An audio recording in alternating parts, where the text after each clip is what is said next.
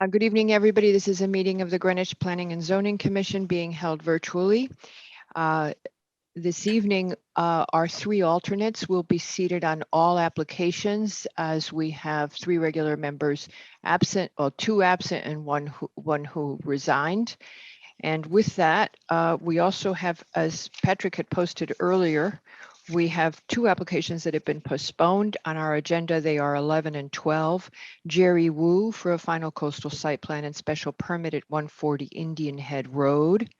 And number 12, Elisa Brockelman for a final site plan and special permit at 51 Mayo Avenue.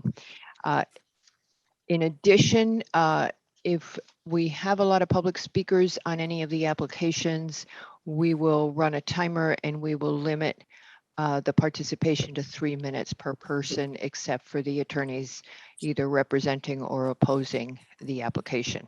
And with that, we will begin with our first item. We have these discussion items. There are 4 of them. The first one is GEH Properties LLC for a pre-app at 133 East Putnam Avenue. And Mr. Hegney, if you would kindly proceed. Thank you, Madam Chair. Good evening, members of the commission. For the record, Tom Hegney on behalf of the applicant. With me this evening is Griff Harris, who's the principal of the applicant, and Rudy Rydberg, who is the architect of record. You saw this property back in 2014, where we had it rezoned from LBR2 to LBR2HO. And as part of that, created the dance studio, which is in what had been a warehouse in the rear of the property or to the south. As part of attempting to make the building more attractive to retail tenants, Mr. Harris retained Rudy to do plans for the facade. That's what brings us here this evening. It's just the front of the building and the interior where there were modifications. Mr. Harris asked if he could address you before I make specific remarks. And so, Griff, please. You have to unmute though first.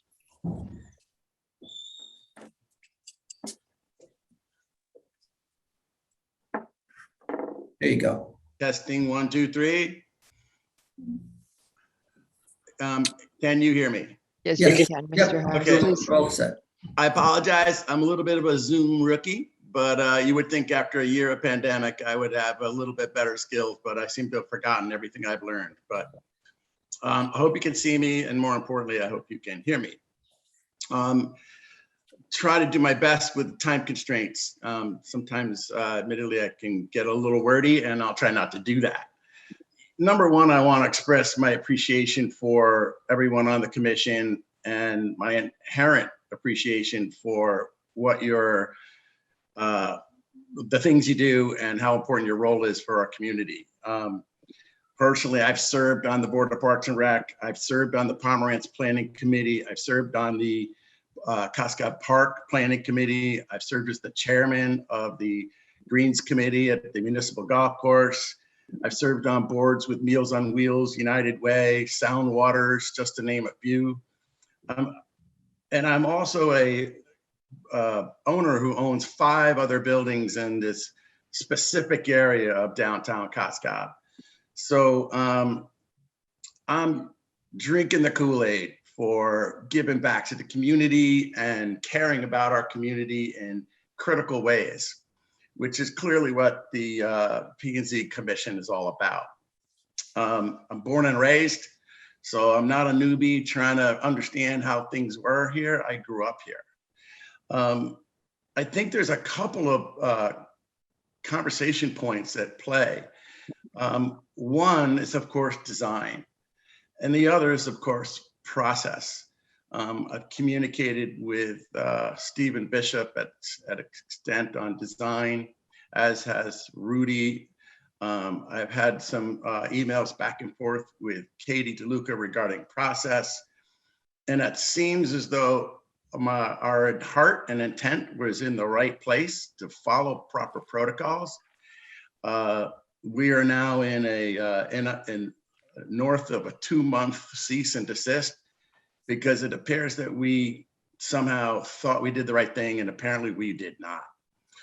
I don't really want to point fingers in that regard, but I do think it's really important that everyone in the commission appreciate that dynamic and that element of what's landed us here today to talk about the window storefront at 133 East Putnam.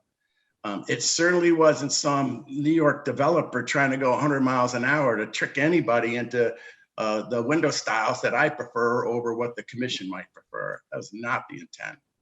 In fact, I was very aware and asked Rudy to find a path so that we don't skip any steps to get the project going. I met with Stephen Bishop face to face, and face to face, Stephen Bishop stamped my plans that Rudy presented to the Town of Greenwich Building Department to obtain approval for a building permit. The other thing I wanted to make sure that everyone was aware of, and Katie, if you don't mind, I'm going to read an email that Stephen wrote to you just so that everybody has the benefit of it, or do you think they already have it in front of them? You can go ahead and just put it in the record. We do have the benefit of it. We've read all the correspondence from Stephen. So, I'll summarize to say that, as you know, Stephen wrote, we approved the plans as presented. With regard to windows, I did note in my letter that the third line from the bottom that they should retain a 6/6 pattern of the existing windows with the simulated true divided lights. I was referring here to the windows on the second floor. We wanted to make sure in the event that if they were changed, those windows, or needed to be changed out, they would have the same pattern, simulated true divided light windows. Note, the design did not touch the windows on the second floor. They are left alone, and so that's relatively a non-issue. He also wrote, we also specified that the transom windows over the display windows should be a simulated true divided light. And we were not referring to the large window we approved as is with no divided panes as approved. I hope this clarifies where the commission stood on the matter. The commission, by the way, was unanimous. What I've learned since is that was apparently not the proper path, proper protocol to get a building permit. But respectfully, I would say, I don't think the building owner / taxpayer should actually have memory to science protocols to get the building permits. I do know that DeRosa Builders walked out of town hall with a building permit with stamp plans submitted to the department. But that was with the incorrect address, correct? There was no incorrect address on the plans. 137 rather than 133. The plans clearly had the correct address. Okay. The plans that Stephen supported and his commission, you can ask him, supported 100%. So, listen. So can I tell you my side, my anecdote here? I just had one other comment. Okay. That building in the 20s was a service station. What you were looking at in the original photos was 2 garage doors that John Callahan, I wish John was on the call because he would support this. He kind of low budget replacement of some metal windows. The interior had a sheet of plexiglass to prevent the wind whistling through to the first floor offices of Callahan Moving Company. I repeat, plexiglass, one giant sheet. Tom's point about trying to improve the aesthetics of the front was critical, but it was more critical that they were falling apart, literally necessitated to be revised and rebuilt. It absolutely was falling apart. It was a physical structure concern. Okay. So may I now? Yes. Okay, first of all, you're right. We gave you the approval for the dance studio. And in that letter, we said that if you ever changed the way that building looked, you should come back to us. Water under the bridge, that didn't happen. The next thing that happened was that after that, we gave that approval, along came the proposal for 100 East Putnam, you know, where the MT Bank is. Mhm. And we said to them when they came to propose the apartments, we said, listen, we have this historic preservation on the Griff Harris building, which we consider to be the heart and soul of Cos Cob, along with that little piece over where Fjord is and stuff like that, the heart and soul of the historic essence of Cos Cob. And we want you, Mr. Architect, to make your proposal for that apartment building, since we know we have a historic preservation and that facade of 133 East Putnam is frozen in how it looks forever and ever because the owner has agreed to that. We want you to make 100 East Putnam look like that building because Mr. Harris has committed to keeping that building looking like that. So we tortured the developer who came in until he gave us multi-pane windows in the 100 East Putnam building so that it could look, under the technical term we used, Cos Cob-y. Okay, that's what we said. So we thought we had a deal with you, signed and approved. You would come to us if you ever wanted to make a change. And we thought we had that look forever. And we were trying to copy it. We knew we had it over in the, what was the window covering store. We also had it over by Fjord and stuff. And we thought we had this essence of Cos Cob look with the multi-panes, and it was going to look villagey and have character. And you had promised to save it forever. You can't imagine how we all responded when we saw the transformation, because here we had spent months trying to get it the same and trying to save what we thought had been created at some point in the 1940s or whenever it stopped being a service station. This was now the character of Cos Cob.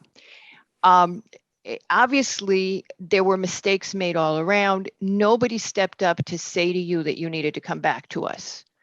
You thought you could go to the HDC. The HDC didn't know, doesn't follow what else we do. They didn't realize that we were hinging what we were doing in Cos Cob on your building. This is the sticky point. HDC didn't know that. Stephen Bishop doesn't follow our meetings. So here we are approving things in Cos Cob, and we're working on beautifying the Mill Pond Park and all this because you have this jewel of a building, because we think it's really cool. So that's where we got stuck. Now, we are happy to work with you because mistakes were made. I will say to you that in my mind, a deal is a deal. And when we gave you that approval, it was a deal. We're giving you the dance studio. We're giving you a break on the parking for the dance studio. And you know, there was some neighbor opposition, and we went ahead because we thought it was good for Cos Cob, and we cut you the slack in exchange for having the historic preservation. Okay, but now, so we had a deal and that deal hasn't worked out. So how can we get to a satisfactory resolution? One of our commissioners suggested yesterday, I don't like them. I think they look cheesy, Rudy, but the inserts into the large panes, unless, number one. Number two, you've taken off the little wood cornices that were over the doorway. The addition of the doorway, I suppose you wanted it for a business reason. It clutters the front of the building. It doesn't look historic to me as a result, not consistent with what we approved. Could you hammer something out with us where you could evolve it? Rudy's an excellent architect, where you could evolve back. I know you've spent a lot of money on the window, but you could somehow get it back so that it's closer to that Cos Cob look that we were so carefully copying. And I know you're a great citizen in town, and I know you participate in all these things. And I also have huge respect for Mr. Rydberg. Mr. Hegney's a different thing. Sometimes we argue with him a lot, but he's laughing. But I have huge respect for all of you. Go ahead, Mr. Harris. Can we figure out a way of working this out? Unmute first, unmute. Otherwise, your pearls are going to be lost. Okay. Can you hear me now? We can hear you. Respectfully, I think I got a minute and a half of my 3 minutes out. Not sure if property owners get a little bit more than 3 minutes. I would hope they would, but if not, I'll go quickly. I was, Oh, no, don't worry. You're not a public, you're an applicant right now. Mr. Hegney has Okay. ceded you his time. Go ahead. I appreciate that. I honestly, Margarita, I was aware of what this proposed compromise might be. And I'd like to just table the discussion that for just a minute, if you don't mind. Mhm. I'm going to quickly hold up for you for your review, or unless Katie can hand it out to everyone, a picture of downtown Actually, Cascade. That's good. Pat, if you could put up and share the screen, what But But let me stop, what Mr. Chris is Harris. trying to show is Okay. slide number 6 on our. So let me stop that for a second. So Mr. Harris, we weren't preserving a Cascade that you're holding the picture of. Yeah, We I understand. It's a asked, notion.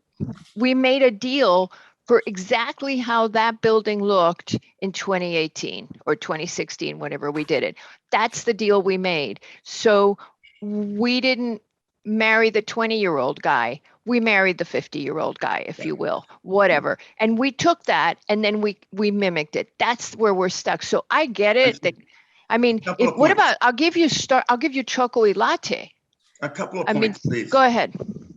I was not the applicant to convert the warehouse into a dance studio. So the notion that I was at the bargaining table to turn the warehouse into a dance studio is not correct. I was But it's the not same property and all we know is the I property. understand, but I was not the applicant.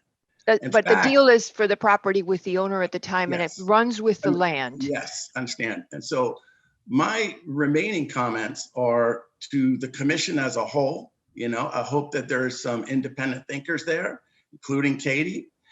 I think the design that Rudy Ridbrook is absolutely in character. And the notion that divided lights is some sort of a standard of historic perspective in any part of New England or Cascade or Greenwich doesn't seem to carry weight in a way that it should. It does seem as though there are certain people like that look, and that's the way it should be. But historically speaking, it is not a pattern or a trend that is enormously prevalent. And what Rudy did is absolutely, in my mind, if it's going to help you save face with the guy across the street, I'm not saving an enormous compromise towards a balance between a retail window pane, which retailers like in an LBR2 zone, and a look of divided light window panes, which maintains on the second floor and above the transom. And I think this is a perfect example of the builder, the owner, and the architect demonstrating a full appreciation for that. But more importantly, where did that come from? At what level of government did the commission or some other department in the town decide that full divided light is what's necessary So to let's maintain start. the character Okay. of Cascade? So let's start. Okay, well, I've answered your question. I'm going to answer it again. And by the way, I resent the implication that you have people who aren't independent thinkers. I would appreciate not going down that route. Okay, we got the application for the dance studio and we said, all right, but give us a historic overlay on this building and maintain it as it is in perpetuity. We don't need to decide if this is historically accurate, if it has evolved different than it was in the colonial times. All we needed to say to you is keep it as it is. Keep it the way it is and how it looks. Full stop, Mr. Harris. Yeah. Okay. So the fact that how I may feel about divided light windows really doesn't come into it, whether I like them or don't like them. The issue is it was a deal that we made to give the dance studio to 133 East Putnam with insufficient parking. And so that was the contract that we made with whoever it was. It's not a question of being a free thinker. And I certainly hope that my commissioners follow the regulations as they are supposed to by law. But it's not a question of that. It's a question of this was the deal. I'm trying to work with you here, but we made a deal that we would keep that facade. Now, I believe that Rudy is the kind of architect who could find a compromise that would work so that we can go back to what was there. I don't care what the 100 East Putnam thinks or says. We said to them, do this because it's more consistent with the look of that corner. And so we had him model the building to look consistent with that corner. I don't need to save face with him. We made a decision based on the facts that were before us at the time.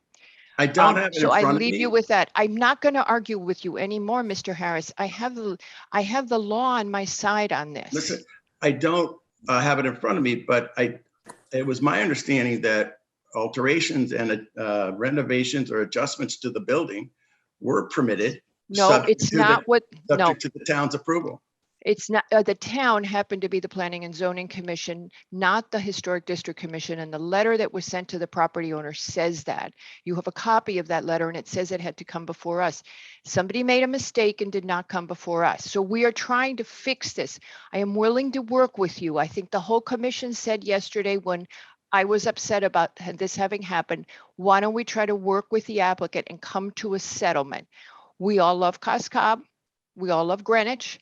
And we're willing to work with you, but a deal's a deal. Now, you're saying we are in the wrong and we're making unreasonable demand. We sent you a letter and said, we sent 133 East Putnam a letter and we said the dance studio is approved. It's a historic overlay now, and you will come before the commission if you ever change the building. Full stop.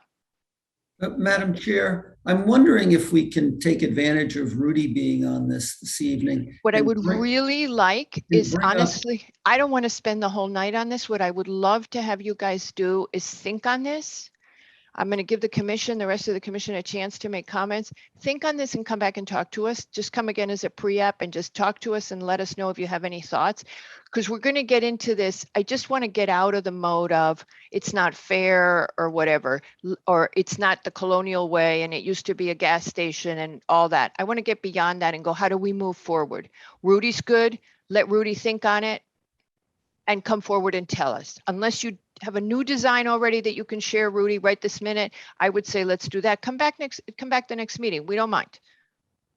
Is there no one on the commission that likes the design as submitted? That's not the issue, Mr. Harris. I think it is. We could love it. No, now let me tell you why it's not the issue, Mr. Harris.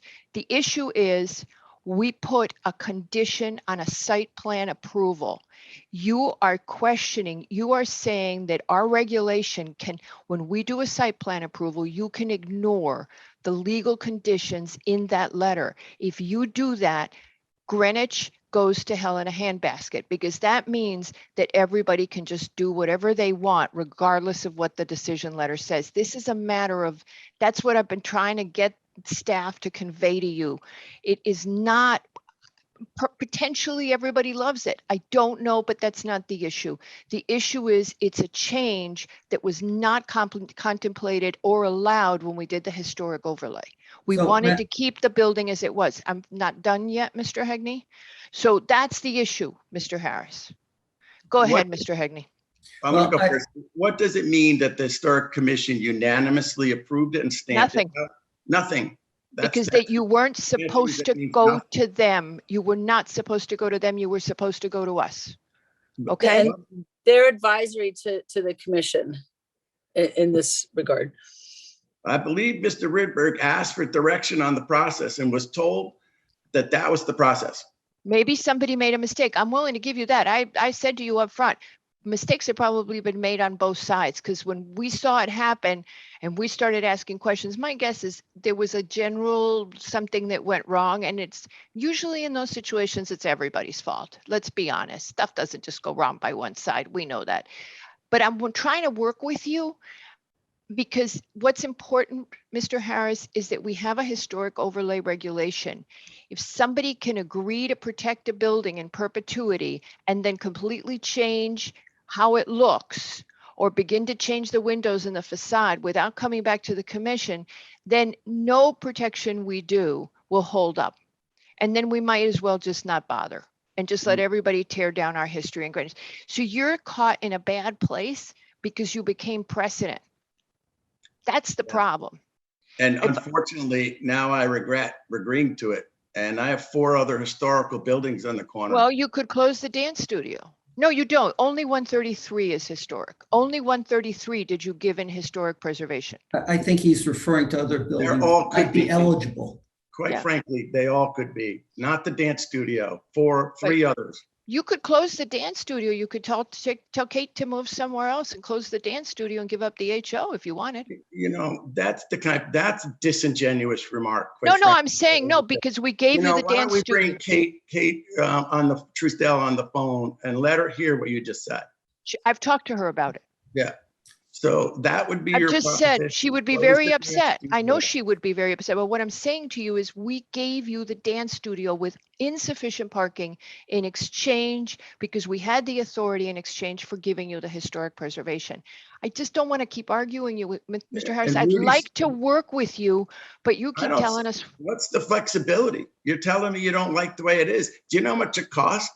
I walked out of town hall with a town permit and no one seems to think that that's a relevant factor at all, regardless of where the steps were skipped or protocol wasn't followed. I have a building permit. So on that point, just to make a legal point through this, oh, I like legal points. Connecticut does have what's called the doctrine of municipal estoppel. And essentially what that doctrine says is if you go through the process and you're given a building permit and it turns out a mistake has been made in that process and you should not have gotten that building permit, but you acted pursuant to having received it and spend money in that regard, that you are protected and able to exercise the permit that you were given. That's the doctrine of municipal estoppel. It's different in New York than it is in Connecticut. In New York, they can actually have you take the building down that you got a building permit for. That is not the case in Connecticut. Connecticut says if our building department issued a building permit and you exercised the building permit and built whatever it was that was permitted, that you get to keep that. So not that we want to necessarily go in that direction, because I don't think that serves anyone well. I looked at the But permit, when- Mr. Hegney, I looked at the permit that was posted in the window and the address on the permit that was posted in the window was 137. I mean, I walk by that building every day. Mr. Harris, you may not be recognizing me, but you see me, you guys see me all the time. So I looked at that. It said 137 East Putnam. So I'm not sure it was correctly obtained. And I have discussed this with our council. If you would like to submit that to council, I'm happy to talk about it. Again, rather than argue now, I would like to find a way forward. And Mr. Harris, I don't see that as you getting entirely your best possible picture. I understand you've spent a lot of money. And I'm sorry for that because I think that there have been issues, but I'd like you to consider working with us, which I'm not hearing from you yet. And I'm offering to you. Mr. Lowe, you would like to make a comment. Yes, this is fundamentally a clear violation of the HO. That's just a fact. It's a violation. And if this goes, if the commission were to say, oh, that's just great, that's fine, never mind, a mistake was made, then no HO will be worth the paper it's printed on. So I would suggest that given the concerns that we've heard here on both from the commission and from the applicant, that their attorney, the applicant, and the architect go back and let things simmer down and come up with a proposal that addresses the concerns of the commission, rather than have this knockdown, he said, she said. Exactly. And we don't want you to spend a lot of money. Is there any way you can fix it? Mr. Leroux, you wanted to add something? I just would like to let some cooler heads prevail here and just point out that this whole point of this conversation is to gain the commission's thoughts on the matter and to see what can be done so that an application can be made and that the issue can be moved forward. We're going at this everybody's going at this a little wrong way. We're all kind of backing into corners here. No, I'm offering compromise, Mr. Leroux. If you didn't hear that, You have not been And- listening. Excluded. I'm excluding the chair in this conversation, but I just want to point out that this is the venue to do this. So to sit here and think that decisions were made yesterday at the briefing, or that we have to start going backwards, we haven't even begun to discuss the possibility of the resolution. So if we could get to that point, and I'd strongly recommend Mr. Hegney and your client start doing that, we can move this along. Otherwise, this is really a waste of everyone's time So, if no one's going to do anything. so Pat, to that end, if you could bring up the presentation material I sent over, because I do want to see if Folks. there are any thoughts about what would be carried over from the existing conditions at the time the commission approved this to what was brought to the HDC and that Rudy designed.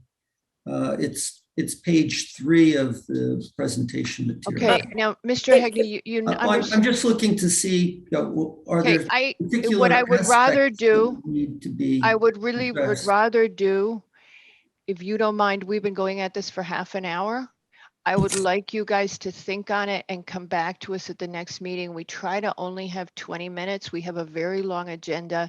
And I think come back and talk about how you could work, that you heard the point, that you know that there was this look that we were trying to recreate. And here's some thoughts on what could be done. And let us take a look at it. Let us talk about it at the briefing, and then we can give you some opinions. And we're happy to do it at the next meeting. Katie, did you want to say Yeah, I something? was just going to say, I mean, I know you're trying to ask Mr. Harris where the flexibility is with the commission, but what I'm hearing is kind of the opposite question back at you. And so just to put what I think I heard in a different way is, I think, the ideal thing would be you put back what was there. Obviously, you don't want to do that. The commission doesn't want what's there now. So where can you come to in the middle on that one, perhaps? Or what are some of the suggestions that you have based on those two extremes, so to speak? You know what? Stephen Bishop said, Griff, we're not in love with the doors. So I have brand new doors. They're over $2,500 each. I said to Stephen, certainly, I'm not trying to be a stick in the mud. Happy to replace the doors.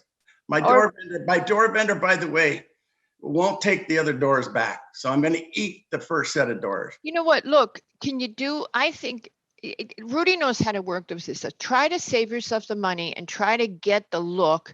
I think it would be helpful to you guys if you looked at 100 East Putnam. Try to look at, here's the buildings I would look at.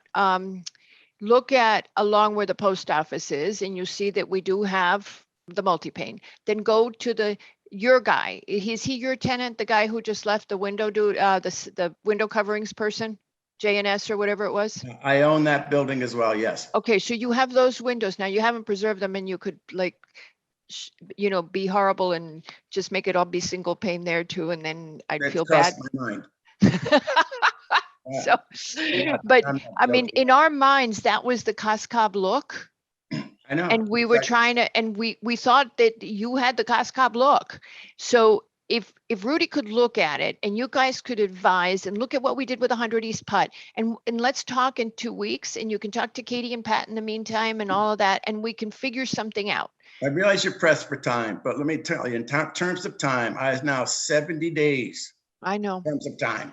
So I don't want to get shushed off for the next item. We had 4 items that were canceled, 70 days of time, which I don't even want to begin to quantify financially.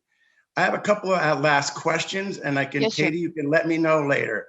I'm looking at the easement declaration, and I see nothing in the document that pertains to a specific window design in any ways whatsoever. What it asks is we get approval of the design, but we stay in character of the design. I don't know where the window pane thing's coming from. And I think, back to my original point, it just feels like it's coming from one person and everyone else is following along. I don't know where the window pane thing is coming from. Rudy designed a beautiful in character storefront that needed to be done because the wind was whistling through the windows. I don't think the document references windows whatsoever. I think the town of Greenwich, which is to be a collective process, needs to own the fact that I walked out of there with a building permit and spent over $100,000 on windows. And you're acting like you're compromising, but you're telling me to take them out. No, I'm not I telling don't you to see take what them out. compromise is. We suggested that you put in the inserts to make them look like they're simulated divided light. That's what the But- commissioner suggested yesterday at the meeting. I'm gonna ask Rudy to comment on that because they won't be divided light. It'll be cheap. I know. They'll probably blow up in hurricanes. The adhesive is not done correctly. I had one of those in my front door at Harris Insurance. It's very rare to do it right. I And know. I you're don't actually- like them. I was you're trying to actually meet you. inadvertently be shooting yourself in the foot by putting on that cheap overlay Okay. on a very, very expensive, beautiful storefront, which I- has divided light on the second floor and a divided light on above the door. And I don't understand the lack of flexibility. Okay, I think that perhaps Mr. Hegney could explain the lack of flexibility to you because I have made an effort, Mr. Harris, to tell you what the issues are with regulations and with us establishing an HO. A second commissioner piped up and said the same thing, that if we don't get the HO respected in town, we will have no historic preservation, whatever. Mr. Rydberg, do you think that you could come up with something for our next meeting? I know that Mr. Harris is disappointed in the timeline, and I'm very sorry that we took off the 4 weeks that we did, because that's a huge piece of that we don't meet in the latter part of August. And I know that was a huge part of the delay. Mr. Rydberg, do you think that you could work with this? Yeah, I certainly can. You hear me okay? Yes, sir. Yes. Okay, so you have my drawing A3. That's what I filed, what I presented to the Historic District back in, originally, let's see, back in 18, I believe it was, okay? Actually, maybe it was 2019. Yeah, that drawing, go back one, please, Pat. So, be honest with you, that whole center that I took, I started at the left building, even the left of where Griff's building is, where Green and Tonic is, okay, which isn't in this photo. I followed that theme of that building, of this new renovation of the building. Mhm. It's so off center. The door to the right is an exit door to the second floor space. So Mhm. this valuable first floor tenant space has no entrance. To get into it, you had to go through the right door and then hang a left to get into the space. Mhm.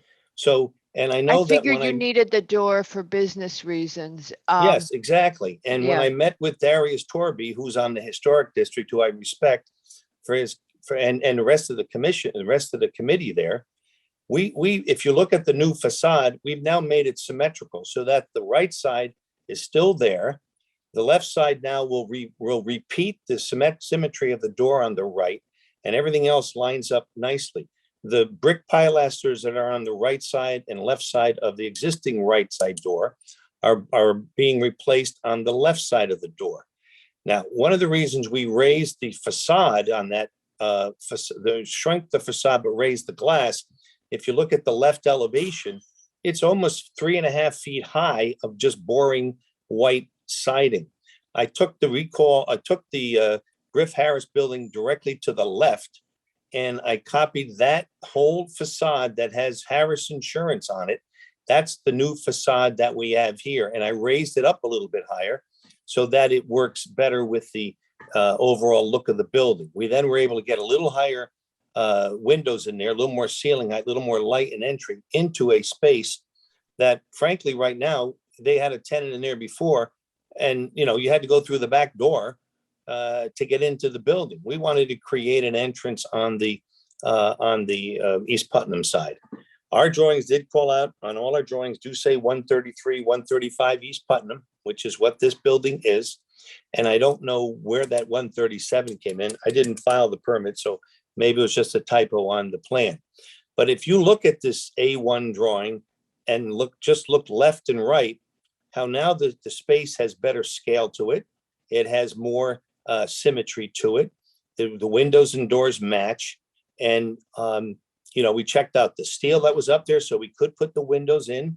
There was also a discussion at one time because the interior floor in the main part, in the majority of the building, is over 2 feet difference in ceiling height, in height. And there was a discussion at one time that we wanted to maintain some better ceiling height. The front half has a nice ceiling height, which is why we also put in the simulated divided lights. Just quickly again, to put in the apply the lights onto the window, I agree with Griff that it's not the right solution. The windows above have simulated divided light. So in between the glass, there is a piece of metal that frames it to look like a divided light. If you go in, and I know there are companies out there that do this, but I've not seen it done very successfully, is that they would surface mount a taped piece of frame on the outside and the inside, which you would see through the width of the glass because there's no frame inside the glass. Mhm. So short of ripping that glass out and having it brand new again, which again is we'd have to redo that front facade again. The entrance room. So what I'm hearing we you think this is say, Mr. very Ridberg, expensive. so after I made the point and asked you guys, can you somehow respect the facade? Can you somehow respect the facade that was in place when you agreed to, when the property owner agreed to the HO? Your answer is, my design is better. Correct.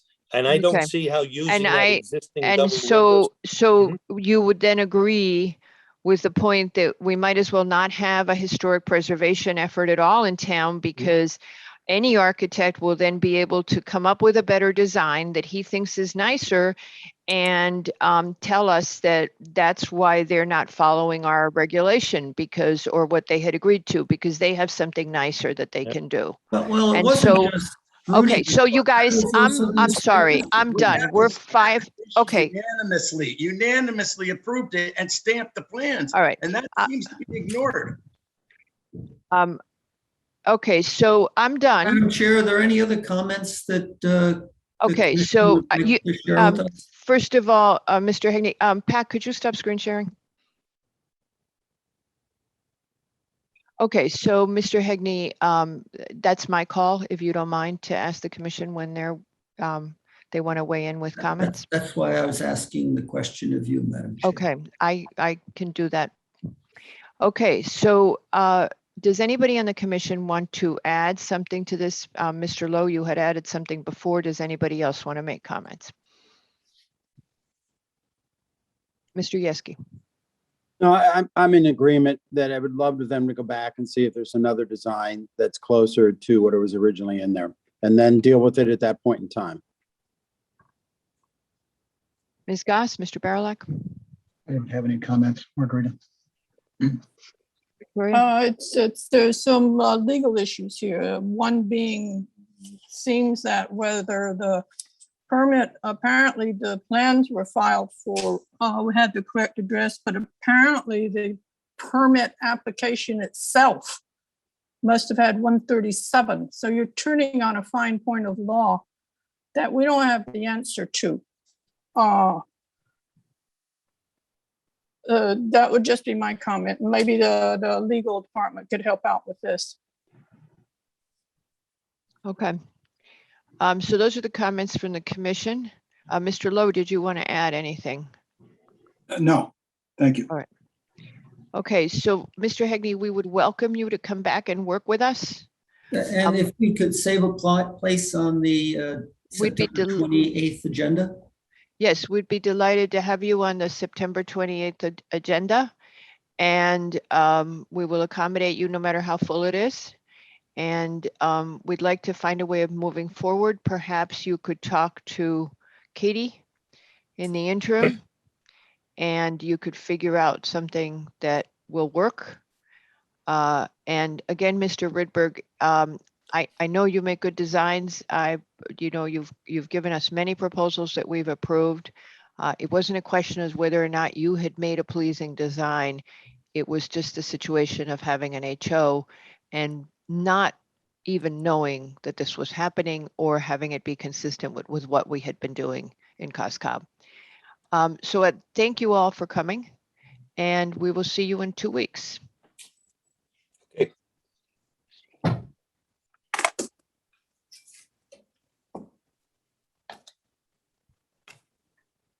I believe, I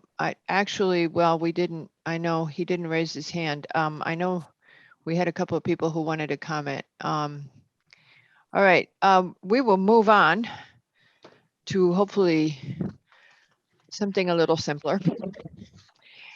but unlikely. Eagle View Holdings is our second discussion item. LLC Greenwich Woods Realty, and this is for a pre-application review at 1165 King Street. And this is to create a set-aside development of 162 apartments at that address, converting it from an existing nursing home. And who's representing the applicant, Mr. Lauro? Mr. Hegney represents all the applicants on the in the pre-apps, Madam Chair, so we can just leave him up. Okay, I think I kicked him out. So you'll have to bring him back in.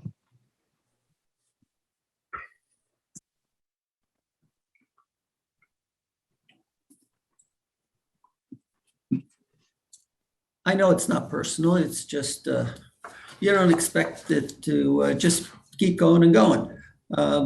But I do have the pre-app and the two after that too. So just keep me around, please.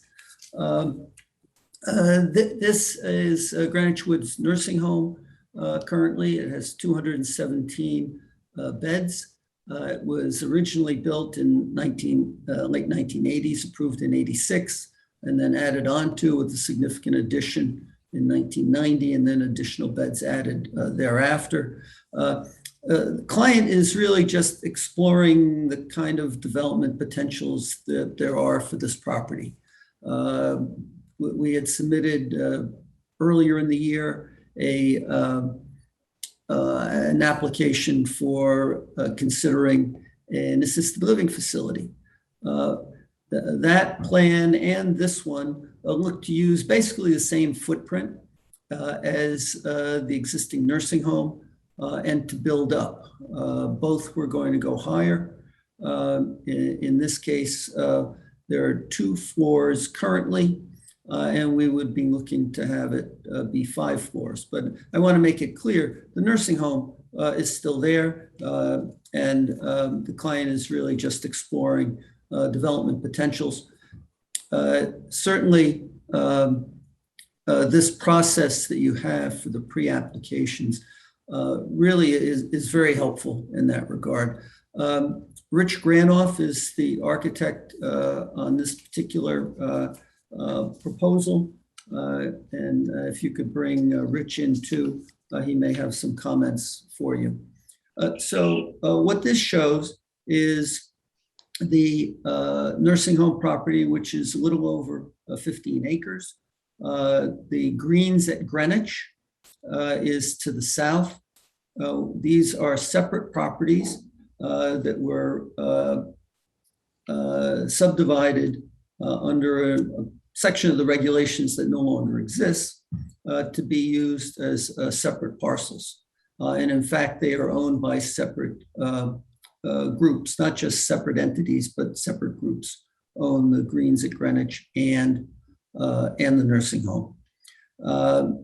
Currently, there are 119 parking spaces on site, and the building sits roughly 400 feet from King Street. So as you drive by and you're not keeping your eye on the road, you're still going to have a hard time seeing this building from King Street because there is a slight change in topography as well.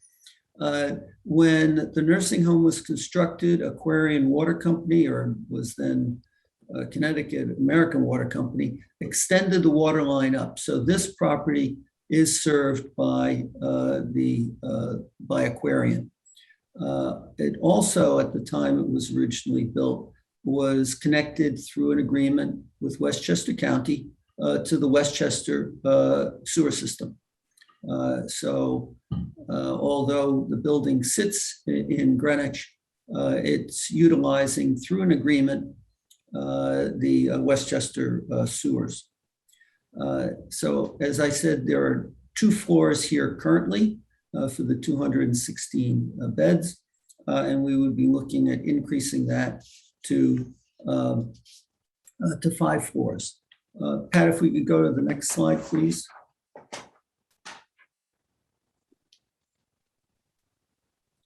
And what we're showing here is the additional parking that would be associated with an affordable housing project.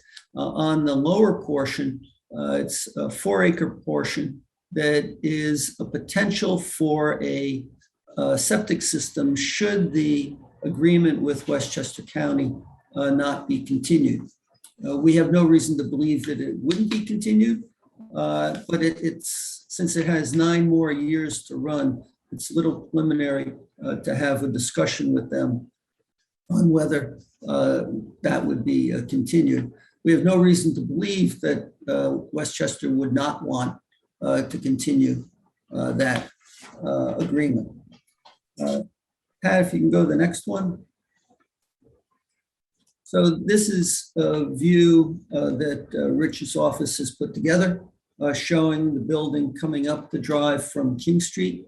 And the only real change to the footprint is to have a new front entrance that you see jutting out from the building. Otherwise, the building footprint will remain the same. So I wanted to mention a couple of other things in terms of the fire code. The current building has sprinklers, and the proposed building would as well. We'll certainly be reaching out to the fire marshal's office to review conditions with them. Just in terms of context, we have Convent of the Sacred Heart to the north and to the east. To the west, we have Belfair development and cerebral palsy and Regal Care, which is actually in Connecticut versus in New York. Mm-hmm. To the south, we have the Greens of Greenwich, and of course, very close by is Westchester County Airport. It's interesting how this area has developed over the years, particularly with Brunswick purchasing the property first on the west side of King Street, which had been referred to as the Crescent, and then also on the east side.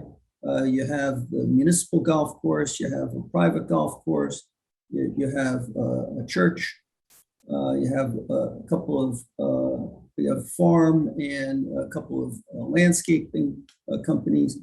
So this is very much an area that has some mixed uses. I think this is a unique site because it has both municipal water and sewer. And you wouldn't normally look to see a project like this in this area. But I think that does really create a very unique circumstance for this particular site. We certainly want to know what other aspects of this you would want to see in terms of whether you would want an environmental assessment done as part of this, or conducting a traffic analysis, or anything else you think we need to be focusing on as part of analyzing whether this is an appropriate way to develop this site. Would anybody like to ask some questions on the commission? Mr. Yeski, please go ahead. I think, Pat, you could take down the front of the building. We've seen it.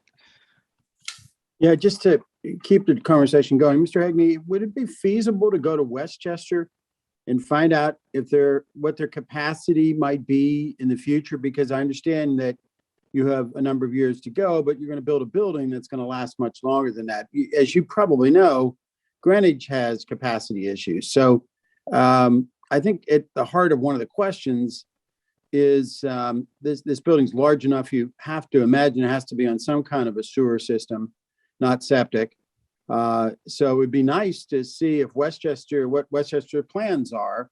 I mean, it's the kind of thing that we should be doing in other cases too, but this is clearly one that kind of pivots around the availability of sewer for a long time. So I don't know, is that something that you could possibly do as part of this pre-app? Certainly. And Rich and I did speak earlier today about the potential for even having a septic system if the Westchester sewer agreement was not to be continued. And he believes that from an engineering standpoint, that could be accomplished as well. It's working Well, maybe on you ought another to, significant that would be nice project for to that. have more information on that too. That sounds like a stretch, but you never know. The technology may have evolved, or the soils or whatever, that might be possible. So the other thing that And- occurs to me is Go just ahead. getting financing. Honestly, I mean, this is not my business, I know, but from your perspective, but getting financing for a sewer system for 300 bedrooms feels to me like nothing that should be taken for granted before you come in. I've seen lots of loan applications turned down, just not even looked at, because they were apartment buildings with big sewer systems, not even 1/3 this size. And you are totally within your prerogative, Mr. Baerlich, because you're speaking from personal experience and you're offering some advice to the applicant. Mr. Hegney, you mentioned Sacred Heart, and they do have their own on-site septic. They have their own an on-site sewage treatment, don't they, Katie? Yeah. Well, all the rest of the properties north Yeah. of us do. So to answer your question, Mr. Hegney, the comments the commission made yesterday, and everybody feel free to holler, but here you have a high density development Mhm. in an area that does not have any such development, really. Okay, so there's a school there, but nothing like this in that area. So you do have the nursing home and whatever, but now you're going much more high density. So what are the implications? The environmental, the traffic would be considerations. Being that it's an 830G, we are looking for what rises to serious consideration as a health and safety issue. Mhm. So we would be looking for, is it safe traffic wise? Is it safe environmentally? As you know, we've had concerns about contaminating wetlands, et cetera, at previous 830Gs. Is there, and we will ask you this, there's a great deal of research about access to outdoor space. It looks to us like you have provided that, so that's a valuable thing. That certainly is outdoor space, but is there a place for children to play? Now, are you meeting the intent of the affordable housing regulation? And there you get into an interesting question, because access to transit and access to jobs is not particularly simple from this location. I honestly do not see this as an ideal location for an 830G application, in that it does not meet the state POCD goals it provides affordable housing, but in terms of the broader economic benefits of the state POCD goals and the town's goals, I'm not sure you're hitting on all cylinders. But again, that's just a comment. If it's not a concern that rises in importance relative to Greenwich's overall need for affordable housing, we are deficient, according to the state, in affordable housing. So if you would look at that, we were very concerned, as Bob mentioned yesterday, about your long-range ability to treat sewage. Mhm. If you were to lose that capacity, as Bob said, we saw it as a major undertaking and giving you a really disastrous development. So those would be our issues to you. What rises to the 830G? Considerations, environmental health and safety, and is there a dangerous traffic situation? I have a hesitation about this being the right location, but not something we can really ask you to rationalize for us. So I think that's it. Does anybody else on the commission want to throw something in? No, I think we said it, because that's basically what we said yesterday. Staff, any comments? We hit it, right? Okay. All Well, I'm righty, guys. I did Those actually have are one the comment. issues that So- we thought were out there. So Okay. we I'm do- going to see if you have any. Katie, did you have anything? Yeah, so the comment that was discussed briefly yesterday about the relationship between this site and the other facility, whatever that facility is now at this point, is that nursing or assisted living, or what is that other one? The Greens at Greenwich is an assisted living facility. Okay, so that would continue, Yes, and then that keeps your status with the state and whatnot intact? correct. Yeah, Okay. that's not going to change.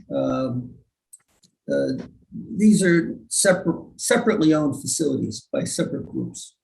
Okay, so it's still one zoning parcel, but it's two separate uses, because then the next question, of course, is, you know, your site would be a full residential property, but the site as a whole, meaning the entire property, would be mixed use. As it was when we used 17.2 Well, but to divide it, because one was a nursing home and one was an assisted but living. facility. So it's 17.2 doesn't exist anymore. And you know, Katie, this is back to the thing, 830G only applies. 830G only applies to the residential component. So you would have to address the compliance of the rest of the site relative to our zoning regulations. Got that? And I hear- I hear 830G you. is only for your development, for the residential. It means that if you've got to look at your whole zoning lot. Katie went away. Katie coming back? Katie, Kate's back, I'm back. okay, Sorry. so what I'm saying is they have to look at compliance for the entire zoning lot in terms of this assisted living as well as this new apartment complex, because you have to be, only the 830G gets to bust the regulations, and we've got to figure out how to do that. It's not easy, but we're dealing with it on a mixed use app as well. And well, we did it one other time, Katie. There was another application. I think it eventually got withdrawn, but we said that to the applicant, the mixed use the other use has to comply. Well, I can subdivide. They could subdivide. It actually has been subdivided. These are Okay, then two it's not a separate zoning lot. lots. Okay, so it's not one zoning lot anymore. I thought you just said it still was. It is not. It is two separate lots, but Okay. when they were created, you It was did have a 17. regulation that no longer exists. You got it. And so we don't have the condominiumizing regulation anymore. So I think you would have to be consistent with current zoning regulations. Right, which would treat them as separate lots. Okay. All right. And with separate, Katie's raising she just rolled her eyes. What was that? Is that true? I'm not sure I'm following that. I think you have is to that- do a subdivision, Mr. Hegney. That would be my take. Right, So Katie? yeah, I mean, they're not separate. So I understand you've got two parcels of land, but it's one zoning lot. Are we in agreement on that one? When we applied previously, it was as a subdivision to create two lots, which in fact is what exists now. Okay, so So let's do not this. 17.2. Well, we don't have, well, we use 17.2, but it was not,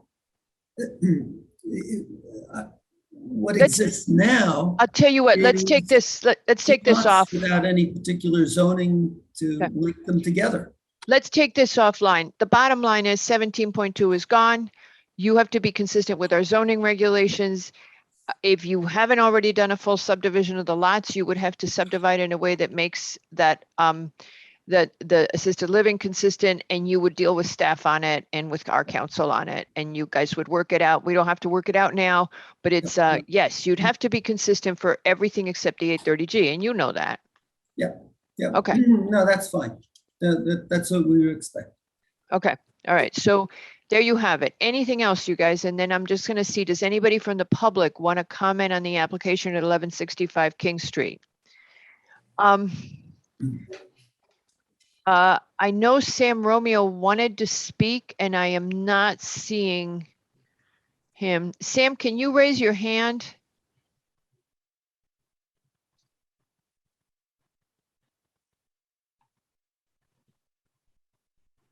Oh, there he is. Okay. Oh, Sam, is he in? Because I lost him again. Sam, I saw your hand up for a second. Can you raise it again?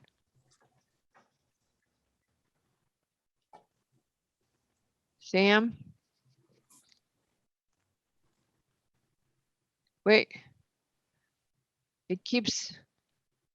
Did you find him? I see his hand and then it disappears. This is, hold on, I know how to do this. I got you, Sam. I don't know why that was happening, but I got you.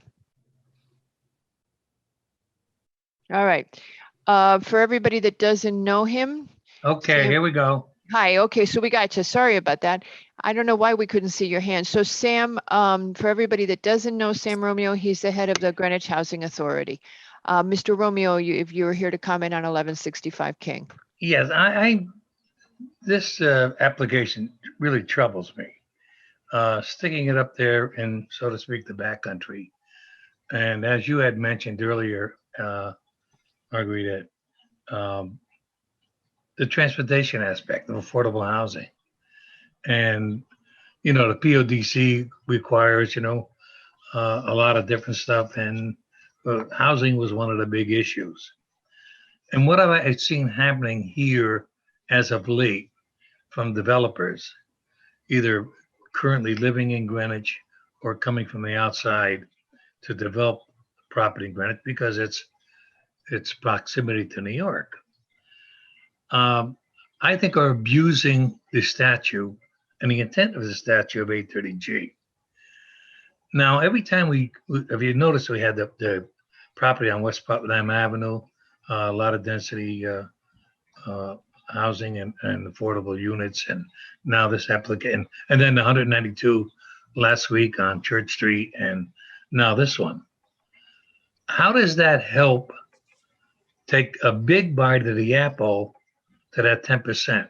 Because as I see it, and I may be wrong, every time we create large projects like this, and a lot of them are one-bedroom projects,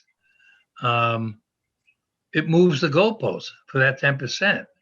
So the rate we're going, in my mind, is we're never going to meet the 10% rule because the goalpost keeps moving. So I'd like to know how this 162 unit with approximately 46 units, 1, 2, and 3 bedrooms, is going to take a big bite of the apple to get closer to that 10% that the state's requiring us to do, among all the other projects that are going on in the name of affordable housing. I just don't see it. The approach that we're taking at Greenwich Communities is a lot differently. We're not in the business to have any financial gain. We're in a business, mission statement is to provide affordable housing in the town of Greenwich, in the workforce housing. And I think we're doing a pretty good job at it. We've been buying up private properties that already exist, multifamily homes, renovating them, converting them so it takes a bite of the apple of the 830G. So it brings the number down.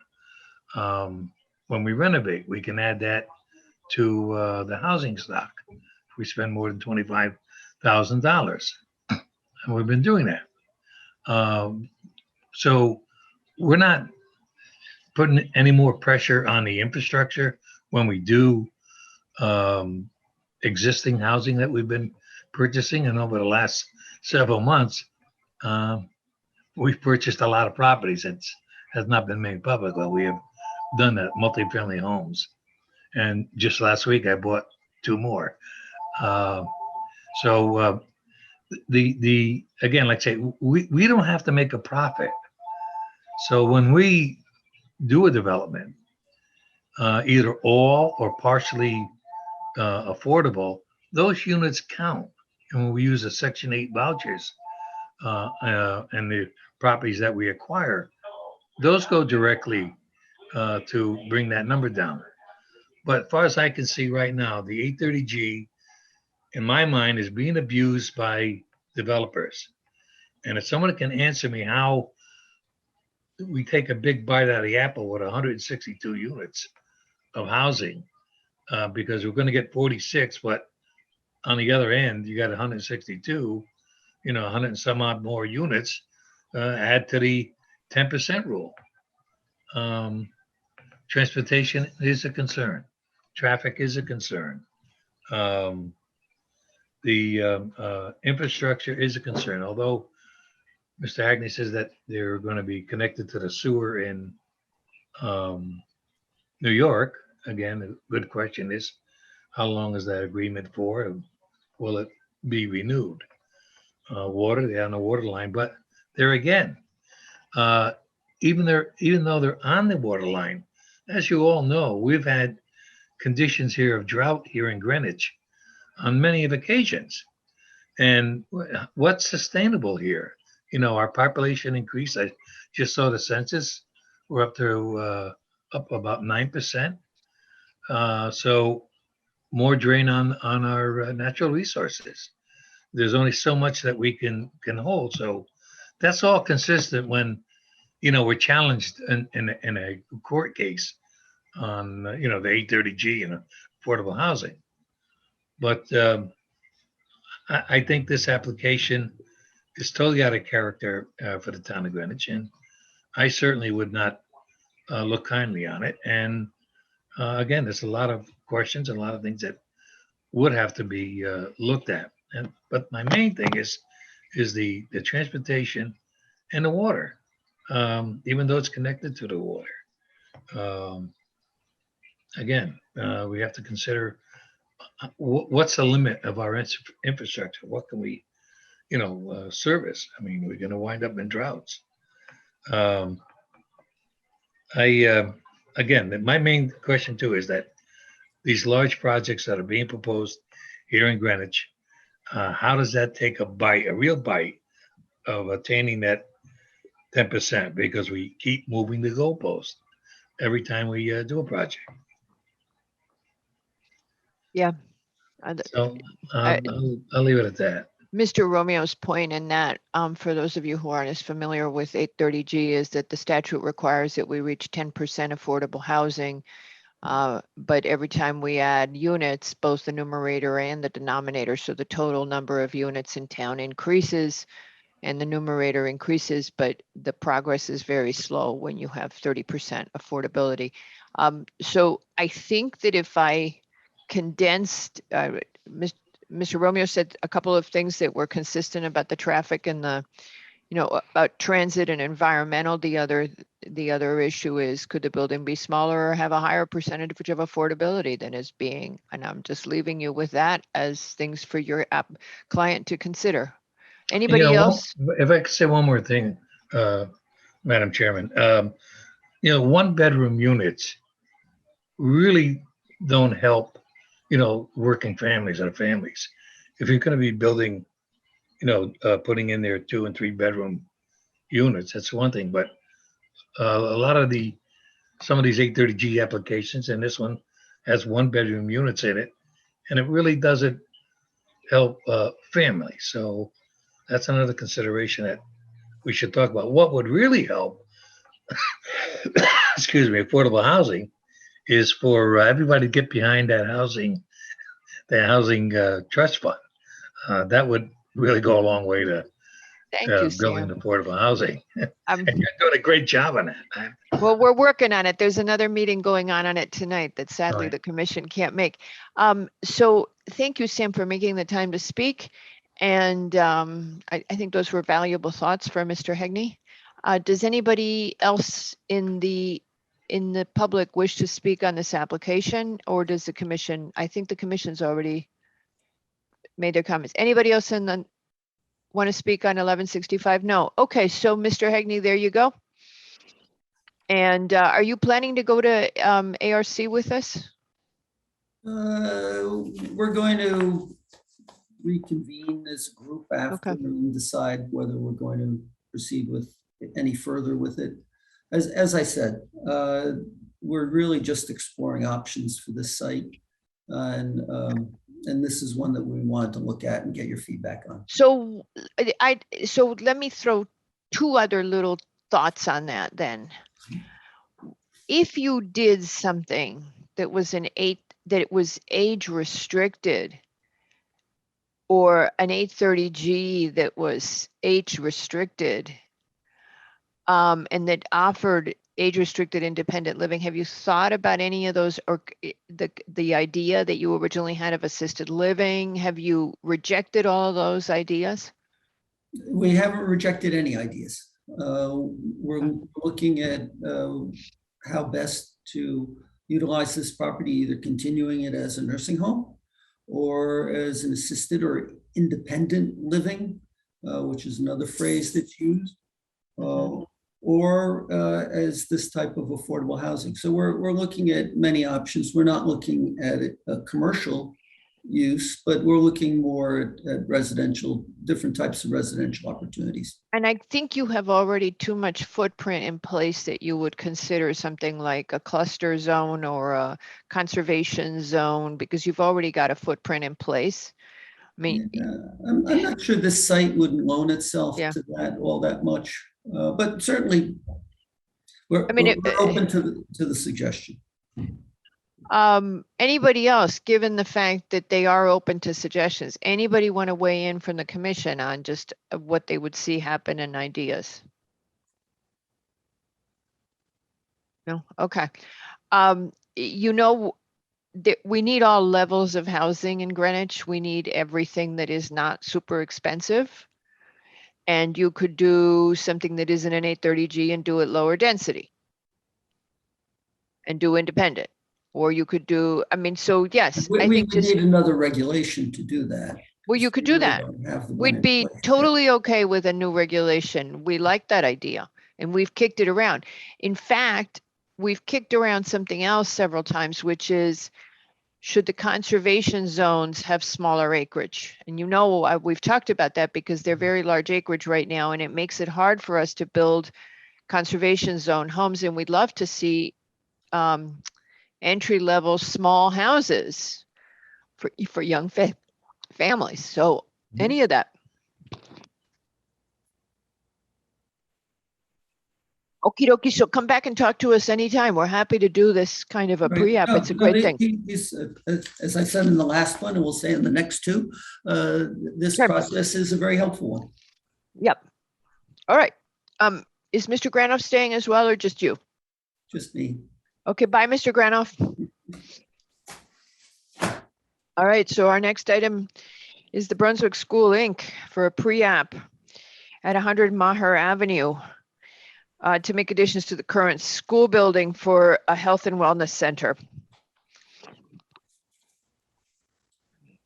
Good evening again, Madam Chair and members of the board. For the record, Tom Hegney on behalf of the applicant.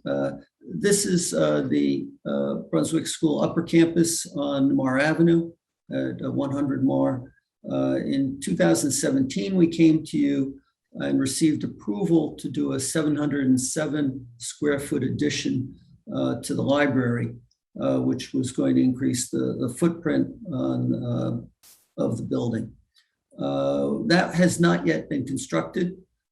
This proposal combines that on a smaller scale, adding only 457 square feet, and then having a second floor over what is the northeast corner. Great, thanks, Pat. So it's right there. So north is on the right-hand side of the map. And this is the northeast corner of the building where there's currently a first floor. What's darker shaded in is the 457 square feet that would be added to the first floor as a connector between the two buildings. And great, thanks, Pat. And then the less shaded area would be the addition on the second floor. The hashed area is the existing building itself.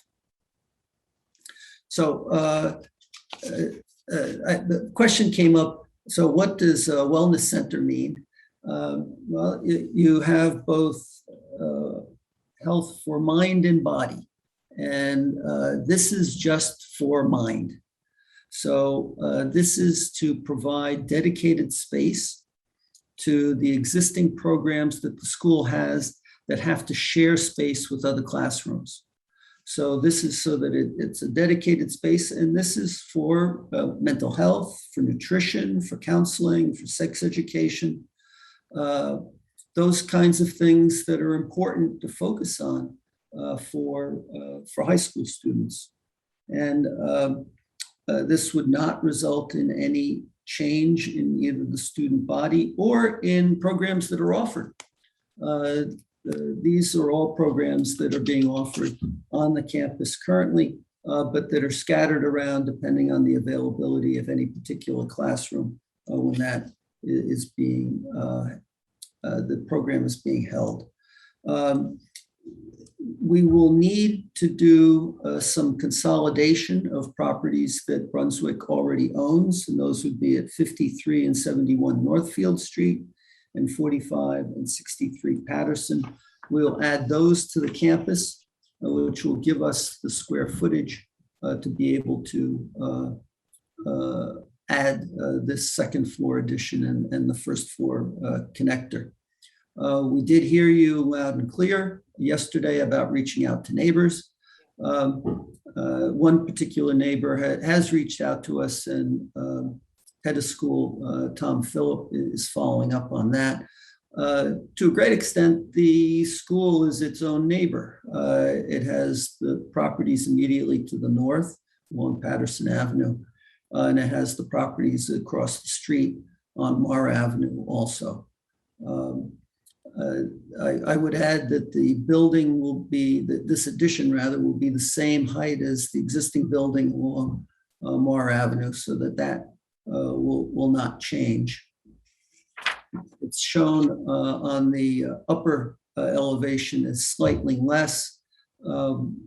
As when I spoke with Tim Peck, our architect on the project, he said that probably making adjustments for structure, we would be looking at the second floor addition that's the same height as the portion to the left of on that upper elevation. So the new addition would be where all those windows are, and the what's brick to the left is the existing building, as well as the brick on the first floor above where this addition would go. So we wanted to clarify the issues that were raised at the briefing yesterday, and want to know if there are any other specific issues that we need to be addressing as part of bringing this back as a full application. Does anybody in the commission have any comments or questions?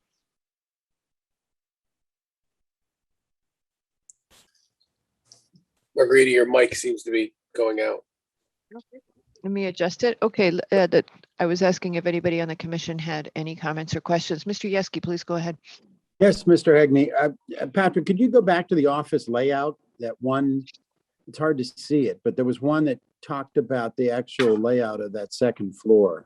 Yeah, Pat, that's slide 5. Your screen went blank, Mr. Hegney. You know that, right? Let's see. I don't know how that happened, but There you go. I'm still here. That's slide 5 in the materials, Pat.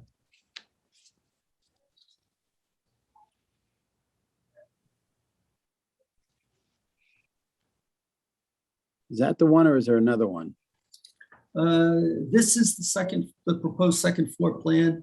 You have the dark lines that are existing walls, and the light is the proposed walls for the second floor. Now, this will be over the existing footprint of the first floor. No, I know. I walked by it yesterday. So give me a few more words on what's actually going to happen in this space, because it's kind of, obviously one thought would be just a gym, but this is not a gym. This is like office space, meeting space, that kind of thing. And if you can just give me a few more words on the programs that are in this space. Yeah, these are meant to be a lecture or a large group instruction on various health topics. This is not intended for any kind of physical or athletic use. This is, as I said earlier, this is working on the mind, not on the body.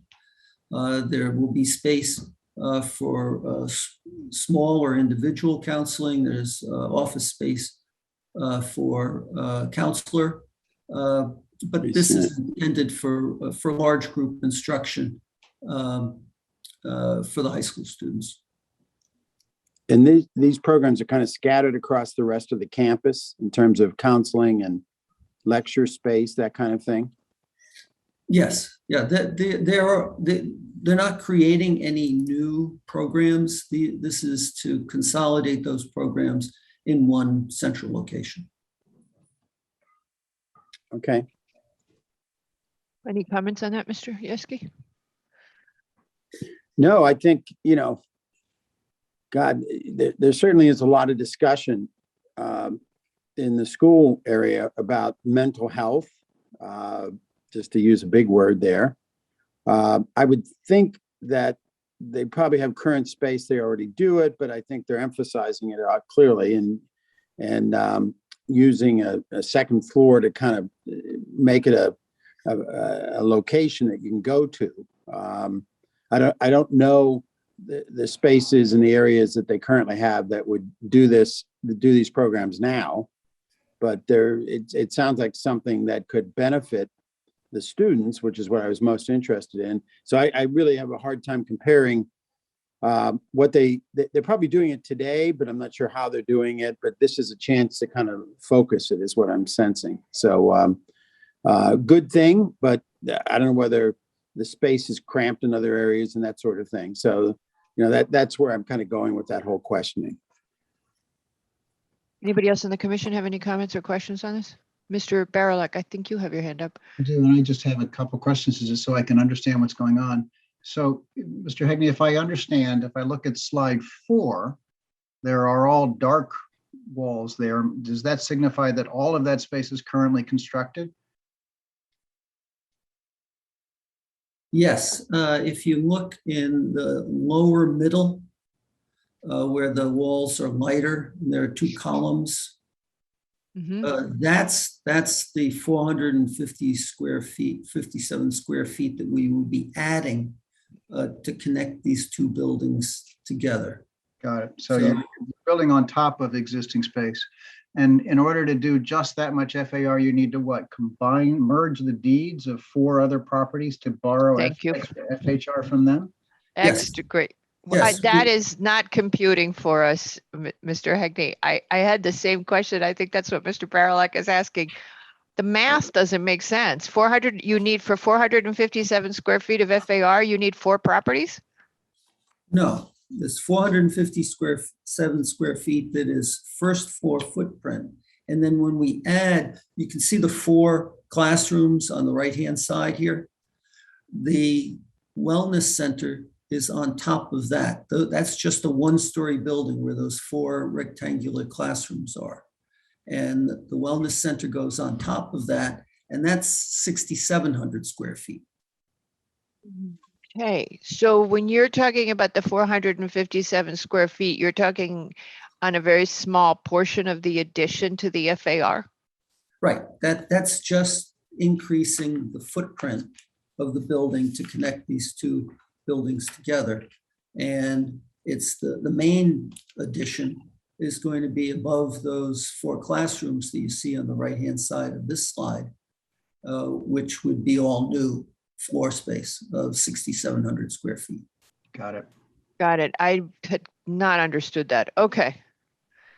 All right, understood. Thank you, Mr. And that's Barilak. why we're taking those 4 other properties and combining them with the campus so that we have the necessary lot area for the square footage.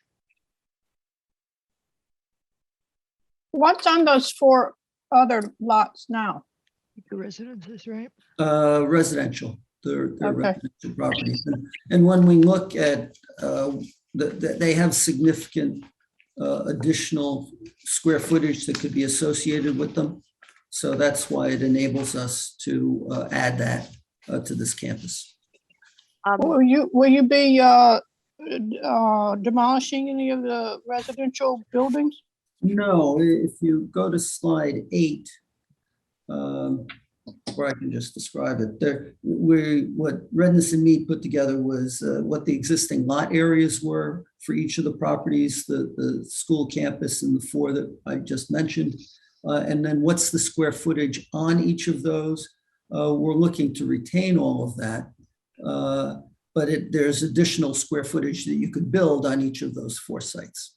And if I remember correctly, they're all contiguous. They all back onto the sort of the main School. campus, correct? Correct. Yes, they're all contiguous.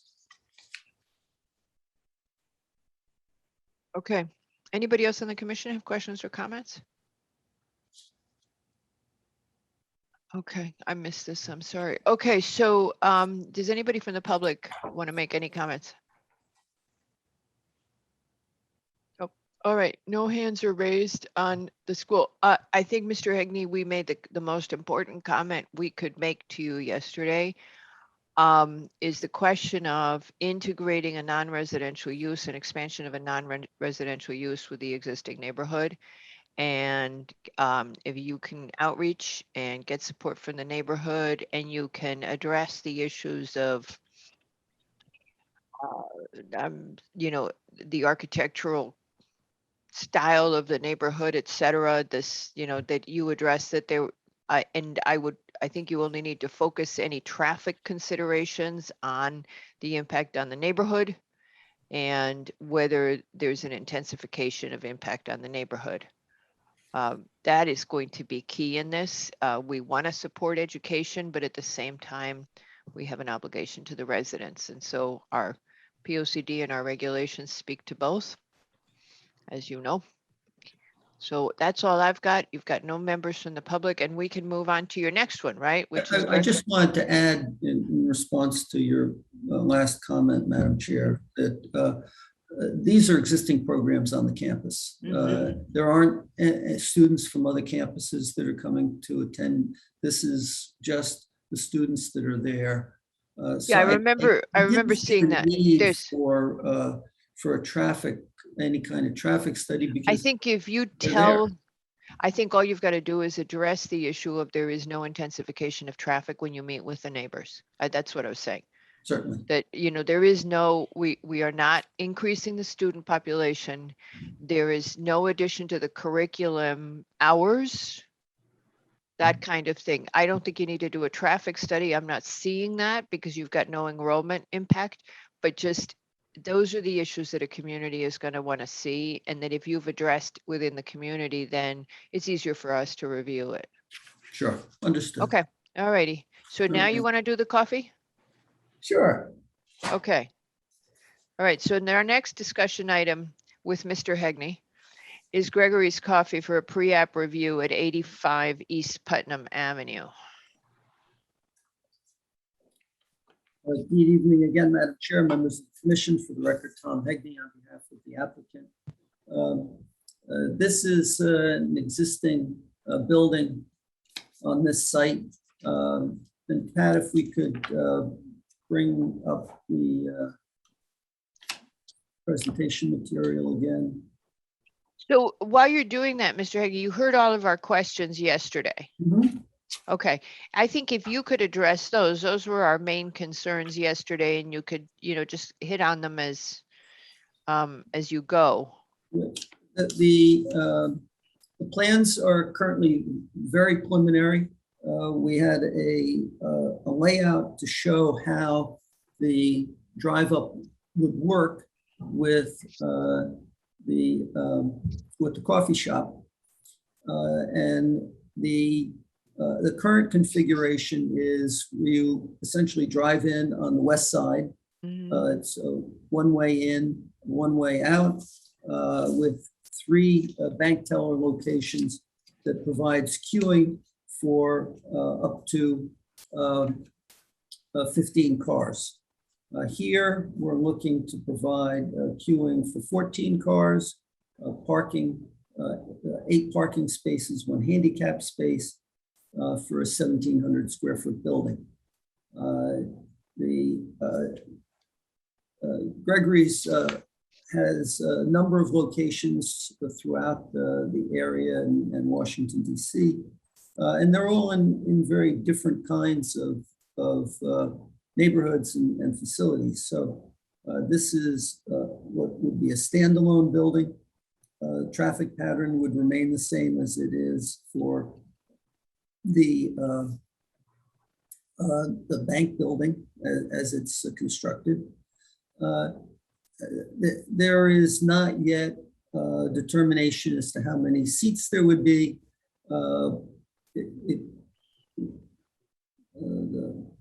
Okay, so on the determination of how many seats you would have, our concern yesterday was if you do a change of use here to full restaurant, you don't have enough parking for 1,700, for this size of restaurant as I'm seeing. And that's a concern because your coffee shop could move out, a full restaurant could come in, and they would basically, if they tried to operate in the site, they would have a problem unless they were going to tear it down and add parking.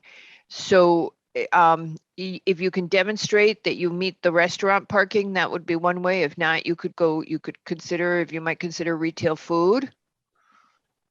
Mhm.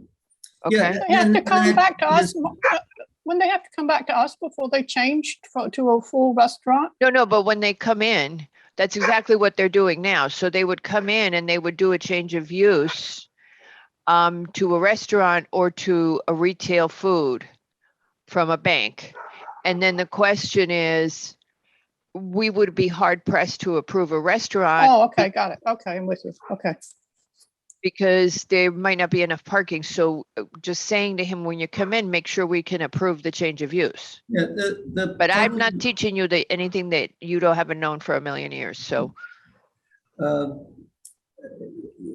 focus, as you can tell from looking at the development plan, is really on the drive up. However, the 8 parking spaces would allow for 20 seats okay. in the restaurant based on our current regulations. So then we would have to limit that there never be any more than 20 seats in the restaurant. Another consideration I'm going to throw at you, and then I think we're good with this unless the rest of the committee. One more thing. Where you're locating, there is going to be pedestrian access. This is a very walkable neighborhood and people always walk to the Starbucks before it closed. People are going to want to walk here. And I'm just looking at it and not being clear that you've got really good, I see the driveways. I don't see on the plan, I don't see kind of a walkway towards, so just if you would make that very clear that it is going to have to be pedestrian accessible in this neighborhood. That's a good point. I know there are many people that walk around in this loop around the neighborhood. Yes. And we certainly Yes. want them to get their coffee here. Yes. As part of that. Yep.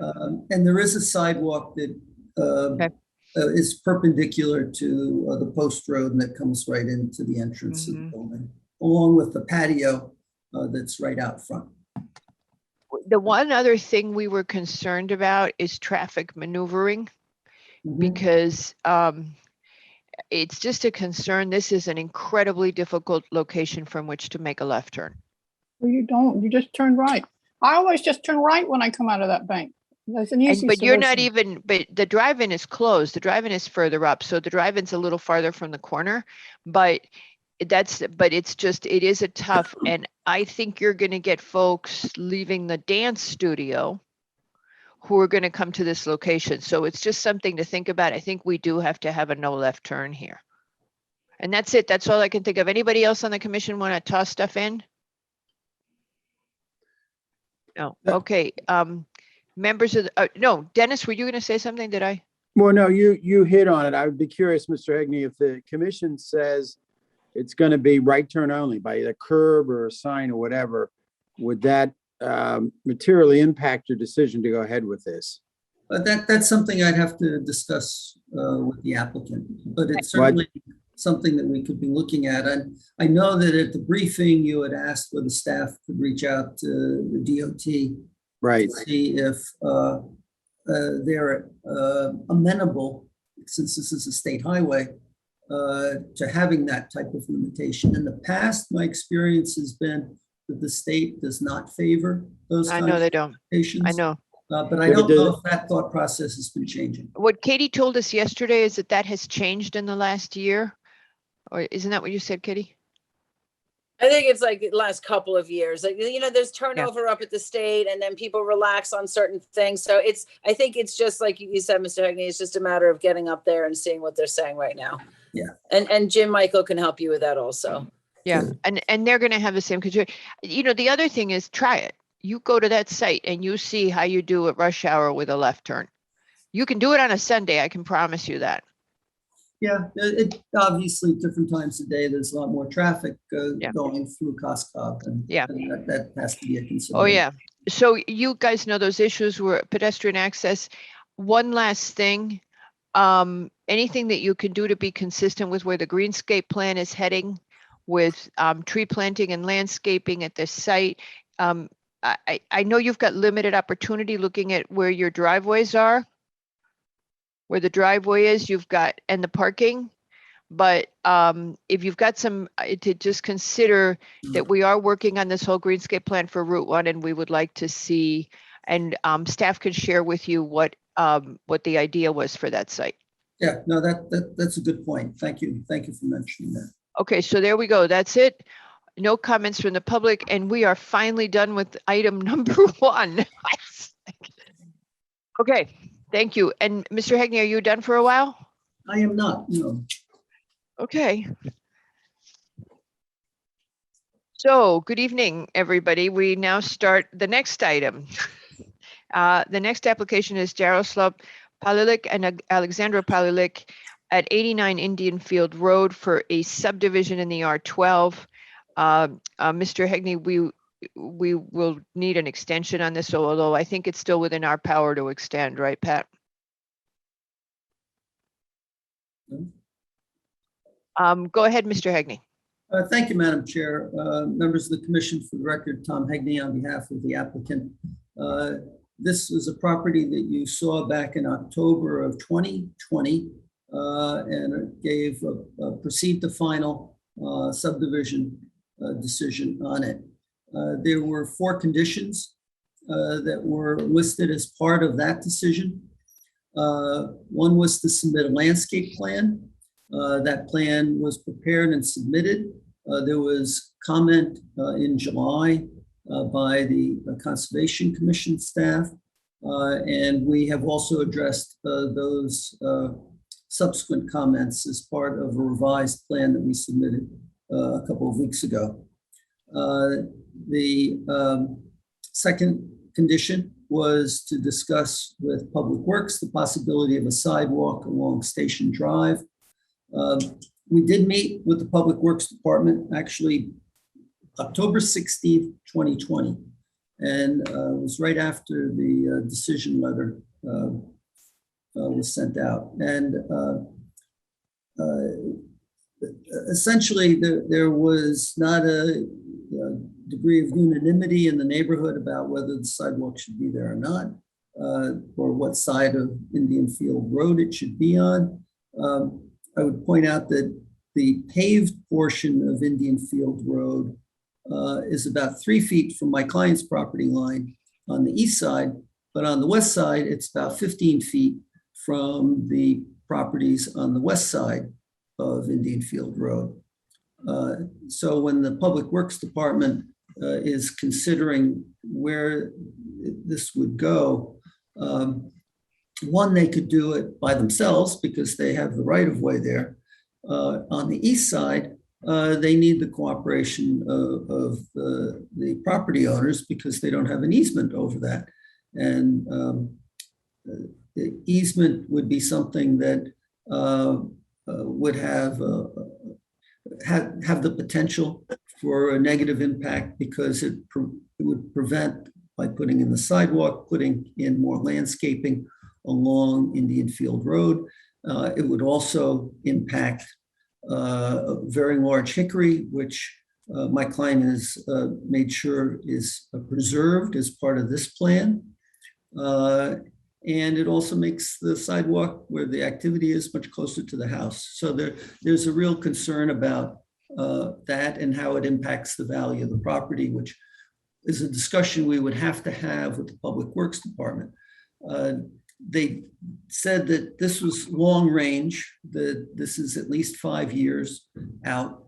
They don't have any funding for this at this point. I think when the Public Works Department is prepared to move ahead, that would be the time to come to the property owner at that time and say, this is what we would like to do, and they would have to reach an accommodation at that time rather than discussing it more in the abstract here. We are also required to address the comments from Public Works in September 17th, 2020.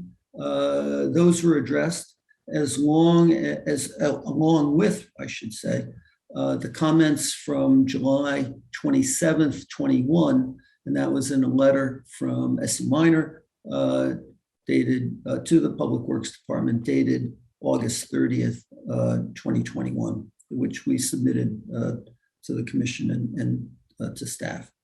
And the last was to address conservation comments of September 20th, 2020. We've also addressed the conservation comments from July of 2021. I know there was also a question that came up regarding sightlines. We have submitted a sightline plan, which is part of the presentation material, that you have 380 feet looking south toward the railroad bridge from the proposed driveway, which is basically where the driveway is now, or was for the house that was demolished. And you have 500 feet north. So you have more than adequate sight lines on this particular property. So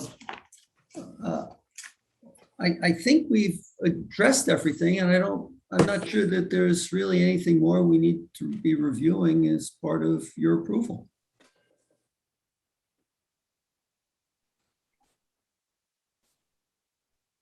Margarita, you are muted. You're muted. Okay, so you've addressed everything, but we don't have an updated set of comments from DPW, and they are still saying to resub before final subdivision. And the issue.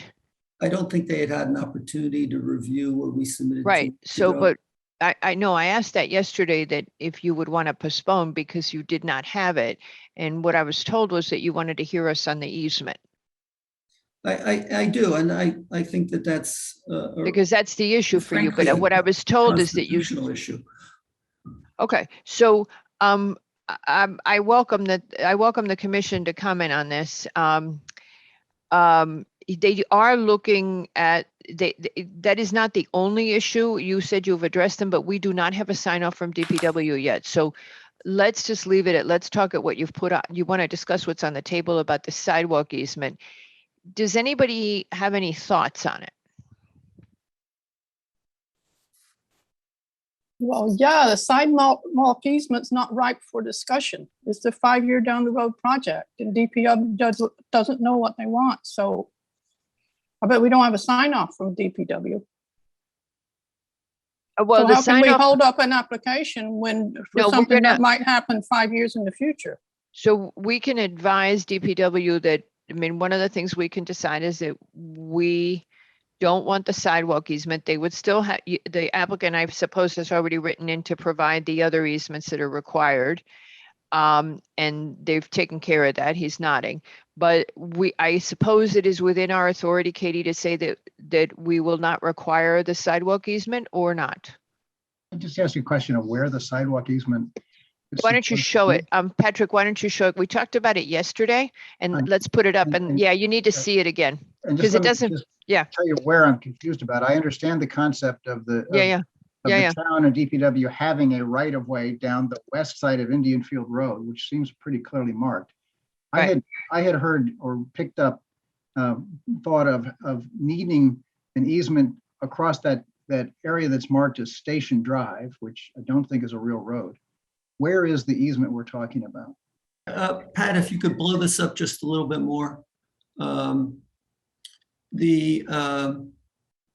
So along Indian Field Road, and you can see the dashed line of the pavement for Indian Field Road, and that's sort of my point, that you have 3 feet that's part of the right of way on the east side, and you have 15 feet that's part of the right of way on the west side. That it would go along from the northern part of the property line of this site, along the straight portion of Indian Field Road, and then it would curve towards Station Drive and would be roughly 8 feet onto this property in order to provide the snow shelf and the sidewalk itself. All right, So- so the concept that under discussion is an easement on the east side of Indian Field Road, which would require consent of Lot A, and then curving into Station Drive. And your point is that if you're going to build a sidewalk in that vicinity, you would build it on the west side of Indian Field Road where you already Well, have a road Well, right actually, no. So the thing we were talking about yesterday, Bob, was I think Lot A and Lot B would have to consent, because what people, as I've understood it, and I only attended one of their meetings, what people wanted on Indian Field is to walk down Indian Field and go onto Station Drive on a sidewalk that gave them straight access to the station. The end of Station Drive has currently been blocked by a private developer, and I feel that that is actually an encroachment, although the town has not asserted its rights and we get to the adverse possession question. But what they want is to be able to come down Indian Field and walk down Station Drive and go straight to the station and not have to be up by the Red Cross building. Yeah, That's what they're looking for. Yeah, And that's what they're looking for in the easement. No way that that's a DPW priority. And I would say if they told you 5 years, given what I'm hearing about what DPW is going to have to do after the storm, we're probably talking longer. Well, I have another question. Do we Yeah. have any regulatory authority to ask the property owner to give us an easement for a sidewalk? DPW Well, has the, DPW can ask for an easement. Can ask or can take? And it's, Not without compensation. right. Okay, I mean, Mr. Hegney, they want to give the sidewalk area, correct? I'm sorry, Katie, I missed that. They want to give the sidewalk area, correct? We talked about it, but there's concern about how it impacts the development of Lot A, because it encroaches into what could be a good area for landscaping. You know, I don't need to tell you all that this is a busy road, and anything that you can put there to help is important.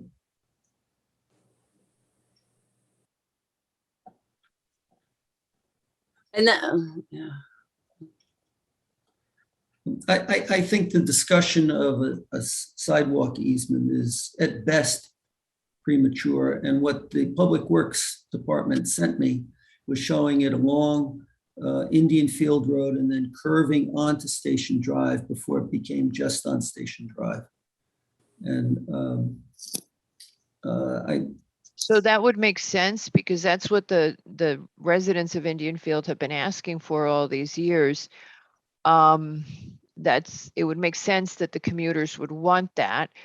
And it would be a great access. The question is really, is it feasible? Because we've looked at the sidewalk all along the length of Indian Field for the POCD and for the COSCOB plan. We looked at it several times, Katie, when we did the COSCOB plan. And what we know is that Indian Field is insufficient width. And it's almost impossible to put a sidewalk there without taking down trees. And the neighbors are opposed to the tree removal. So it sure feels to me like we would be wrong to hold this application up pending resolution of all of that uncertainty.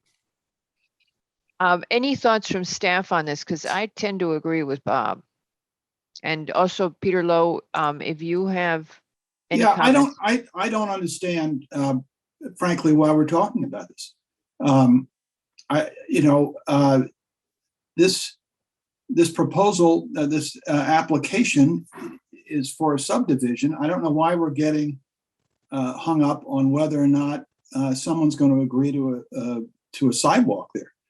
Well, in the subdivision regulations, it does say that that sidewalks can be required Yes. Right. in this zone, not all zones in this zone. But why are we in the position of saying, yes, we're going to require it or not? Mhm. Because that's in the subdivision regulations. Got it. Well, so Katie, we have the power in conjunction with this application to require a sidewalk easement as a condition of our approval. Mhm.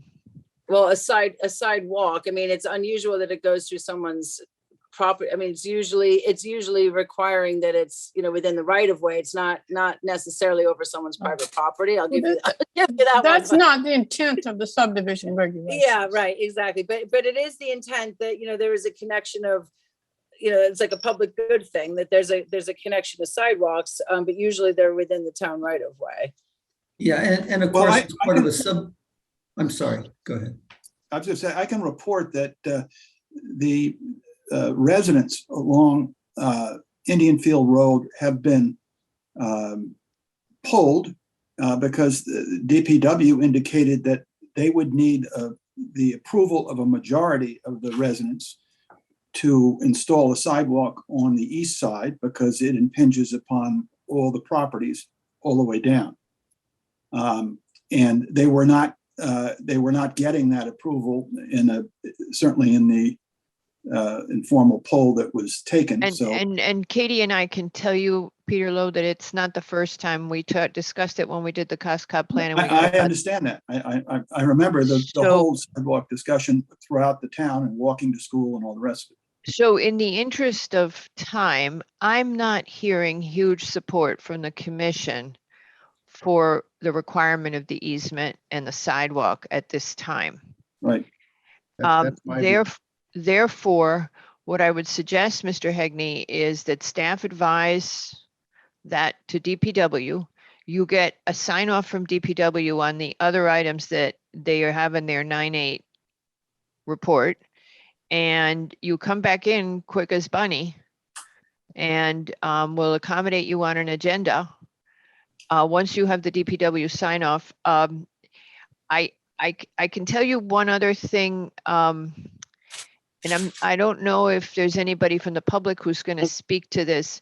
A huge concern in that neighborhood is in fact to have ample landscaping on the south side of your properties and to shield the noise. And I believe that your client would feel the same way, that they would be very happy to have a lot of screening. And so to integrate the conservation comments as you go forward makes a lot of sense because that is unanimous in the neighborhood. Anything you can do for screening, and I'm sure your client feels the same way. Well, it's screening and not to put too fine a point on it, but buffering and noise reduction. It's not noise reduction. Right. And I mean, I don't want to go through the whole thing about, noise is sound waves and whatever makes the sound waves, what deflects their pattern is helpful to reduction. I don't want, yeah, okay. All right. So if that would be stronger unanimous guidance from the residents, I believe. In the meantime, does the commission have any other comments? Because we've got one member of the public who has their hand up. Okay. So Mr. Hegney, what I'm saying is we would leave it open. You would come back. You would be your hunky dory on DPW. Staff would confer with DPW that the commission was not interested in requiring the easement and the sidewalk, and you integrate the conservation comments, and I think you're ready to go then. Mr. Gagne, if you would go ahead, and I believe your client, Mr. Hegney, had his hand up for a while, but I think.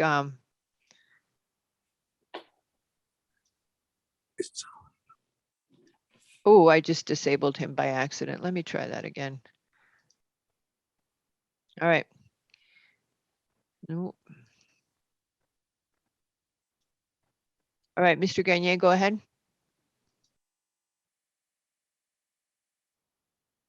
You need to unmute, Mr. Gagne.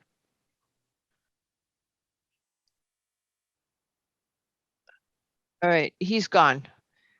Maybe he didn't want to speak. Okay, so with that, I think we're good with that. So we'll leave this application open and we'll need do we need an extension or not, Mr. LaRoe? I've stopped following the state. I know we have the max, it's a Yeah, must maximum. decide tonight. Yeah, Madam Chair. Tomorrow we would- Okay. All righty, maximum extension.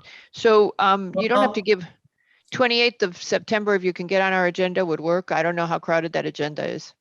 Well, in this particular one, we have all of the responses, I believe, for Public Works already filed for 2 weeks.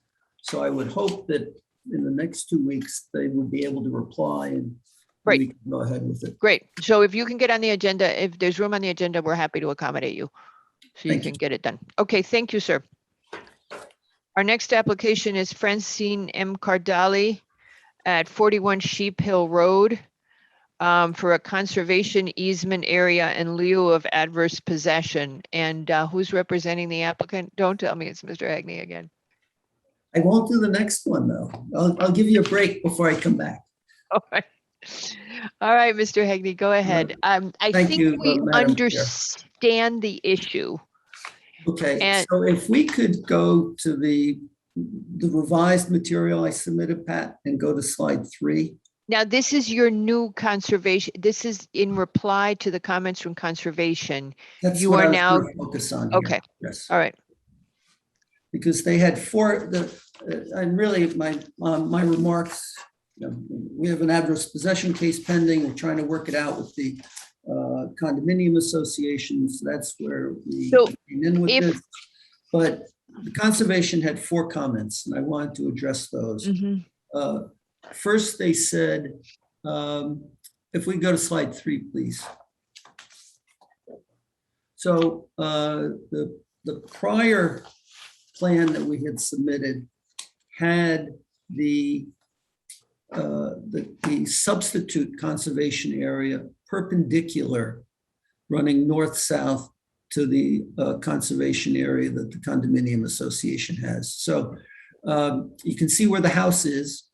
The area that's 1,900 square feet is immediately to the south or below that. And we had suggested putting it perpendicular Mhm. to that on the east side of the property.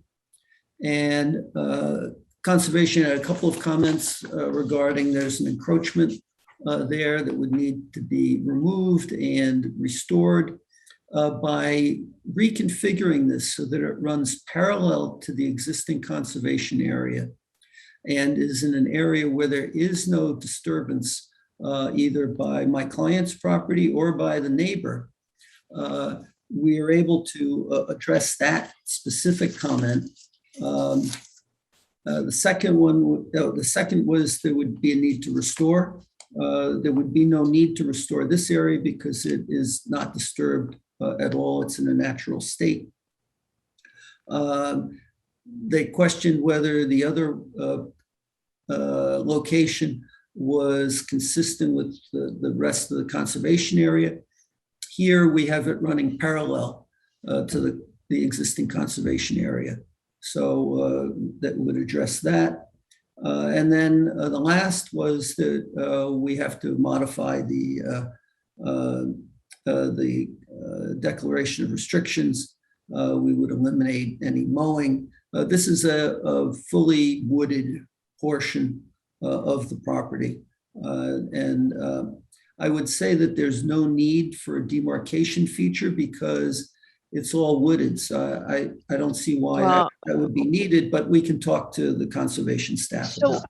if we back up for a second, one of the questions that came up yesterday, and we'd like to talk to our council about it, is I'm baffled if we have created this as open space. I would like to have our council tell us how we can have adverse possession of open space that we have created as a town. And So- how the law works for that. And I guess, Mr. Higney, I'm just saying, and number one. Number two, while we pursue that with our council, and before you answer,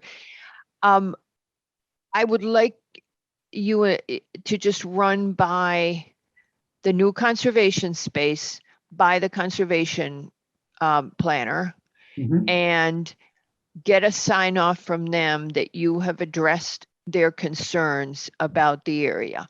But at the same time, I do want to hear what you say regarding how this adverse possession stands up. And then I'd like to have an opportunity while you get conservation sign off to just run it by our council. Go ahead. Sure. So, And Patrick, you could take it down. so the particular area that we are claiming adverse possession on has been used by my client for 30 years as her side yard. But if Uh, we've created open space Well, already, I want to get to that. okay, This was approved in 1976. that was a cut to the chase request. Go ahead. And I appreciate that. There is no declaration of restrictions as we would now do it.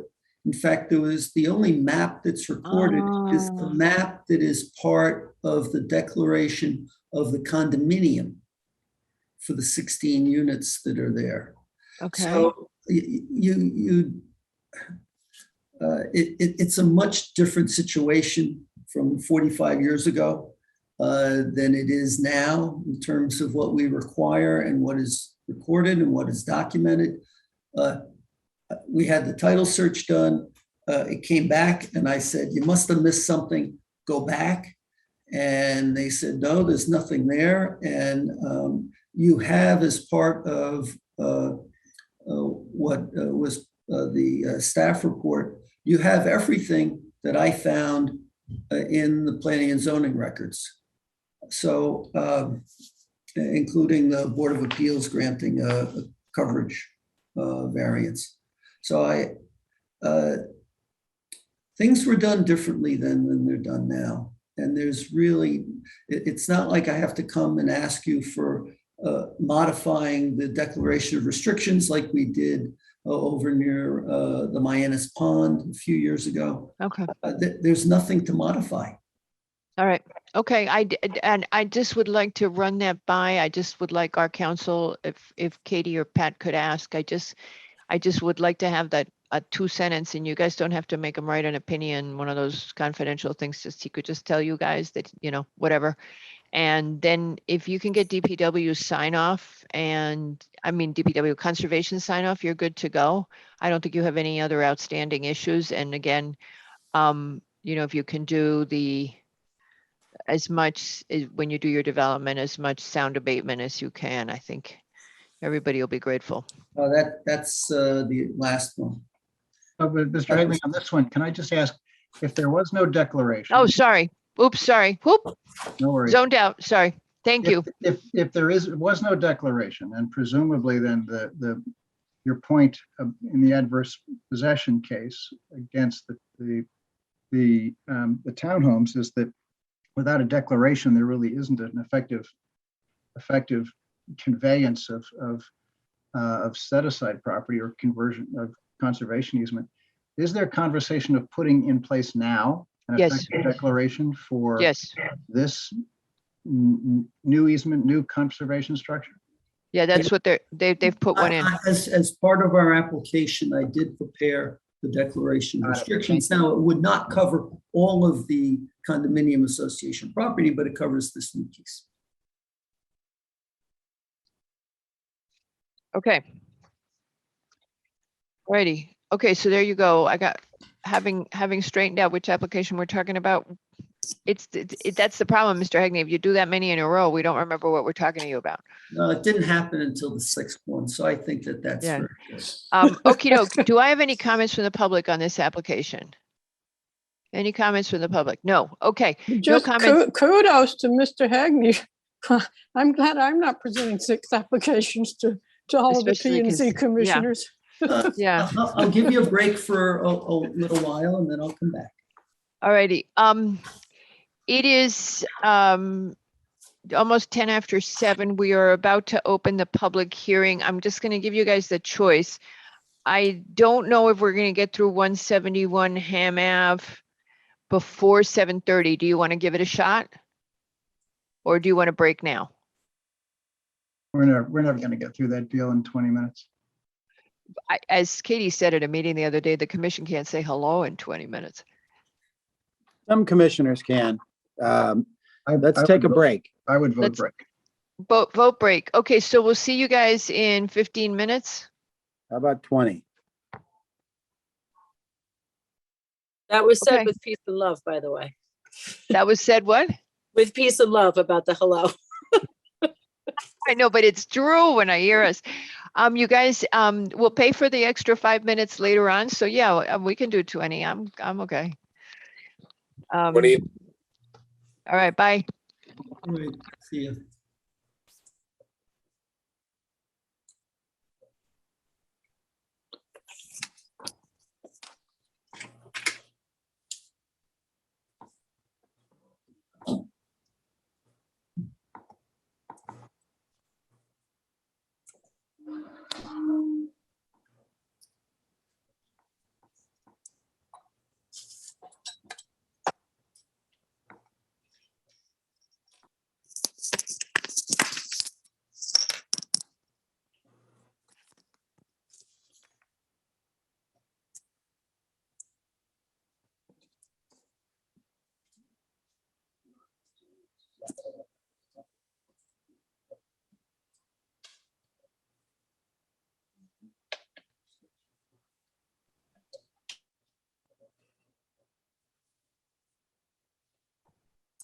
Pat, is there a reason why I can't leave? I was going to leave and come back. But when I That's, click. that's the price to pay, Mr. Hegney. You have to stay here for eternity. It does feel a bit like that. Yeah, I'll be able to exit you.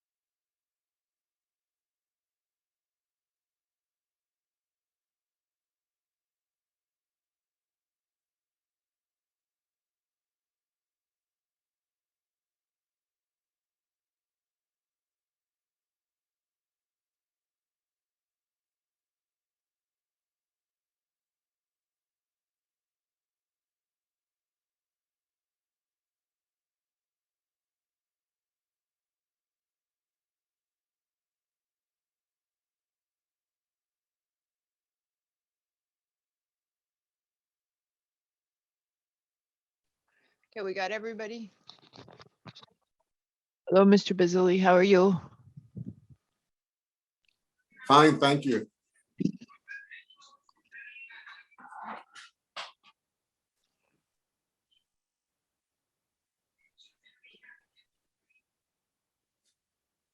Okay, wait. And it's Bruce Cohen, Sarah Katie, Peter Lowe is not back yet. Peter, are you back yet? And we have Victoria. We're just missing Peter Lowe. And you're raring to go, I see. Mr. Cohen? Raring. But Raring. first, I have to join Ms. Goss in congratulating Tom Hegney for a breathtaking performance. Okay, now that's gonna go to his head and he's gonna go for 7 the next time. Oh, he may, but not consecutive. He might try. Now that you all have encouraged him, it got to the point where I thought we were gonna be looking at him for the whole night. Okay, is everybody ready? Oh, we're still waiting for Peter Lowe. Peter Lowe?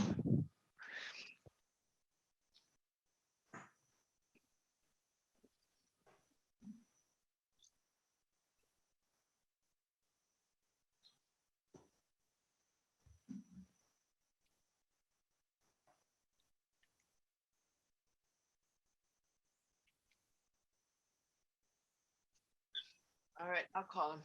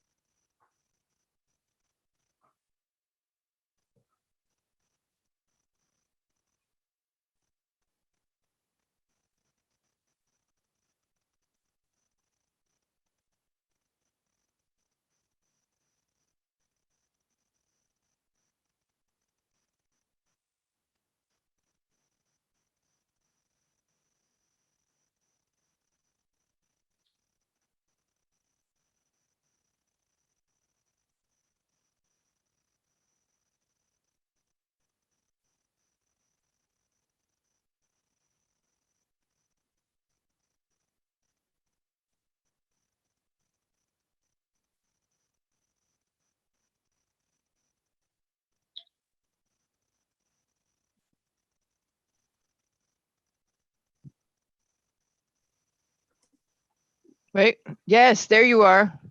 Sorry. You weren't picking up your cell. I was calling to tell you that you were 4 minutes late. Apologies right. to all. Excuse me? Apologies to one and all. For one and all, Mr. Cohen has been waiting patiently. I apologize, Mr. Cohen. He wants to rival Mr. Hegney's performance. Our fourth, and so we begin the public hearing, Mr. Bazili. Our first item on the public hearing is 171 Hamilton LLC for a final site plan and special permit for a proposed retail and residential set aside. It's an 830G at 171 Hamilton Avenue. And Thank you. Mr. Cohen, if you would go ahead. Thanks, Ms. Eldman. It's Bruce Cohen. I do represent the applicant in this set-aside development at 171 Hamilton Avenue, presented under the provisions of Section 8-30G of the Connecticut General Statutes. The project is generally described as a mixed-use development with ground floor retail and 6 residential apartments, of which 2 will be considered affordable under the 8-30 standards. With me tonight, as you can see, is Joe Pecora, who with his brother Sylvester are the folks behind the application. John Hegney, our traffic consultant, who's here to make a brief presentation. And if you'd like to hear about architectural issues, I believe that the project architect, Michael Bender is here as well. As an initial point, I would like to, well, I'd like to address all of the comments at the briefing session, and I'll try to do that throughout.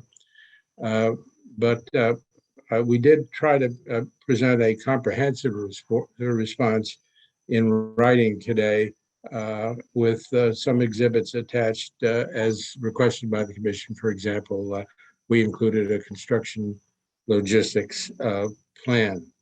As an initial matter, before describing the project, I'd like to talk a little bit about one comment that was made yesterday, and that had to do with our initial application presenting options to the commission about various ways that we would treat the ground floor.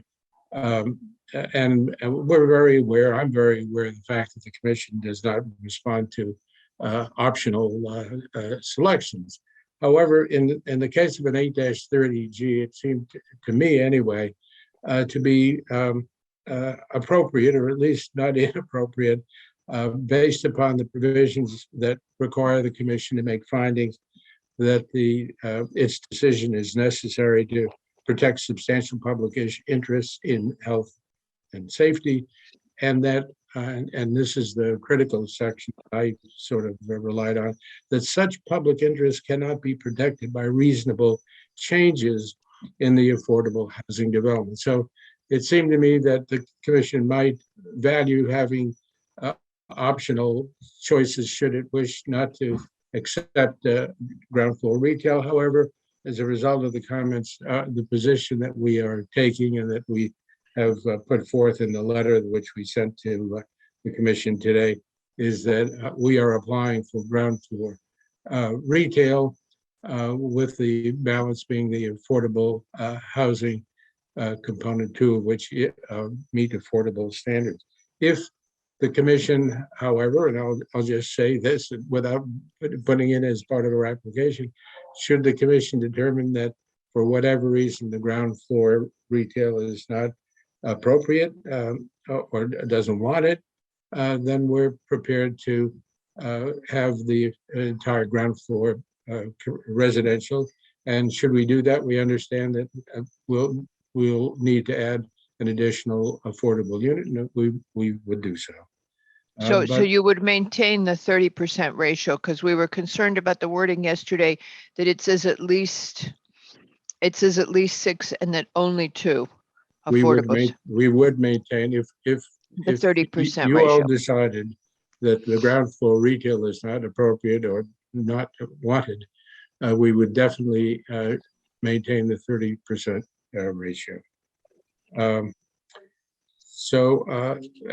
And one other issue too, and there was some Just one other thing, you said that because it was an 830G, you figured we might want to have the flexibility, that kind of menu thing. What we kept seeing is that all those considerations that have to rise to, the burden of proof on the municipality and all that does not apply to the commercial. It only would apply to the residential. So we would expect the resident, and we've all talked about this a million times. This is not new ground for any of us. Only the residential has to conform to 830G, and only the residential has to be considered in terms of those 3 major issues.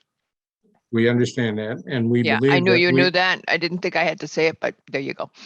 But you said it. But in any event, we believe that the ground floor retail space will conform to applicable zoning requirements. And we, more importantly, think that it's the right use for this area where there is quite a bit of ground floor retail in the vicinity with upstairs residential. And so I believe would make an appropriate addition to the street. And my impression really at the pre-app discussion, notwithstanding the fact that it is non-binding, was that the commission was heading in the same direction. But we wanted you to know, in the absence of a formal option, should it be denied, we would come back with a 100% 8-30G development conforming to the 30% requirement. So to start the description, Pat, if you could turn to the first of the images to show exactly where the property is located.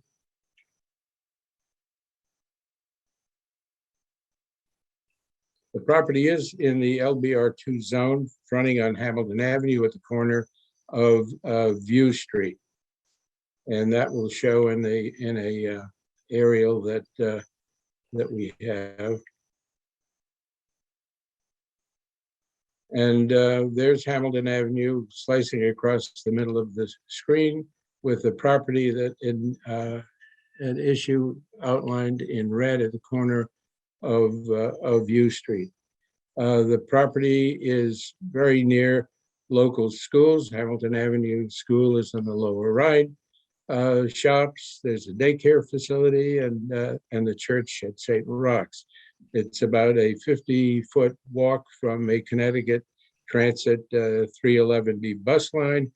It's served by town water and sewer, and the existing characteristics of the Chickahominy neighborhood make this location very appropriate for a mixed-use development with affordable housing. The next image is shows the existing condition. What's there right now is a two-family house, a barber shop, which has gone out of business at the very corner. And you can see from this image that it's right on the property line, and a couple of feet off the property line in back of the property is a garage. And there's a total of 5 vehicles, parking for 5 vehicles on the site. Pat, could you turn to the next one? There's a picture front on of the two-family house on the right, the barber shop closed up on the left, and the next image shows a view looking down View Street.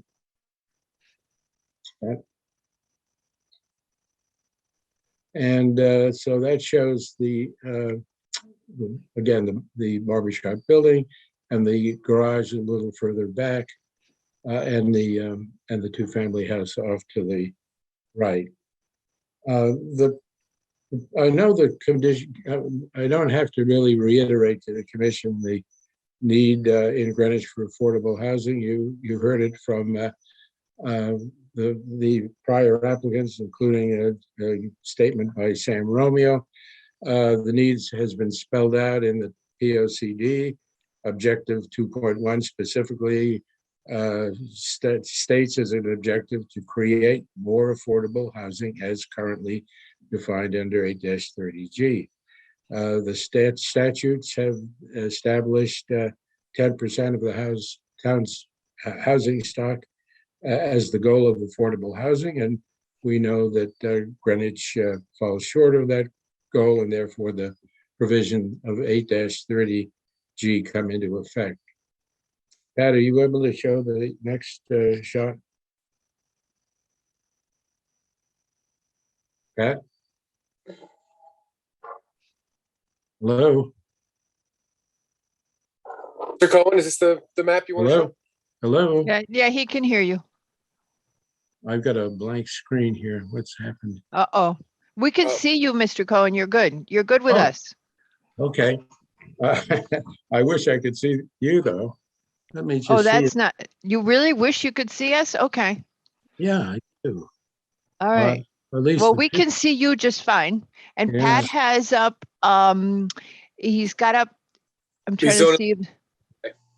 He's got the zoning location survey, if that's what you were referring to. Oh, that's okay. So the next one, I think, shows the proposed building in gray, I hope. And it outlines in red. Pat, okay. Can you see that? Yeah, we can see the zoning location survey and it's outlined in red, the footprint. Yeah, the portion of the building outlined in red is the portion that is occupied by the retail space. In other words, the piece in back of it is there only for the purpose of serving as a lobby, stairwell, and elevator for the residential units. So we did our calculations based upon that area shown in red.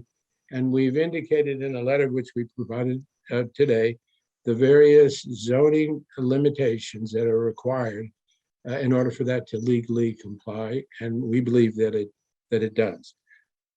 Raised yesterday at the briefing were issues about setbacks. We believe that the setbacks are compliant in light of the fact that, in light of the existing nonconformities, and even the front yard is on a block that under section 6-129 of the regulations meets the, we believe, we haven't really tested, but we have a picture that we included in the letter that we sent today showing the various setbacks of the other buildings within that Hamilton Avenue block. So we believe that, again, that we comply and that the commission's requirements for compliance have been met. Pat, could you go to the next image and tell me what you see, because I can't. It'd be the first floor, ground floor, excuse me. Yeah, so this shows what we're proposing is a possibility, which is the retail totally on the first floor. The next image should show the space divided up into two retail spaces.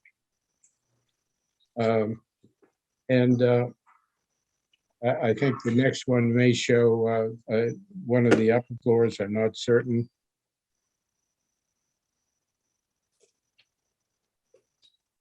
So essentially, that is the project. We believe that all substantial public interests in health and safety have been properly considered and met in terms of the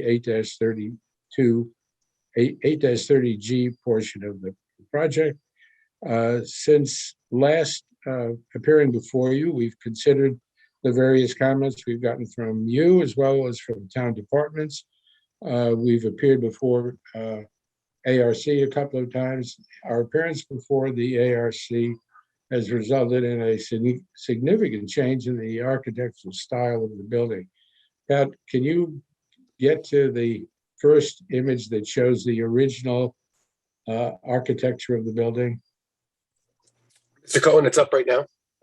Good. That's what we first proposed. The Pecoras listened to the comments about architectural style. Were very impressed by a building they saw in Charleston, South Carolina, and came up with the next image, which is their revised proposal, which is now before you, and that's been included in the last set of plans that we provided to ARC and to you. The next image, I assume, will show that revised plan. Yes, sir.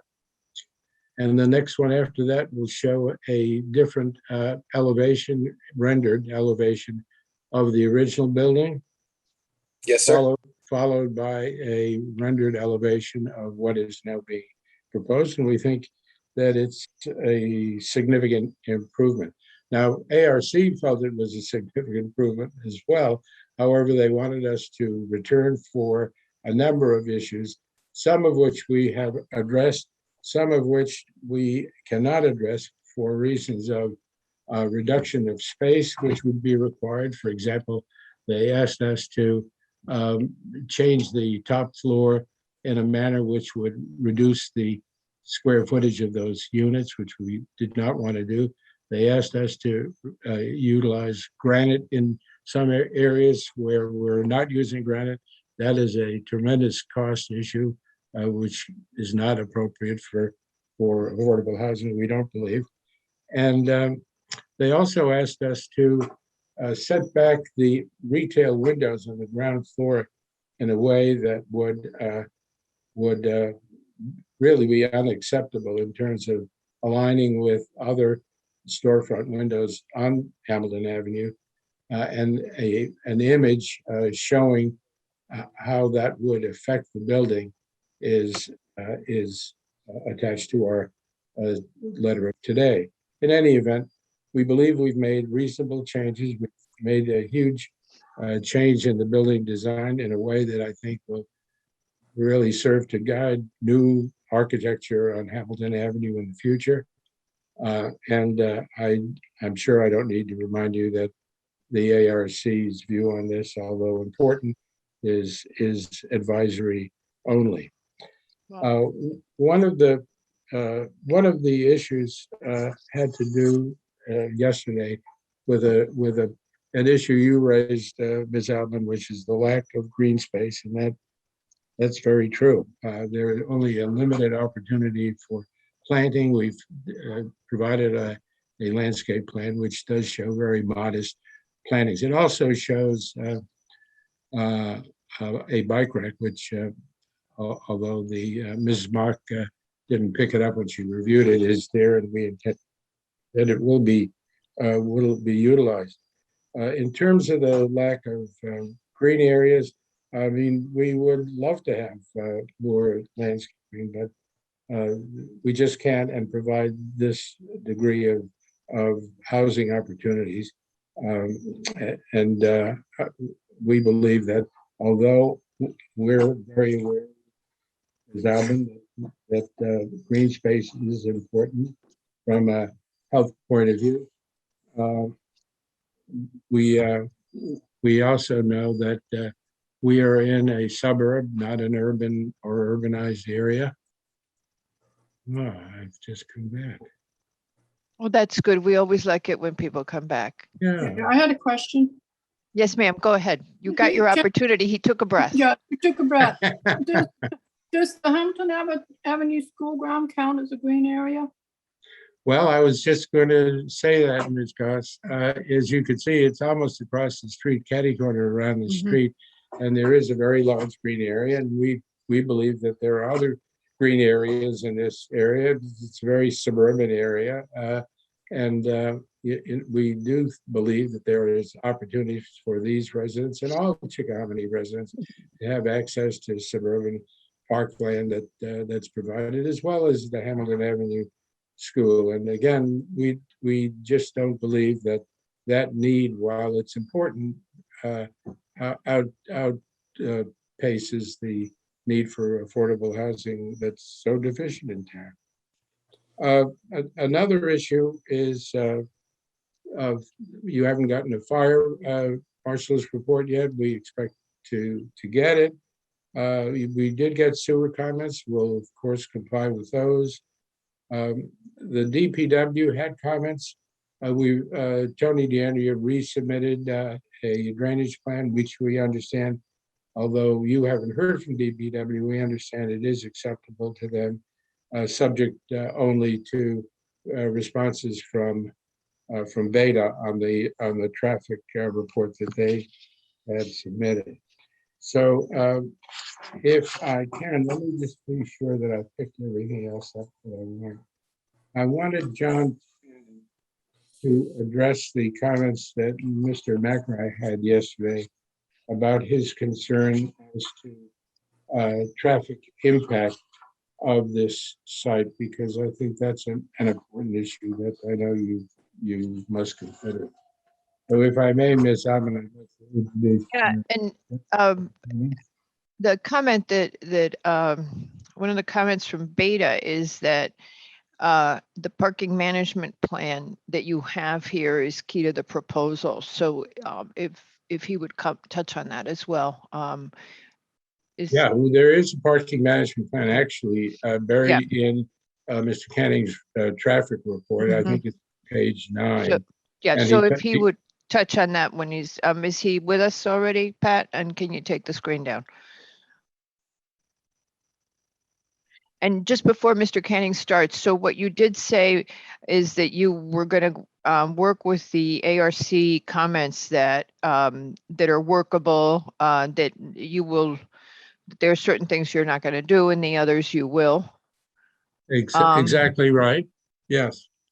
So why are And why are we getting Tom Hegney instead of Mr. Canning? Well, he just can't leave you alone. Yeah. All right. Okay. So should I move Mr. Hegney and you're going to find Mr. Canning? Okay. Yeah, definitely get rid of Hegney. Oh, okay. We'll definitely get rid of Hegney. So you said you do the ARC with DPW. You're going to be you're basically coming back into the beta comments. The fire access, of course, is important to us. As you know, you're going to comply with sewer. At some point, is Mr. Canning going to talk when we find him? Is he going to, there he is. He's got his hand up, Pat. Can you bring him in? Oh, I got him. Well, I guess I can ask Mr. Canning myself, this thing about where the parking is prohibited and whether that creates any safety risk, of course. You're talking about street parking? Okay, Mr. Yeah. Canning. Oh, he's got a Bef- big headset now. Before Mr. Canning starts to talk, because he won't stop, let me just say that No, he's just like Mr. Hegney, isn't he? Go ahead. we did a detailed analysis of street parking, and included within the letter we submitted today is an analysis of all of the street parking limitations in the neighborhood. And there is no prohibition against overnight parking that we could find anywhere. But again, I'd like to turn it over. Sorry, to I John. thought Ham Ave had prohibited overnight parking because of the John? snow removal.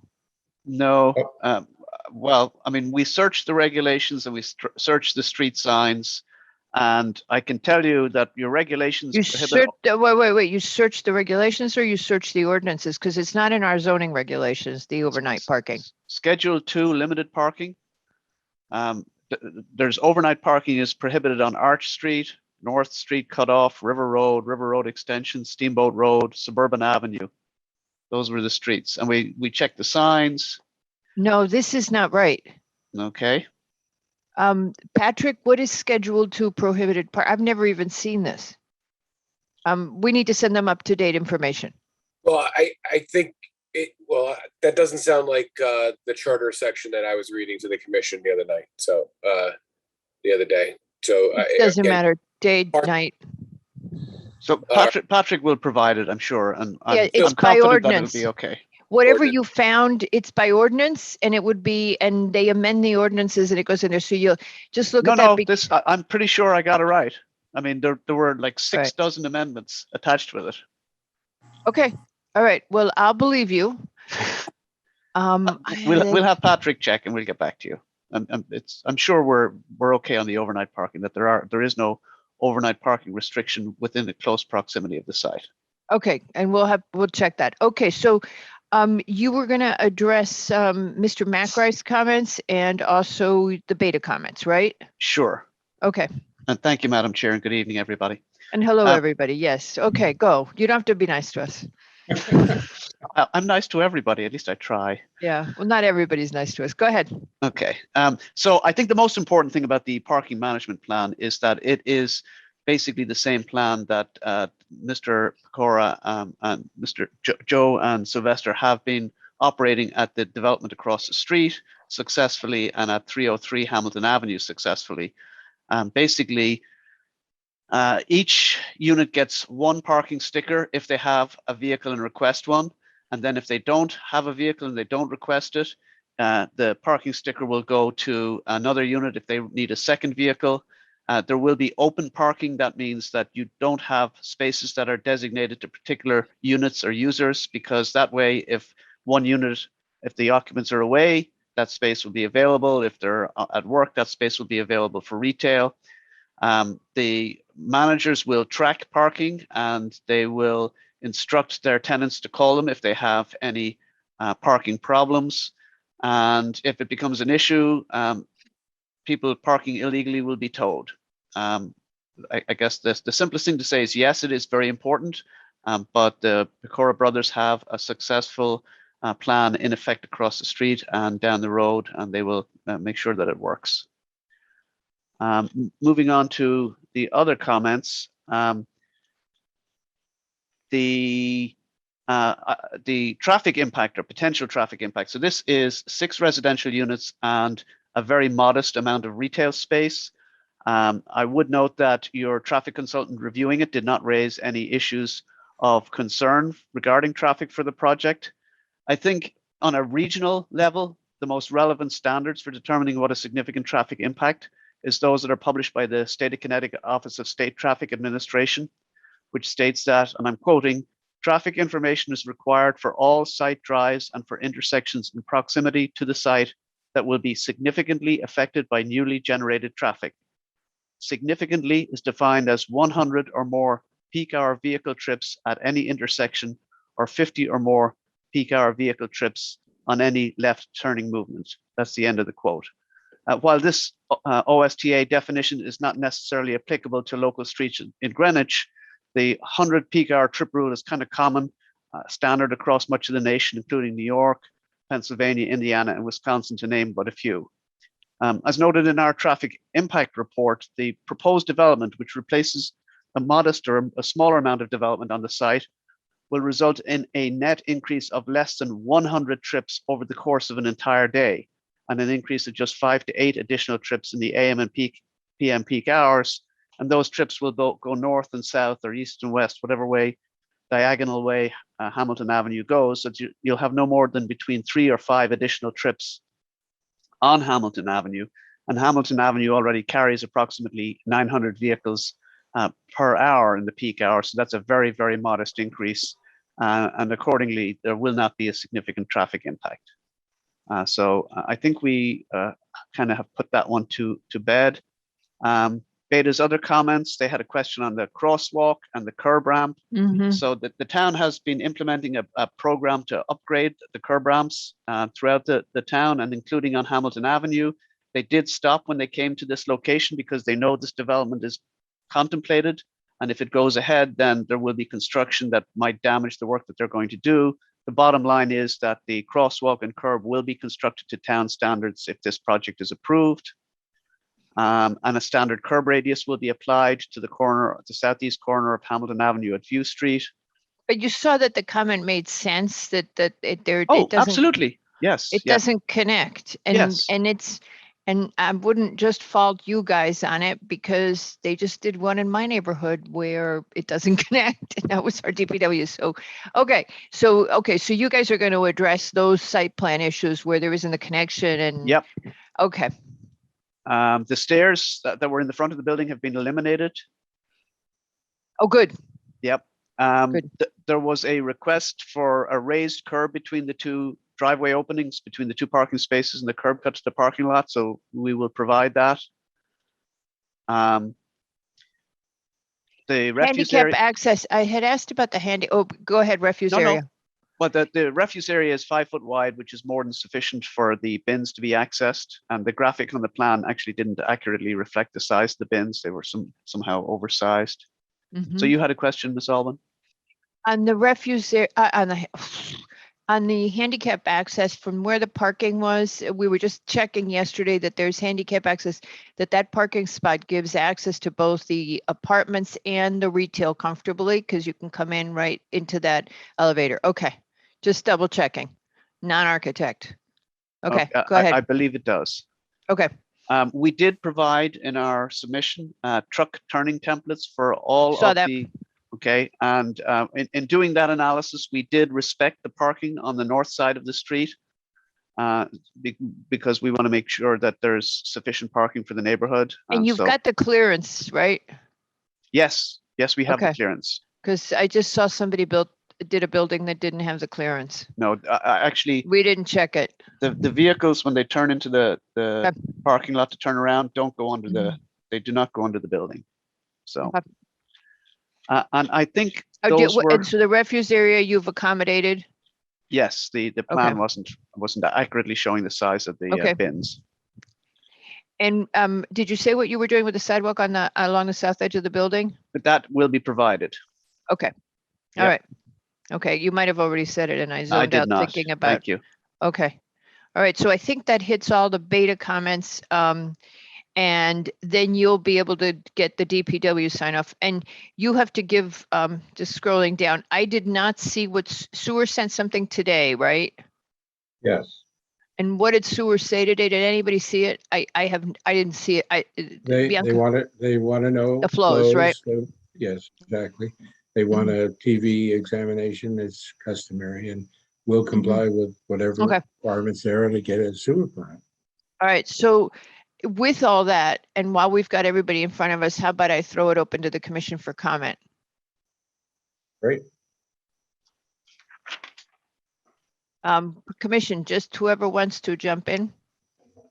Maybe we will finish in 20 minutes. Just kidding. Nobody has any comments for you guys. Dennis, Peter, Bob, Victoria. No. I'm only going to say thank you for the revised design, which I like immensely more. Me too. And I should have said that earlier. I totally agree with you. I think the revised design is a million times better. It's more consistent. Mr. Pecora, have you gotten any feedback on it from the neighborhood? No, Okay. other than height, that's about it.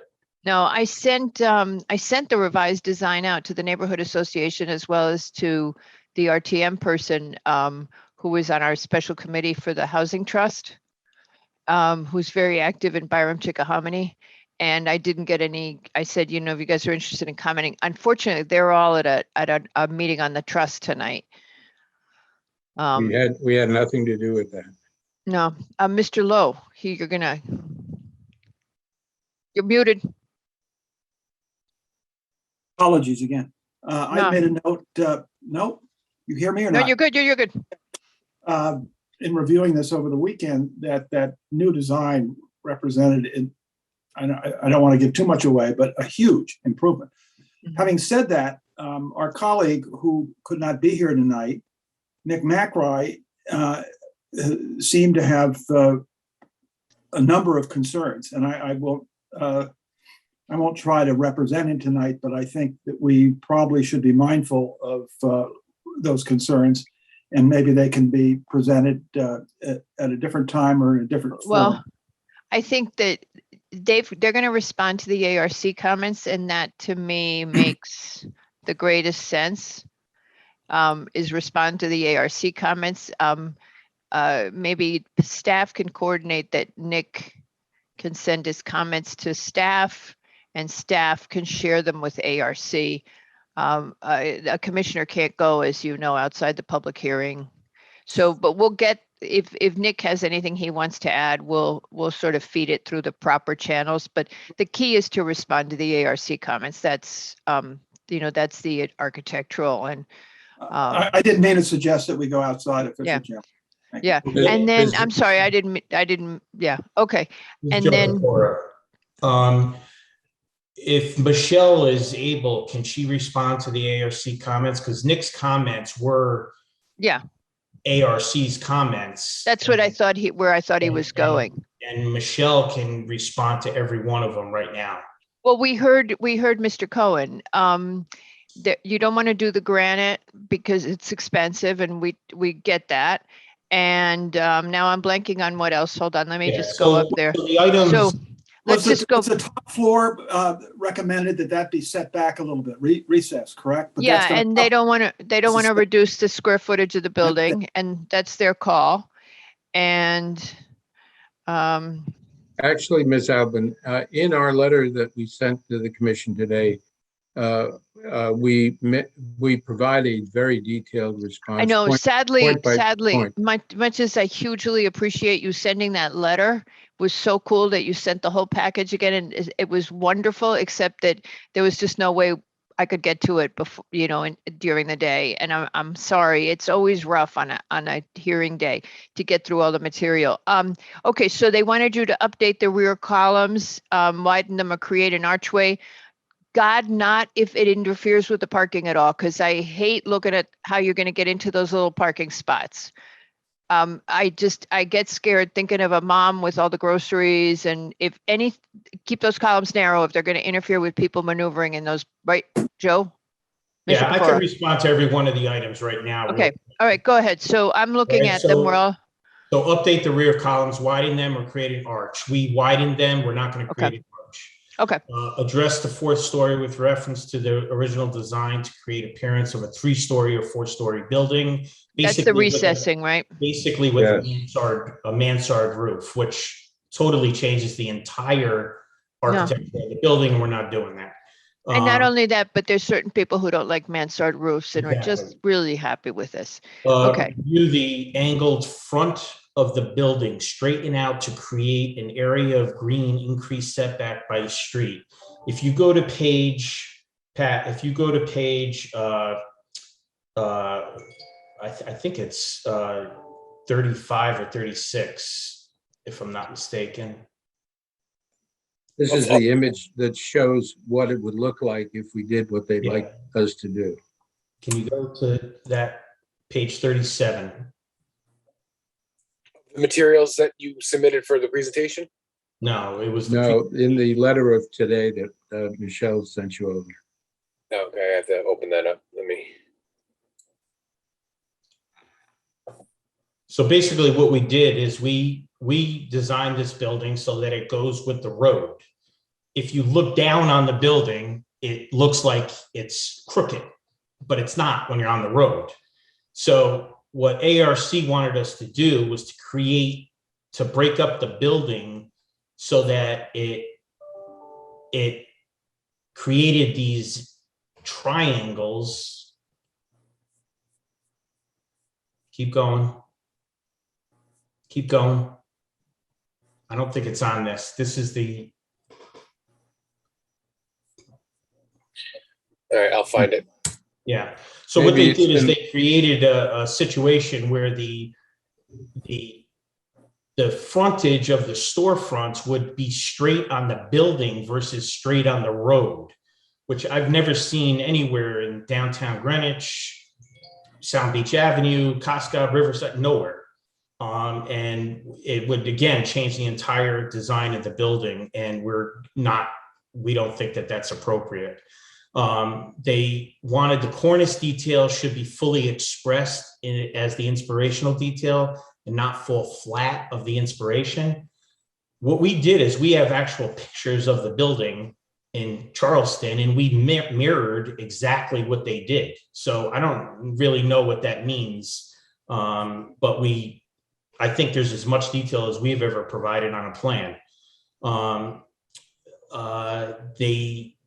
They questioned our use of EFIS, and the reason they questioned the use of the EFIS, it was how it would stand up if a car hit it, because a building is so close to the parking lot. We have bollards in front of every parking space, and if a car hits a building, I don't care what kind of material it is, it's going to destroy the material. So we'll stick with EFIS or equal on that as well. Signage to be integrated into the architecture. The front sign that we presented is what we're doing. If we add any additional signage in the back for the residents, because the main entrance is in the back, we'll go back to ARC for the signage permit like we always do. Margarita, you mentioned somewhere about people being able to access the foyer of the residential to be able to get in safely. Realize there's also a 4-foot sidewalk that goes from the road to that area. And you've got the ramp, it's just a question. We have to raise the handicap issue, that. 16-foot flush curb that goes along the handicap parking space, along the hash as well, so that everyone can gain easy access directly from the middle of the parking lot, as well as from the street. The lower upper, they wanted us to lower the upper cornice to the top of the 3rd floor to create a mansard roof, which we spoke about, we're not doing. And then they wanted us to site sections and dimension elevations are requirements. An exterior alteration application, ARC asked that the applicant submit these for review. That's I think that's on page 24 of our presentation. We created a side building section so that you could see how the actual floors and lower retail area is in relation to the upper foyer for the main entrance of the apartment building. I think that covers all the architectural comments. So we decided to make the changes that create add value to the building, and they're ignoring or taken into consideration respectfully, but ignoring the other recommendations. And we're choosing not to go back to ARC for that purpose, because what's the purpose of it? We agreed to some, we disagreed with others, and there's no reason to go back as opposed to just getting into an argument. Okay. I would not get into an argument. You know, you don't have to. Just try to get the agreement, agree on the things. You know, we're trying to make a nice building. We're trying to make it be a good place. So what you can do that does that, and we're on board, and I think ARC is aware of that. Yep. And I forgot to mention the lower cornice above the retail space. They wanted us to wrap it around the back of the building and over where the undercar parking is, and we did that. So we thought that was a great addition, along with the columns for sure. Okay. All right. Anything else? I don't. Okay. How about from the commission? Nothing for me. All right. Okay. Madam Chair? Yes. Yeah, I want to try and correct the record here. I'm a little confused. Patrick just sent me something over and I went to the link. Patrick, can you share your screen? I don't want to have to share my screen because I'm not sure if that's a secure way to do it. But if you can pull up that article, section 1447, article 5. I'm having network problems right now. So what I'll do is that section you're talking about is the prohibition of vehicles, certain vehicle types. Right. In that same section, Mr. Canning, if you scroll to the section Schedule 1, it talks locations on there. And really the only one that I think comes into the vicinity of this is the one that talks about Hamilton Ave and the distance from the St. Roch's intersection. So I see that, and I would agree with you.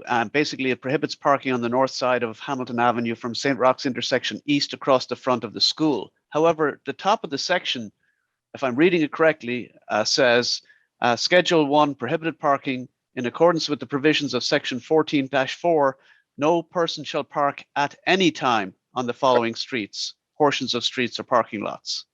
So yes, there's no overnight parking, but there's no parking at all at those locations. I agree, and if my point earlier yesterday was not clear, it's not that there is no parking allowed anywhere, but there's limited parking in the vicinity and at different times a day. And actually, the chair brought up a point that I did not mention yesterday, was that this is a snow emergency route as well. So that's the, and to be honest, it's not something new. It was brought up with the project that was across the street. Correct. And it's been echoed a number of times. So it's a condition that I think that everyone's aware of. It's just being re-pointed out again that this is not. It's not a residential street sort of situation. This is a business area, and parking is limited. Thank you, Mr. Luro. I just wanted to make sure that I did not, malign the record. So. Nope. I think we both were speaking correctly, just on different topics. Okay. Yeah. So let me respond to that. So we went around and we actually know exactly what's allowed, what parking is allowed, when, who, and at what times. And in no event does this affect our property as it relates to overnight parking. So you could read the letter yourself. It has the detailed information. If you want Beta to review it, have them review it. We're not worried about it because I know that we're accurate. But in no event does it affect our residences at night. So, and I'm not really worried about the residences at night because I think we have enough parking at night. So I think we're good. I guess the question I have for Mr. Canning is, was analysis done if the retail use was something other than retail? What are any other than many uses allowed in the regulation? Yeah, let me respond to that. Okay. We're not asking for anything other than retail. So why are you asking if it's something other than retail? If it's anything other than retail, we'll have to come back to the commission and request approval. So there's no reason to even bring it up. There is a reason, because with this situation that's unique to any application that the commission has seen, the mixed use, we have to look at all the permutations. And so you talk about conformance with the business regulations and the first floor use being a permitted as of right use. And those are a cornucopia of uses. And once the building's built, that's a fixed thing. So then how do we adjust? How does the commission know that the longevity of the project, that it's not going to problem down the road? And those are the Patrick, the reality is that the commission has a longstanding history. The zoning enforcement officer has a longstanding history. Sylvester and I learned the hard way that you can't just get a change of use, even if the building department, even though somebody prior to our hearing indicated that they got permission, it doesn't matter. If it doesn't comply with zoning and it hasn't been in play for 7 years, it doesn't matter. You're not in compliance. So the reality is, if we change the use from anything other than retail, we have to come back to the commission with the proper studies, the proper traffic studies, and get approval. So I don't see why we even have to discuss it any further. Well, I think the point, Pat and Joe, is that retail is a defined term in these zoning regulations, as is office, as is personal service establishment, and down the line. In other words, we're asking only for retail as it's defined, and it's defined fairly narrowly. And so, I think that and if it slips into something else like a personal service establishment, as Joe has mentioned, we've got to come back. I think that would be something the commission would have to consider, and I wanted to get that on the record. But thank you, Mr. Cohen, because when you talk about your analysis and the ITE, those terms are different terms than what the regulation terms are. So You're absolutely right. So that's why I wanted to make sure that the analysis that was being put forth and that the commission's considering is focused on what the ask is. And so if the ask is just retail as defined by the Town of Greenwich building zone regulations, I think that the analysis is there. If it is retail in the ITE sense, that's the question. I think that's correct. And that's what John Canning has been working from, is retail as we understand it in Greenwich. Correct. I have sort of, I don't want, it's going to come out as a cute question, Mr. Cohen, and I apologize right now, but I the legal concept that I'm trying to get my head around. But this building has one roof. And when we talk about the bifurcated conformance, you have the 830G component, the set aside housing, and then you have the retail. You talk about coverage and lot coverage or whatever, and I don't know how the commission is supposed to separate out the roof of the building if the roof for the whole building, of which is larger than what would be permitted by zoning, or is that also conforming, that footprint, so to speak? Because I'm trying to think of all the ways to say go ahead, and I'm just trying to check all these boxes, and this was what the conforming part was, the part I was trying to get my head around. So I don't know if the commission wants to hear a detailed explanation, but I think, Bruce, would you mind if I take that? No, absolutely. I mean, we discussed this and it has to be conforming. Sorry. Katie, if you can hear me, there's a question I've been trying to get in touch with you. There's a question at the Budget Oversight Committee, and I obviously can't leave this meeting. So if you would check, I just sent you a message. Okay. Joe, hold on just a second. Let me talk about that. It's my understanding, Pat, that we're talking about a separate development in terms of 8-30G.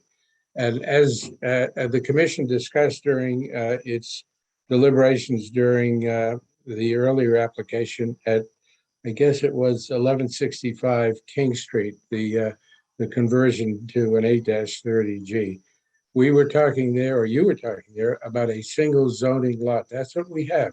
We have a single zoning lot with two zoning uses on it. One is retail, the other is housing. The issue is how do you bifurcate them from the point of view of determining compliance with the zoning regulation.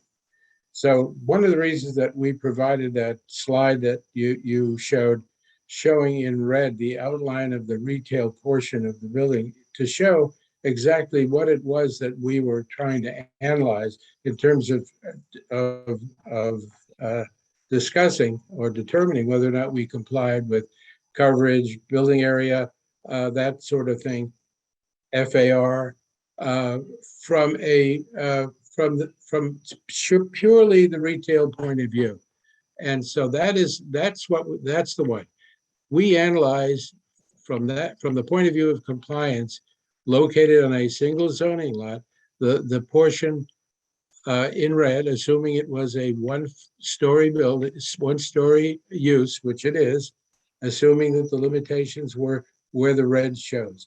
So our calculation, which we show in great detail, well, actually on our initial application letter, but also in the letter that we submitted today, were based upon that, and we believe we comply with it.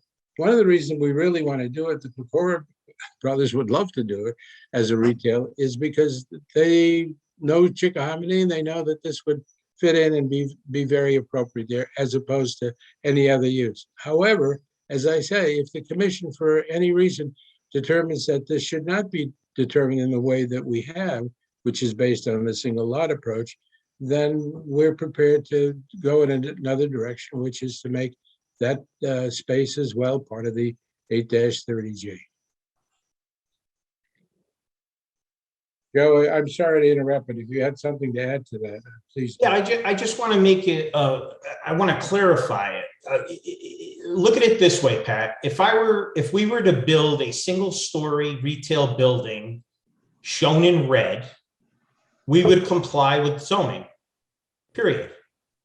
We build the building, get our CO, and then come back to you and put a 3-story addition on it for the balance of the gray and do an 830G, and you would approve it. So that's how we're looking at it. I don't disagree. It's just the function of it, because I see this space here, if correct me if I'm wrong, Mr. McCord, this is common entry point to the building. No, it's not. It's only residential lobby that is 4 feet higher than the retail space. You can't even get there from the retail spaces except going outside, around, and down the sidewalk. So everything in gray on the right side of the red line, and including the stairwell in the front, is only for the sole purpose of the residents of the 830G portion of the project. So that gray area on the right side of the red would not be built unless it was for 830G. Yeah, I'm just trying to explain. Yeah, it's more for everybody's edification here, exactly what the ask is. Because when you, like I said, when you do the numbers and you look at it on a spreadsheet, it not confuses. It's a hard concept to put in. You need the visual and the numbers is what I think I'm trying to say. You have to look at it like one project and then the second 830G project. And if you look at it separately, it complies. Understood.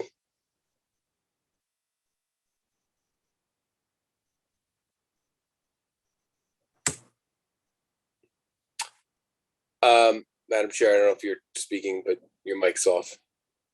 Okay, is everybody good then? I had the concern, Joe, quite honestly, that if you were to change use, we'd be in a really sticky place because of the parking. I know it's tight. I mean, I'd love to see you have less units in this building, just because it is tight parking and it's tight getting in it is a squeeze. And as a result of how you've configured it, you have that full right under 830G. We don't have a safety concern that rises, but it's a squeeze. Well, Margarita, let's put it all on the record. Okay. I waited 7 months to submit this application for a reason. Yeah. You guys changed section 110 to allow or incentivize affordable housing and moderate housing in the zones, including the LBR2 zone. I waited on this project because I wanted to use this project as an educational tool for both the Affordable Housing Task Force and the commission to show you that under the current regulations and the proposed regulations, development under your 6110 doesn't work, and the underlying zone doesn't work, which is why Chickahominy development is non-existent. So on these small lots, I was very clear many times in the Affordable Housing Task Force meetings that it doesn't work. So the commission chose to not change the 6110 to allow development in Chickahominy for the sole purpose of protecting other parts of town. Financially, we can't do it any other way.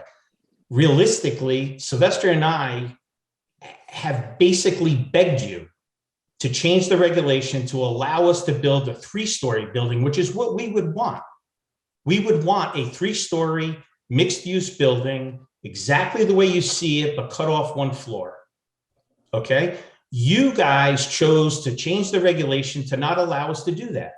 So I don't have any other choice. So it's on you guys that we have a 4-story building, because the only alternative I have is to take this building, basically renovate it in some way, shape, or form, eliminate the retail space, and make it a 1-bedroom studio apartment. You know, basically eliminating retail, which is not in the best interest of anyone in this neighborhood. Okay, so to address that, you know, we're talking to Byram Chickahominy about doing some sort of village district regulations. They would like to keep a village character, and it's going to mean a restriction on stories. But for that, we're going to work on that. And I just talked to them about it again last week, and we're hoping to move forward with that. Does the commission have any other unanswered questions on this? Can we go to public comment? And I don't think we're going to have much public comment on this because everybody else is. Does anybody from the public wish to comment on this application? Please raise your virtual hand.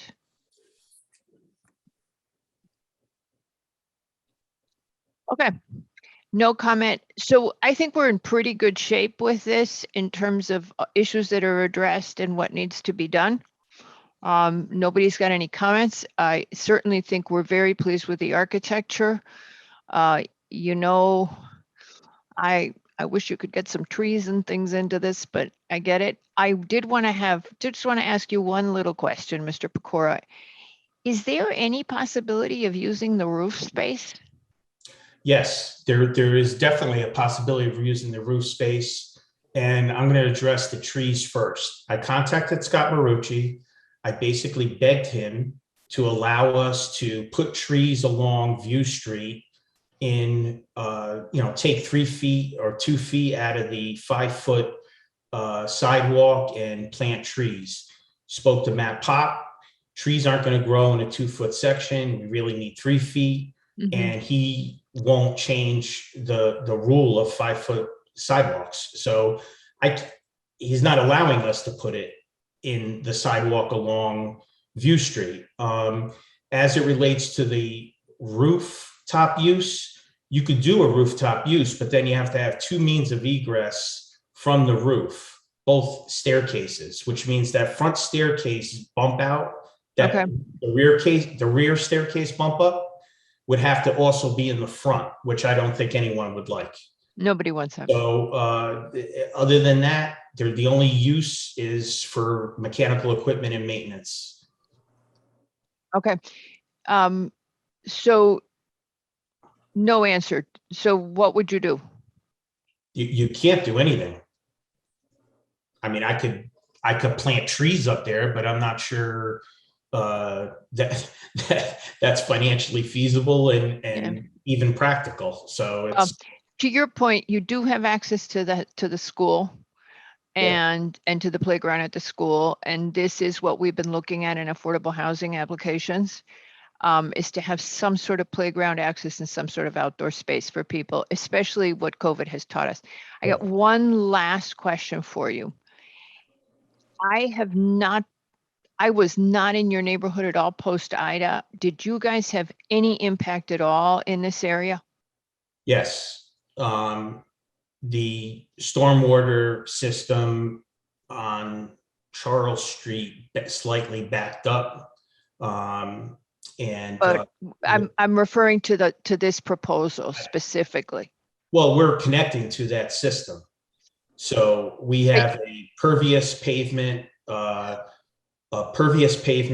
parking lot, so which is basically as a drainage situation, no different than what we currently have as grass. So the water goes through, it's stored, overflow goes down the street into in a catch basin in front of our property, and then goes down to the new catch basin that we installed in front of the two-door. Well, if it's any consolation to you, there was apparently, I mean, that's all over town. I mean, my part of town, there were basements that had 7 feet of water. Yeah. I'm really only asking you, did anything come up that would have changed how you've designed this, given the lesson learned in terms of the residents being, is there anything that you would do for mitigation? I talked to our first selectman today on a different matter, and he said, Margarita, we've let things get built that weren't optimal for the kind of weather we're getting. Yeah, so when you if you know construction and you know blasting, and we have all rock in the backyard of 171 Hamilton, so we're going to be required to blast, which is not a big deal, but you can't blast 3 feet, which is what the stormwater detention is. So we would end up blasting 6-7 feet and take that all out. So our detention basin is going to end up being bigger than what is designed anyway. Okay. And that's what we would want too. So, and I'm looking at many different ways of storing water for, I'm investigating storing water runoff for irrigation, for sprinkler system, for gray water. I'm not there yet because I don't know, but we intend to build a basement underneath this building so that the mechanicals could be down there, and there might be room for storage of water down there as well. So we're constantly looking to save money. We'll spend money up front to save money later on water usage. You're totally limited by state law. You can't do hardly any gray water in the state of Connecticut. It's very frustrating. So yeah, but you can use it for irrigation. Yeah. So okay, that's not a problem. So I don't know. I think it's worth the conversation in terms of beginning to think long-term every time. This was this was a Cat 4 hurricane when it hit. People are acting like it was just a storm. It was like a big storm event, but it wasn't. It was a hurricane. And those two happen, and we have a history of them. But it's just as there's anything else, because, conservation touches on it in her comments. And she does have a point. I mean, lucky you're not in some other parts of town. So Hamilton Avenue connects to the drainage system that goes through the Hamilton Avenue field and then goes down St. Roch's. Lower Charles Street was not flooded, but Hamilton Avenue slightly had flooding in our parking lot at 180 Hamilton. So, which tells me that there's a blockage somewhere. So we have a call into highway and or whoever looks at these issues and to see if there's a problem with the storm drain under the field. Okay. All right. Okay. I think with that, we can leave it open for the stuff to get settled. I don't think you're going to want to come on to Pat. All right. Just if we're going to leave it open, Madam Chair, we do need an extension to get to another meeting. Okay. Thank you. That's okay. We're glad to do it. Wait a second. We don't need an extension. It's just a must open by tonight. It has no close date on it. Oh, I'm sorry. I apologize. You're right. Must open. Yeah, there's the first thing I do when I get an agenda. I was like, oh my goodness. Thank you very much. I was reading the words wrong. That's all. Thank you. Yeah, I gotta make sure nobody runs away with the store. All right. Okay, so we're in good shape. and we'll talk to you when you're ready to come back. Thank you. All right, you. thank you. All right. Goodbye, Mr. Cohen. everybody. Mr. Cohen and Mr. Canning are staying, I believe. That's correct. Thank you, Mr. Okay, Laurel. you're doing Ramamba. I didn't think Ramamba was Mr. So I should leave Michelle as well. So I'm just gonna, it's just Mr. Pecora who's leaving. It's not personal, Joe. Thank you. See you later. Okay, all righty. So with that, our next application, and there's 3 of them, which is Renamba Greenwich LLC for a zoning text amendment, for the zoning map amendment, and for the site plan and special permit. There's these 3 applications at 0 Old Track, and I have a question for you, Mr. Cohen. The most important issues that the commission considered at the briefing is that we really want to talk about the zoning text amendment at this time. That once we have resolved the issue of the text amendment, we could go ahead and look at the site plan, and the rezone obviously would go with it. So I'd like to just right now open the proposed text amendment and talk about that, about the big picture of it. Are you okay with that? And potentially maybe not even opening, depending on how we do with that, maybe waiting, you'd have to give us an extension on the must open. Well, On the site sorry. plan. So it would be we could talk about all 3, but I'm very focused, and I think the commission agreed yesterday that the issue is about the text amendment. And what's the future of Greenwich with this type of facility? I couldn't agree with you more. However, I would like to, in order for us to take the next steps, I Okay. would like to present the next 2 items before you. The second one, of course, has to do with, can we land this amendment if you adopt it at this particular location? Because if you say no to that, that's also a non-starter. And I would like very briefly, I have Brad Perkins here, the architect of the project, who's got So a let's huge just, amount of okay, experience so in this. And we I'd like hear him you. to talk a little bit. Okay, so we hear you. We will now open just the text amendment, and let's just talk about that, and then we'll go on to the other 2. Okay, if you'd like Just to do that. I want to I want us to stay focused. We've made a mistake, lessons learned from the past. Sometimes when we combine 3 apps, we don't focus on the issue for each app. And I just want to keep us very focused because I think the text amendment is hugely important. So if you would go ahead and we'll start with the text amendment. Okay, Mr. Basili, we may end up combining this record in the future, but for now, I'd like to focus on the text amendment. Let me just make one more comment, Ms. Alvin, and that is in terms of where we land this zone. Remember, it's an overlay zone. And unless we have an idea as to whether or not the location is going to be acceptable to the commission, given the fact that you first have to act on the zone amendment itself, in order to proceed, we really need to know whether or not this specific location is acceptable, or are you just going to, say, forget No, about it? we'll go through the whole thing, but I just want to, I don't want to combine the record at this time. So opening the first item, it's to propose a new MRCO regulation, creating a new overlay zone to address the town's POCD objective to, quotes, create regulations specific to assisted living facilities and facilitate housing options that encourage seniors to stay in Greenwich, in quotes, aging in place, which incorporates, and the new regulation incorporates the state statute and regulations of the Connecticut Department of Public Health, which specifically govern the establishment and licensing of managed residential communities providing assisted living facilities.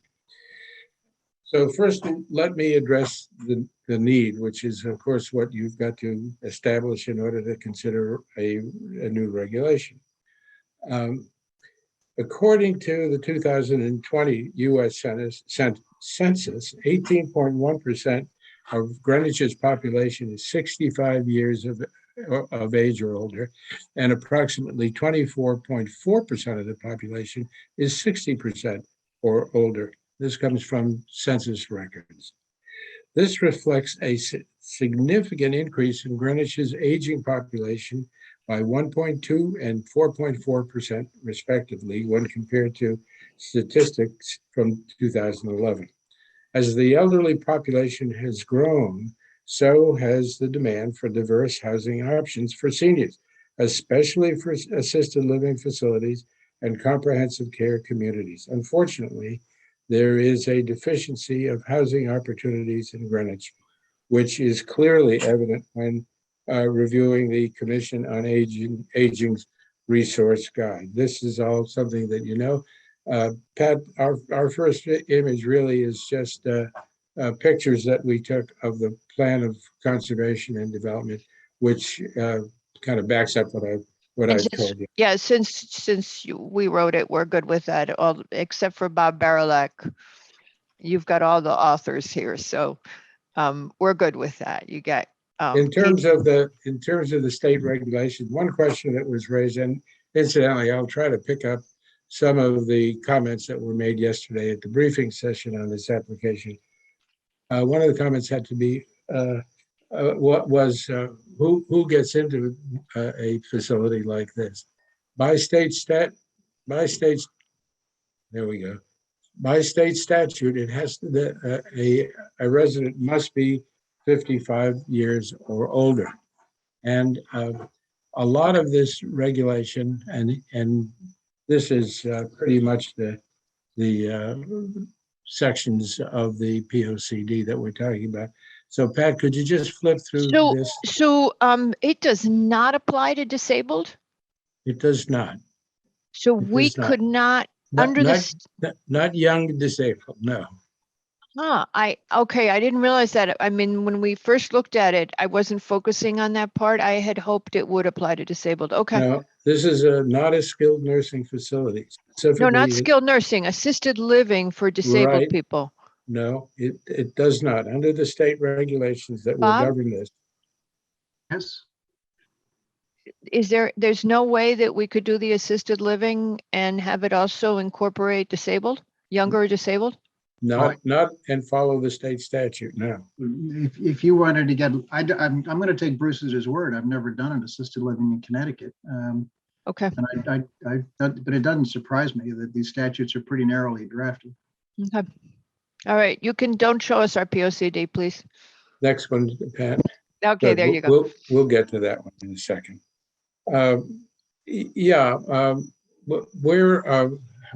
We are specifically planning that this facility is going to be for an elderly population, and in fact, a lot of the regulation has utilized the experience that the owner of the property has had with a facility that he built in Scarsdale, which you know about, called the Ambassador at Scarsdale, and that population is.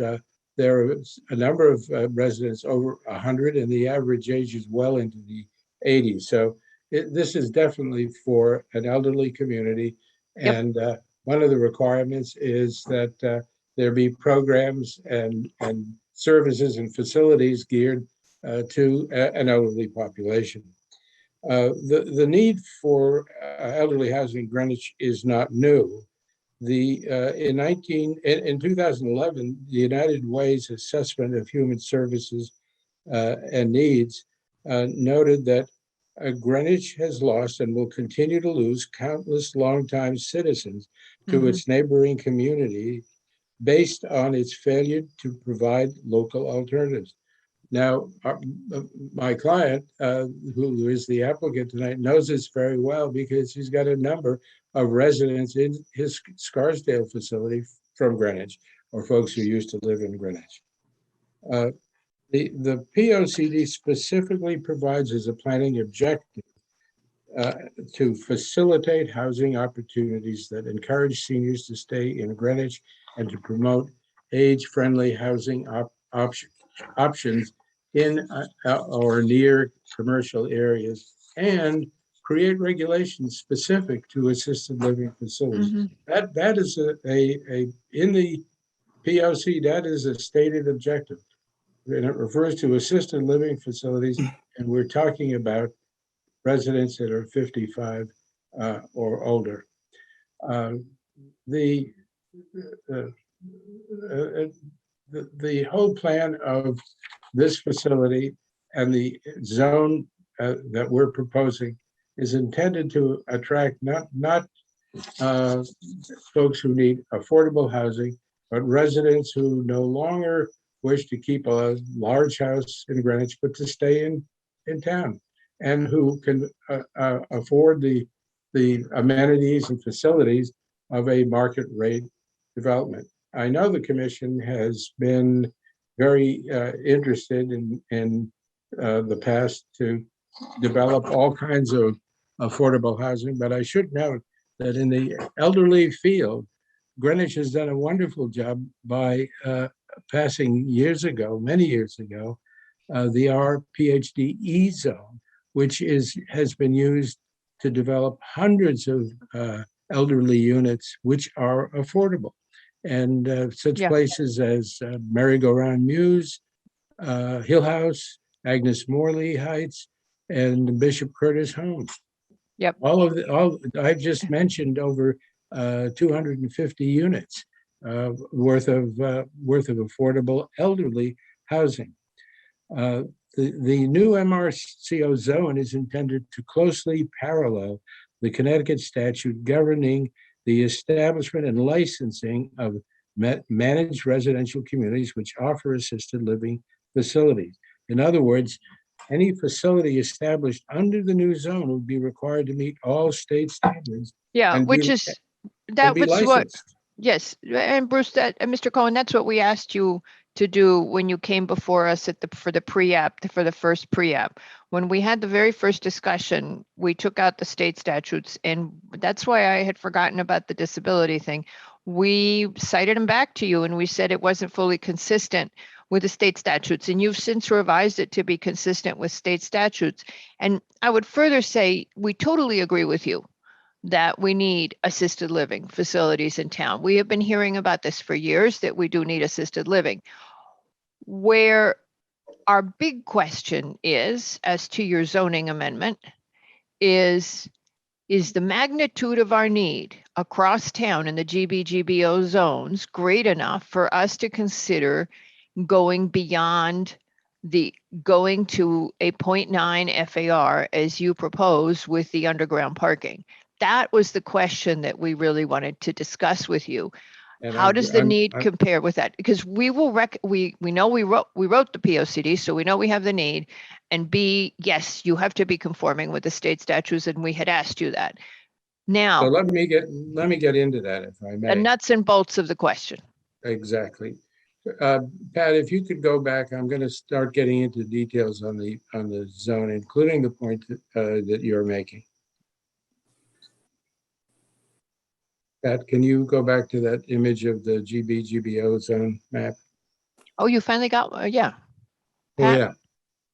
Pat? Hello? Okay, well, you can move on and see when Pat comes back. You know how you had learned to be flexible. There he is. Oh, yeah. An issue that we felt very important in developing this new zone had to be the limitation. Now, back it up if you would. There you go. Limitation of the zone, which is an overlay zone, to being able to be landed only in a GBO zone. And this was intentional because of our belief that this sort of facility requires large common areas for its residents. The GBO zone areas are located generally in central Greenwich, but to some extent along the east and west wings of the I-95 and the Post Road. And the reason is that in all of these areas, public water, sewer, transportation, and shopping are available. Also, these locations are placing a facility like this in a GBO zone will limit possible impacts to nearby residential residents. The opportunities for parcels of such size in these zones being available for managed care uses is not great. And so the benefit of limiting to GBO and GBO zones, the potential for this kind of development has been balanced against the zoning limitation provided in the new zones such as height, FAR, and building coverage. Let me read a little bit from the state regulations that govern these facilities. A managed residential community must make available to its residents the following core services: regularly scheduled meal service for 3 meals a day. So this requires, of course, staffing, a good-sized kitchen, and not just one, but several possible choices of places to eat. Regularly scheduled laundry service. This requires a laundry. Regular transportation for personal shopping and recreational events, such as healthcare appointments. This requires a place for our vans. And incidentally, one question that did come up in the briefing was whether or not transportation was provided to the residents. It certainly is. There is a full-time van available and regularly stationed. No, we were actually not asking about the residents. We were asking about the employees at the briefing. That if you could pick up the employees from the train station when their shifts were starting, we would not need as much parking, and you would not need as much FAR. So one of the things that we're asking you about is, yes, and I appreciate you refreshing the commission on what the requirements are, because it's been a really long time since we heard since we had that initial discussion. But the big question is, would you be able to do with a 0.75 FAR and not have the additional 0.9, and would that work? And that's actually something I'd like you to put pencil to paper on, for example. In other words, the underlying goes up to a 0.7, the overlay lets it go up to a 0.75. The reason you're doing the 0.8888 is because of your parking. You're getting it because of your parking. Do you, in actuality, would a facility of this type really need that much parking? Can it be downsized, and would it work on that basis? We want to be supportive. We see the need for assisted living facilities, but at least one of us is reluctant to have a high FAR. Ms. Albert, let me come back to answer your point after I finish presenting what I wanted to present. Okay, thank you. May I? Yeah, I wanted to get to the point, but okay. Okay. Just hear me out, because I have only one more requirement. Okay. State that we must adhere to, and that is we must provide common use space that is sufficient in size to accommodate 50% of the entire tenant population. That's a state requirement. Mm-hmm. So now, and I'm not going to forget your question. I'm definitely going to come back, but I did want to follow this up with some images taken showing this kind of space at this Scarsdale facility that the applicant has built and manages. So Pat, if you could, we'll quickly go through these so as not to test your patience. This is one of the dining rooms in Scarsdale. There's another one showing the next dining area. This is a bistro for informal and bar eating. The next one shows a library where folks sit and read. And the next one shows another area of a study, which is at the other end of the library. Again, a large area that's used very actively. Next one shows a performance room where there are lectures, concerts regularly scheduled. There's a calendar published every month by the Scarsdale facility with a list of hour-by-hour events that residents can participate in, and this is one of the venues for that. And the next one shows a game room where folks can play cards and I guess shoot pool. And the next one is a hairdressing salon. And the next one is a theater in that same building. So the bottom line, and I'm sort of inching back to answering your question, is why do we need the bonus? Well, we need the bonus for two reasons.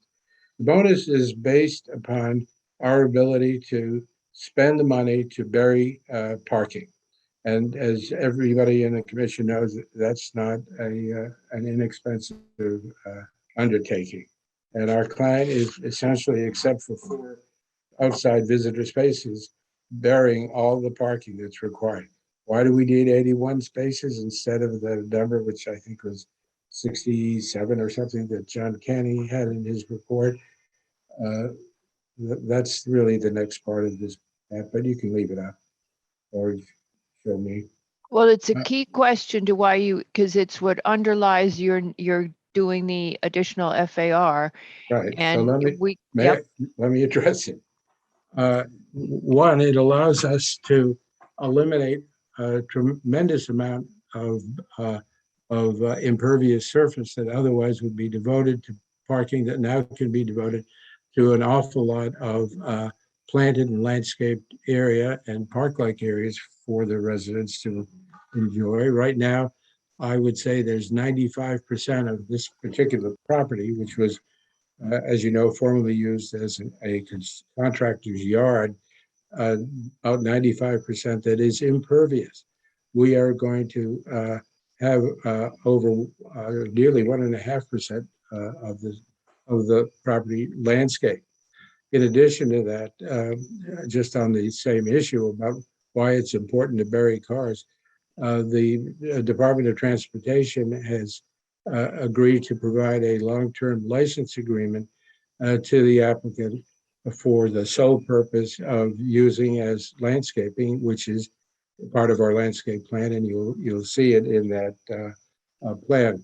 That half acre that we're getting is not included in any of our zoning calculations. In other words, our calculations are based on 2.5 acres without reference to that additional land, which we're going to include as landscape area. So the first issue really has to do with, well, how do you earn the bonus? And the bonus is earned by taking all of your cars, or as many as possible, and putting them underground. Are they too many cars? Have we amplified the number of cars to beef up the FAR? The answer is absolutely not. We will provide you additional figures that show a much broader range of parking calculations in similar circumstances that show that to have been very conservative, we would have asked for, or we would have planned for a lot more than 81. Again, this is partly based on the Scarsdale experience. And the Scarsdale experience is there is almost no commuting of staff by public transportation, despite the fact that there's a bus line right outside on the Merrimack Avenue in Scarsdale. There are more uses made of pooling of drives among employees, but the fact of the matter is that we do not anticipate that there's going to be a lot of employees coming by public transportation. What we do anticipate is, in addition to, and we do know this from our observations in Scarsdale, what we do anticipate is that there are a number of days during the year, and we expect this to be particularly prevalent in Greenwich, in which there is a heightened group of visitors. And I'm talking about holidays, Mother's Day, Father's Day, that sort of thing, in which we are going to be, frankly, hard pressed to park everybody, assuming that the visitors that we can anticipate are similar or greater than what we've experienced at the Scarsdale institution. So that's one reason. How do we earn out the FAR bonus? We earn it out by planting more trees and burying more cars. The large spaces that I just reviewed with you that are required by state statute and which we must provide, particularly to have an upmarket facility, which is what we believe that is our market in this town. We need the extra FAR to provide those big open common spaces. The very fact that we don't have an assisted living regulation in Greenwich, that there has been a demand apparently for such a facility and an appropriate change of regulations. And Katie talked about that at the briefing yesterday. No. I think When we agreed with her, we totally agreed with her, and we Yeah. totally, you heard us say, totally agree that it should not be, that the CCRC, it should not be used, that this makes absolute sense to have a standalone reg for assisted living. Yeah, All of and that, so- I think the commission has no issue with. We're struggling with scale of these buildings across town in the GB and GBO zones. And That's especially why- when I think that this zones exist in places like Byram. Go ahead, Mr. Cohen. That's why this is cast as A, as an overlay zone, and B, within very limited commercial districts. Even a facility of this nature in a GB or a GBO zone may not be appropriate for a number of reasons. And that's why we wanted to talk a little bit too about landing the overlay zone at the end of Old Track Road. However, the bottom line is you don't have to grant a special permit to land the zone if in your reasonable judgment you feel that it's inappropriate for that specific location. So two things: protect the commission, protect the Greenwich, protect the neighborhoods in terms of developing this kind of facility. One is the limitation to GBGBO. The other is that it's an overlay zone. One of the justifications for having a facility like this, in addition to earning it out by burying cars, is not only the large common spaces which are legally mandated for this kind of facility, but also the unusual expense in Greenwich to A, buy land in these zones, and B, to develop a facility like this. And so it seems to me that putting together a zone that provides for zoning bonuses, if these criteria are met in these locations under a special permit overlay review, protects everybody in terms of the potential for future development. A couple of questions arose in the discussion yesterday about you got a big facility here. What's to protect you from converting it to apartments? That was discussed yesterday. The answer is that it's not built for apartments. It's built for elderly. The kitchens are not full kitchens. The common spaces are an impediment to development. So it would either have to be totally gutted, torn down, and then get your approval to somehow approve such a development with clearly deficient parking. Because if this were converted to a conventional apartment house, 81 spaces or maybe 181 spaces might not be enough to satisfy zoning requirements. So we think that the zoning incentives that we've provided in this zone, in terms of how you earn the 0.9 out of 0.75, is a reasonable approach from the commission. It provides a regulation that so far has not been presented to the commission, and whether or not it will lead to a further development of assisted living facilities, I have no idea. It'll be in the hands of the commission, but My guess is it may. There are office buildings in the GBO zone that may very well want to be demolished and converted to something else. That'll be up to a new developer and the commission.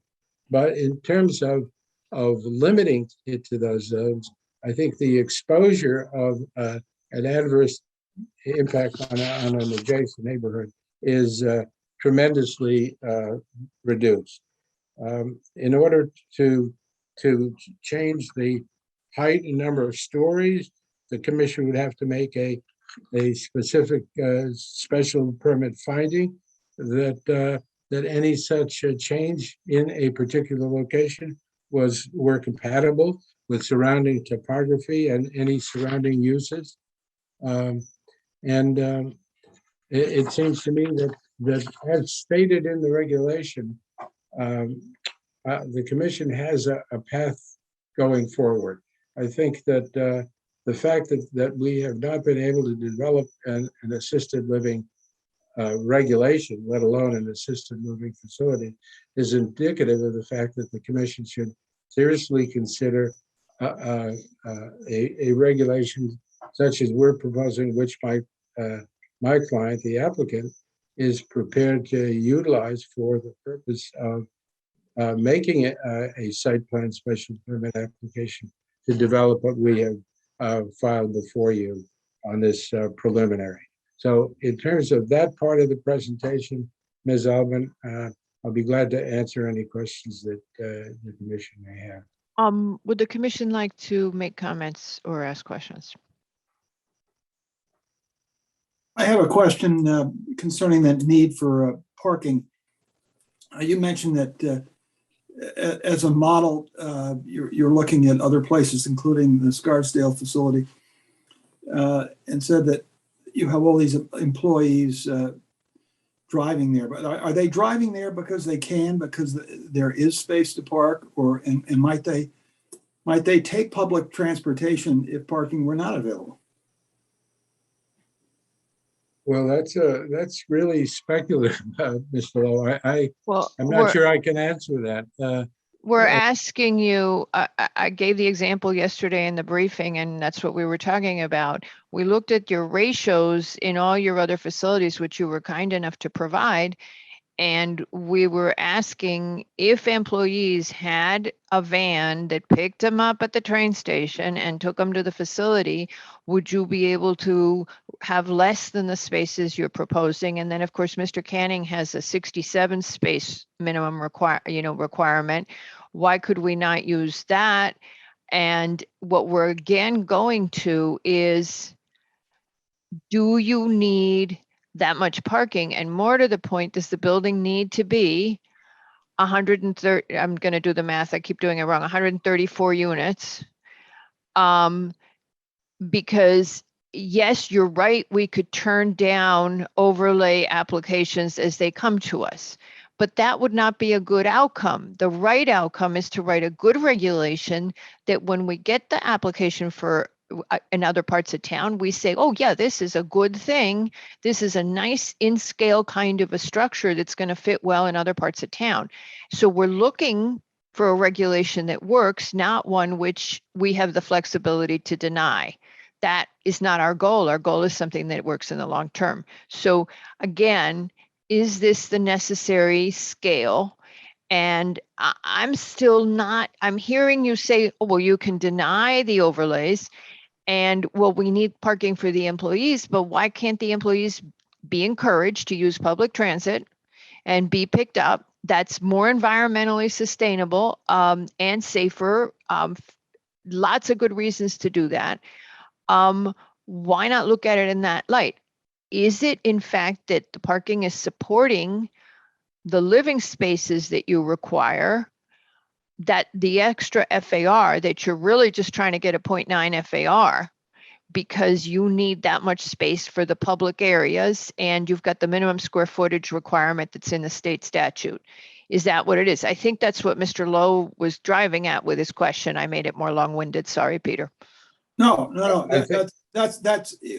That was the beginning, right? Okay. And so, yeah. So I'm asking about the parking because that occasions thinking about the size Well, and scope. you're getting, sorry, Mr. Long. No, that's all.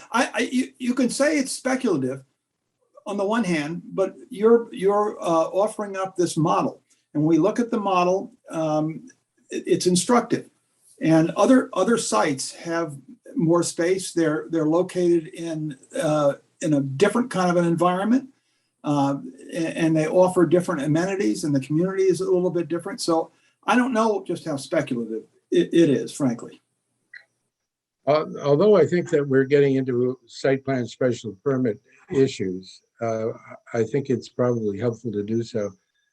Maybe Ms. Alvin, John Canny might talk about the issue a little more broadly. No, then let's not. I just want to get back to uncomfortable with the FAR that is proposed.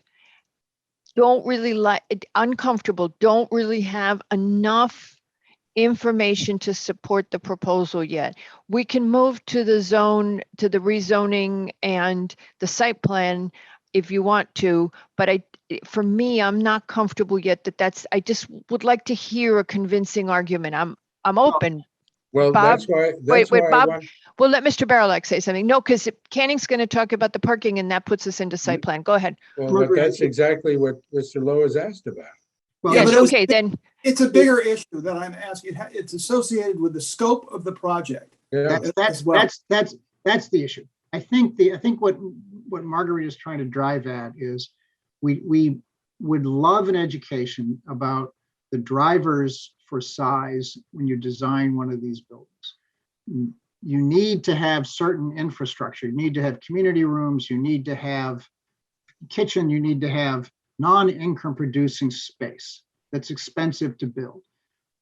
What we don't understand is how many units you need to surround that non-income producing space with to have a minimally sized viable project. Parking to me is the tail wagging the dog in this whole issue. well, there are two questions there. One I'd really like John Canning to respond to, because it does relate to the issue raised by Mr. Lowe, and that is whether or not you can cheat on the FAR by over parking and digging further down and parking more cars, and whether or not in a case where there is available public transportation, do you really need very many employee parking spaces? I'll let John answer that. Okay, but can we later when we get to the site plan? Go ahead. Dennis. What's going to Dennis. happen when the employees can't get to work because the train's not running? Oh, but so their cars could break down, Lucia. I mean, what are you Well, going to do? that's one employee. Okay, I was just wondering if that's a safety factor. Just raising- Listen, I mean, Okay, the I take it people back. at my mom's place took the bus from Hartford, Okay. To Mr. Barilak's point, since you don't want to hear from Mr. Canning yet, I guess. It's not site plan. Go ahead. Well, it was raised by Mr. Lowe. It's still, but be that as it may, Mr. Barilak raises the ultimate question, which is, There you go. despite the fact that you have all of these large public spaces that you have to build, and you see what they are, could they be supported with 10 or 15 or 30 fewer units? My client, who is an experienced builder and operator of this kind of unit, says no. And if it were reduced, I don't think he'd be interested in proceeding with the project. That's how he feels about it. And not knowing anything about marketing assisted living facilities in upscale communities, I can only pass on what he has told me. And I appreciate that. My curiosity in the context of the discussion of the ordinance that you're proposing, the text amendment you're proposing, is to get myself a little smarter about what those economics are and how they relate to each other, so that we can think about what other applications might look like in perhaps one of those office buildings you hypothesize getting knocked down. I think my sense of the commissioners I've heard is that the primary concern here is not that we don't support the type of housing, absolutely do. The concern is let's try to write a regulation that is as broad and as forward-looking and comprehensive as we can. And my sense is that the questions you're getting are more of a plea for education than cross-examination. And I think you said it perfectly, Mr. Barilak. What we want is a regulation that we don't have to be, oh my gosh, we can't let it go here. And that's the concern. It's just, this is not, I'm not sure this works in all of the GBO. And so rather than write a regulation that essentially has to be turned down. Exactly. Okay. Anybody else? Any other comments? Otherwise, I think at this point we leave this open and go on to the next ones. And then we'd get Mr. Kenning. I'm holding you for site plan. Okay. It's not really site plan related though. Okay. I think all you right. should be heard on the issue that it's such Okay, a go ahead. basic issue. Yeah, not it's generally to the zoning, not specific to the site. Okay. So while we all encourage staff to take the bus, limiting their options to just or the train, limiting their options to just taking transit is really not conducive to a good operating business practice. So I wouldn't say we should be reducing parking to compel people to take the bus, because it's going to be harder for this establishment to get staff. Okay. So, but Mr. Canning, I'm going to answer that for you.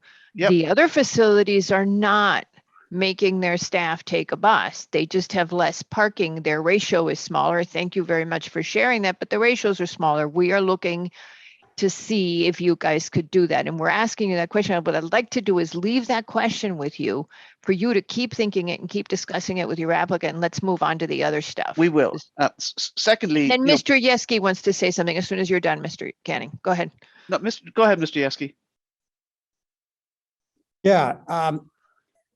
Let me see if I can ask two things of Mr. Cohen. Mr. Cohen, number one, having done thousands of real estate deals, I know there are industry ranges on pro formas, and I think everybody's trying to get educated as to how these facilities work. They've said it in different ways. So my question would be, is there any way your client, and I've never built or been involved in one of these, can provide us with pro formas in an industry that he must know very well without disclosing confidential information? That would be great. We could back in. But more importantly, you've mentioned a couple of times that there aren't many sites in Greenwich in the GB or GBO that would suit a site like this, a project like this. And I was wondering, in the past, when we looked at zoning changes, we tried to anticipate other areas that you could build, maybe not this exact size. We're worried about the size, but something smaller. Is there any way you can identify in a map kind of a situation, given our GBO zones, how many would be feasible to build a project of this size, or maybe some that's smaller? I mean, haven't we done this before on zoning changes where we're trying to identify other areas that would be equal opportunity kind of projects to build on? Or am I like dreaming that one up? I think the reason that I don't think that there is an easy answer to your question is because the map that we showed shows GB and GBO zoned areas in town. They do not show the what would happen if parcels were combined, parcels were divided.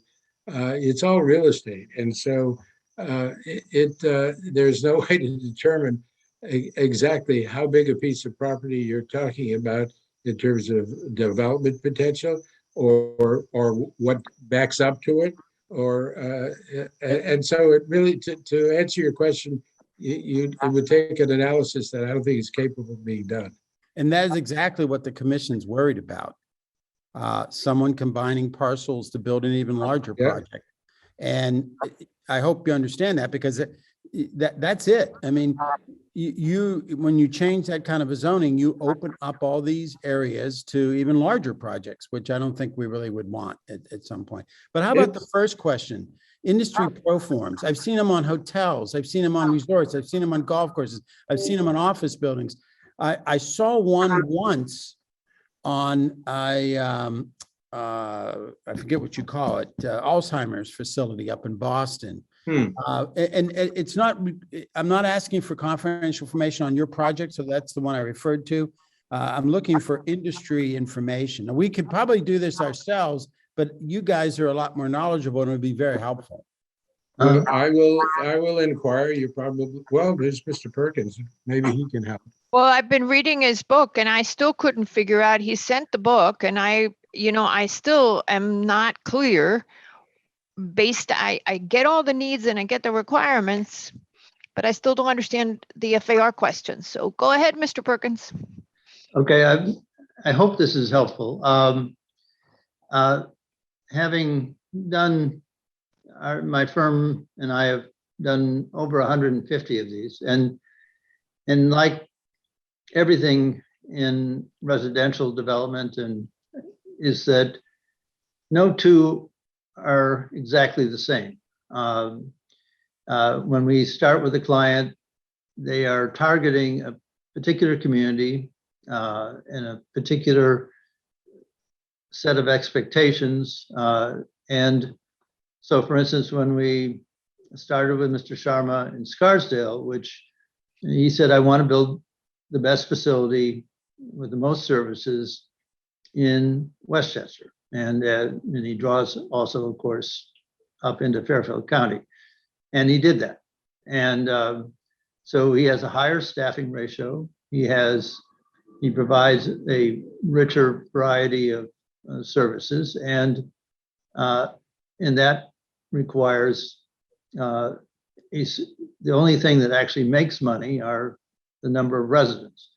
Now, in the industry, they're generally speaking, except in very low cost areas, 90 units is kind of considered to be the sort of the low end of what size people can build. There are plenty of examples of things that are smaller, but in Fairfield County and Westchester and the relatively high cost areas, 90 would be something like a Sunrise. And Sunrise they're a good operator.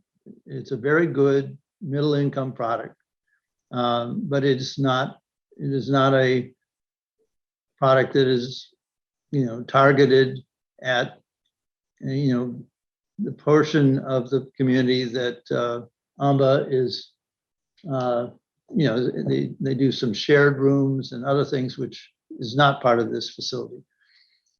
The largest facility we've ever done, and as I said, we've done over 150, is 200 units. So, and we've only done one of those. So the normal range is 90 at sort of the low end, particularly in this region. And in a few cases, 150 at sort of the upper end of the range, because we're talking about a population which are either physically or cognitively frail. The range in Scarsdale, which would probably be very similar in Greenwich, is 85 to 104. And it's people that, either they or their families, have decided that it's not safe for mom to live at home anymore. And that is a specific target market segment. And when AMBA identified this property in Greenwich, he saw the same opportunity he saw in Scarsdale, which was that there was a need for a high-end facility geared primarily to the residents of Greenwich, but it had to be appealing to that part of the population, and that requires more than the minimum number of units. And he also has, because of the typical age of people moving into these facilities when we first started doing them 30 plus years ago, we had people moving in their 70s. Now it's very rare to see somebody moving into one who's not in their 80s. And they they, so there's a much higher incidence of cognitive frailty, meaning Alzheimer's and related forms of dementia. And so this has basically two houses of 15 units each to deal with a higher proportion of assisted living for that particular target population. And that is another thing that drives the unit count. So 134 is not an unusual number, but it is a number that is related to the fact that this is intended to be the best facility in this part of Fairfield County. And 90 units, 100 units, 110 units, in my opinion, and it's just, I mean, but it's based upon working with an awful lot of clients all over the United States, as well as other countries, is not an unreasonable number of units. And if you cut the unit count down, you don't really reduce the size of the facility very much, because there's so much of these common areas that Bruce has shown and referred to. The model in Scarsdale is directly relevant here. It's only 120 something units, but based on that and the much higher land cost here in Greenwich, which is the most I've ever seen one of my clients pay for a piece of land, is what makes this, the economic model here. But the general rules of thumb really have to reflect all the other variables, which are land cost and the market and the staffing ratios. Dennis? Could I ask one other follow-up question? Is there an industry association that represents this kind of real estate facility? There usually is. Yes, there is. What's the name of it? Well, there are two. I mean, there's the nonprofit group, which is is leading age, but there's also Alpha, which is the Assisted Living Federation of America. Okay. And there is. Is that the profit one, the Assisted Living Federation of America? Yes. Okay. No, I'm sorry, that's a not-for-profit. The for-profit one is, I'm having a senior moment. I'm sorry. Well, yeah, I'm not going to say it. No. In there. No, if you could remember it and send it to us, because I usually find this data there, and sometimes there's. There is a lot of published data. Yes. Yeah. I saw one in Boston. It's a couple years ago. I was up at MIT, but that was an individual facility. So I'm hoping that the organizations would have more of an education. Marguerite, you mentioned a book. Do you have a book of something on this? Yeah, I have, he sent a copy of his textbook that he wrote on this, and I've been going through it, and I'm still asking all the FAR questions. You see, I mean, talks about what you need to consider when you do one of these and how you go about this, if you're an architect-y type. Yeah. So the question I have, Marguerite, of us is, as I understand it, our big problem is that if you accept this in this zone, it's relevant to other GBO zones. And I guess being new to rezoning and I know about spot zoning, it just seems to me that there should be a way to write this, or maybe you create a new zone or something. I'm not sure. It just is a little frustrating to say you have to do one zone for all these. I understand that was the purpose of it, but I'd love to figure out if there's some other way around that. But well, maybe Katie can be smart about that and figure out how to do it. You could just do it in the GB and hold it back some more, because this is in the GB, this one, but you can't only zone for one property. You have to do it for a whole zone. And so you essentially, and that's what you do. So we got to write a reg that makes sense. You guys, I would really like to move on to the other two items. I know that the applicant doesn't care any more than somebody cared earlier tonight, but we still have a whole bunch of stuff ahead of us because somebody gave us too hefty an agenda again. Okay, he knows that. All right, so could we move to the next ones? I could get public comment now on the rezoning. And Peterberg, I see you want to talk about the rezoning, and Mr. Camillo. I'm going to call on Fred first because I know he's been on the meeting for hours and hours. So Mr. Camillo.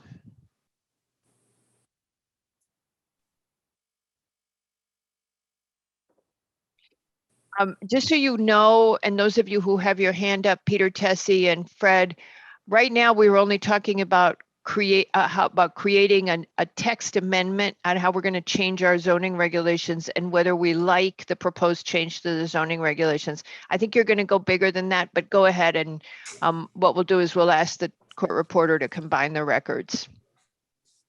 Go ahead, Fred. Thank you, Marguerite. I really appreciate it.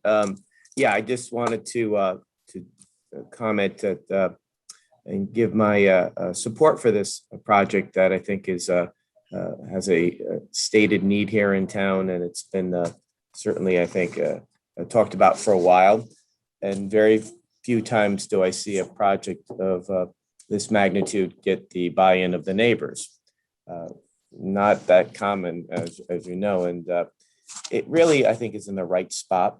It fulfills a need here in town, but it also, again, has the support of the neighbors, and it also economically is an improvement on the town's finances. It certainly brings in more revenue than vacant land. And at the same time, we have a group called Stop the 95 Noise.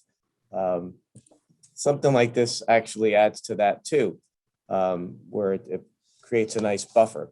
And I noticed in the application, there is a little bit more green space provided there. So I really don't see that much downside to this at all. Again, it addresses a need. It certainly improves the town's finances, and it's in a spot where I think it's very convenient.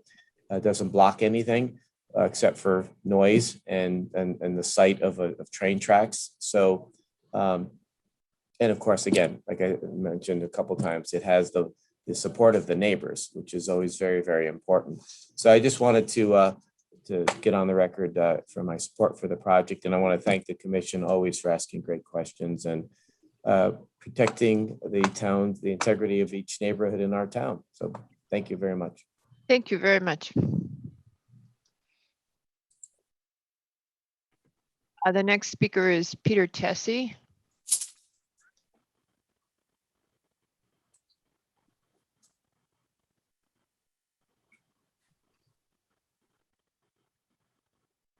Good evening, Madam Chairman and members of the Planning and Zoning Commission.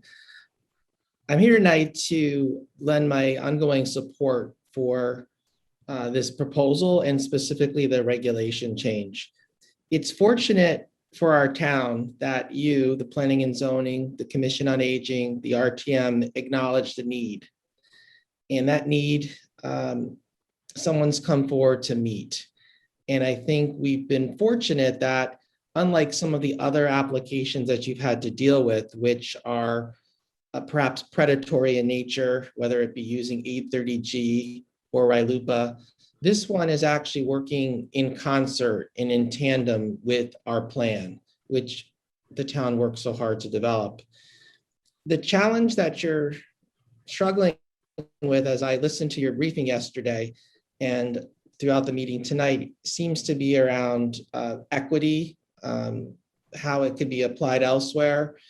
I know that you mentioned in prior discussions the nonprofit providers, which seem to be given a certain level of expanse versus a for-profit. And I think we have to keep in mind that the wonderful facilities like Hill House are subsidized. They're subsidized to the taxpayers through state bond commission funding. So when you look at this in totality and very broadly, aside from your general business or general business overlay, but just in terms of facilities, if you're going to compare to the not-for-profit, and this proposal is going to seek parity, know that they're subsidized in nonprofit through taxpayers. So I heard the other day, someone mentioned if we give them the additional FAR, are we subsidizing them? And perhaps it wasn't meant the way I am interpreting it, but I just put that out there because I do think each carry with it liability. The taxpayers fund not-for-profit.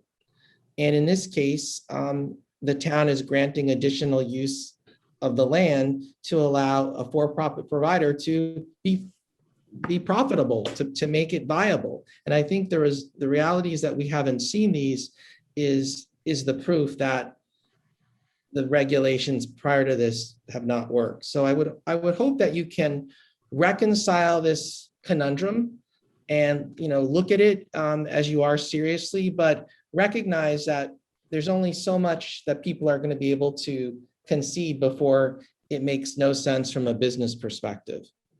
And I hope that I know we have the capacity in this town and certainly through the great minds in your commission and the staff to make it possible. Because again, unlike some of the other things you have to deal with, this is coming in a very collegial way, compatible with a need that's been identified. And I hope that we can satisfy that for generations to come. And as I listen tonight, I know that it's 55 and up, and I'm doing the math. I'm only 2.5 years away from being eligible. So by the time you approve this, by the time it gets built, I might be able to get one of the first rooms.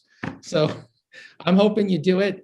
It's needed. And in all seriousness, there has to be some acknowledgement to that Greenwich is a unique community. Land values are high, and it's hard to necessarily compare us to other areas. I think Mr. Perkins pointed that out, but I hope you'd really take serious consideration to that fact as well. And thank you for your time tonight. Thank you, Mr. Tessie.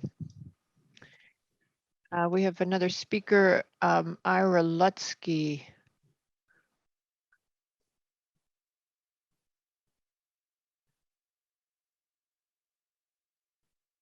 All right, I don't know what happened to Mr. Lutsky. There he is. Okay, Mr. Lutsky, would you unmute? Or there we go. Go ahead. You can speak Thank now. you, Madam Chair, members of the commission. I just thought I'd follow on the, I'm not confident about zoning or anything, but I would follow on the Mayfly. You're coming in and out, Mr. Lutsky, and it sounds like you've got wind behind you. That would be my desk fan. Sorry about that. Okay, that's better. What to follow on Mr. Tessie's remarks and the individual who spoke before him. I live in the Viewstone Condominium Association, which is the closest condominium development to the project. And I would just read my letter that I wrote to the commission earlier today for the rest of the listeners. All right. My name is Ira Lutsky. I am one of 10 units owners in Viewstone Homeowners Association at 60 Spring Street. I am writing on behalf of myself and 8 of my fellow owners. I am not writing in my capacity of president of the association, as I know the unit owner of Unit 1 has expressed concerns as to the size of the project, stating if it was smaller in scope, he may be agreeable. My 8 neighbors and I pose no objections to those concerns, but are willing to accept the project even if the scope were not reduced. With that being said, it is my understanding that the size of the project has been reduced. In my conversations with Mr. Sharma, he stated that he reduced the building size and unit count from plans previously presented at P&Z's October 5th, 2020 pre-application review. I understand the building size has been reduced to 0.89 far from initially requested 1.115, which I guess you're discussing right now. The facility will now be 3.5 stories instead of a full 4-story building. Half of the 4th floor has been eliminated altogether so that the first couple of Viewstone units, my condominium, on Spring Street, which are at a lower level of elevation, will benefit from this. In addition, Mr. Sharma will give an undertaking to plant tall evergreen trees of our choice not only in the section of Spring Street where Unit 1 has a concern regarding screening, but all the way up to the dead end so that Units 2 through 4 will also be screened. Mr. Sharma has shown good faith in making these modifications to the project. They do address concerns raised. As I previously stated at the October 2020 pre-app meeting, my neighbors and I feel the project will result in a major improvement over the existing barren, dusty, and noisy commercial tract. We believe the well-finished facility and the extensive landscaping will be aesthetically pleasing, and the building will also serve to buffer the noise from Metro North tracks and I-95 as well, which is very important to us. So that would be a great benefit. From the numbers we have seen and the nature of the facility, we are not concerned with the incremental traffic. On balance, with all factors taken into consideration, we believe that this assisted living facility is quite possibly the best use of Old Track property, and we encourage your approval of its development. Thank you. Thank you very much, Mr. Lutsky. Peter Berg, you had your hand up. Do you want to talk about the, you're probably not, you want to talk about the concept in general, I would guess, but you had your hand up, so I've just promoted you to panelist. Or I think I have. There he is. Peter Berg, you had your hand up. Do you want to go ahead and speak now?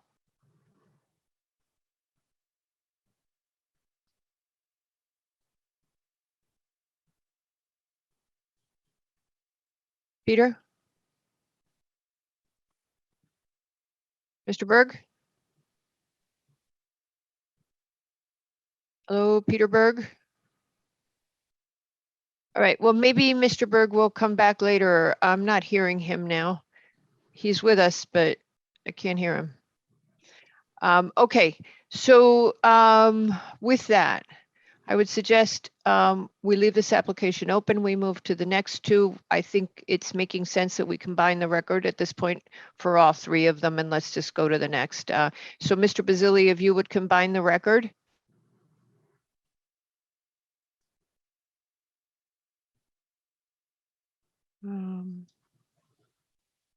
Mr. Basili? Okay, there he is. Hi. Yes, that'll be fine. All right. Yes, of course. Okay. All righty. Okie doke. So with that, let's go to, we're going to combine them all. I give up. So we're going to do Ramanamba now for the zoning map amendment and also for the site plan and special permit. And we're going to try to get through with just giving you some comments. Mr. Cohen, if it's approaching 10 o'clock, we have a lot more applications. I mean, we don't want to cut you short, but on the other hand, I think we've all looked at the material. Do you want to go ahead, Mr. Cohen? Yes, the second item to be addressed is to amend the building zone regulation map to rezone a 2.5344 acre parcel of land at 0 Old Track Road from the GB zone to the GB-MRCO zone to accommodate the proposed development of a managed residential community as defined by section 19A-693 of the Connecticut General Statutes. And Pat, if you could show that the zoning map.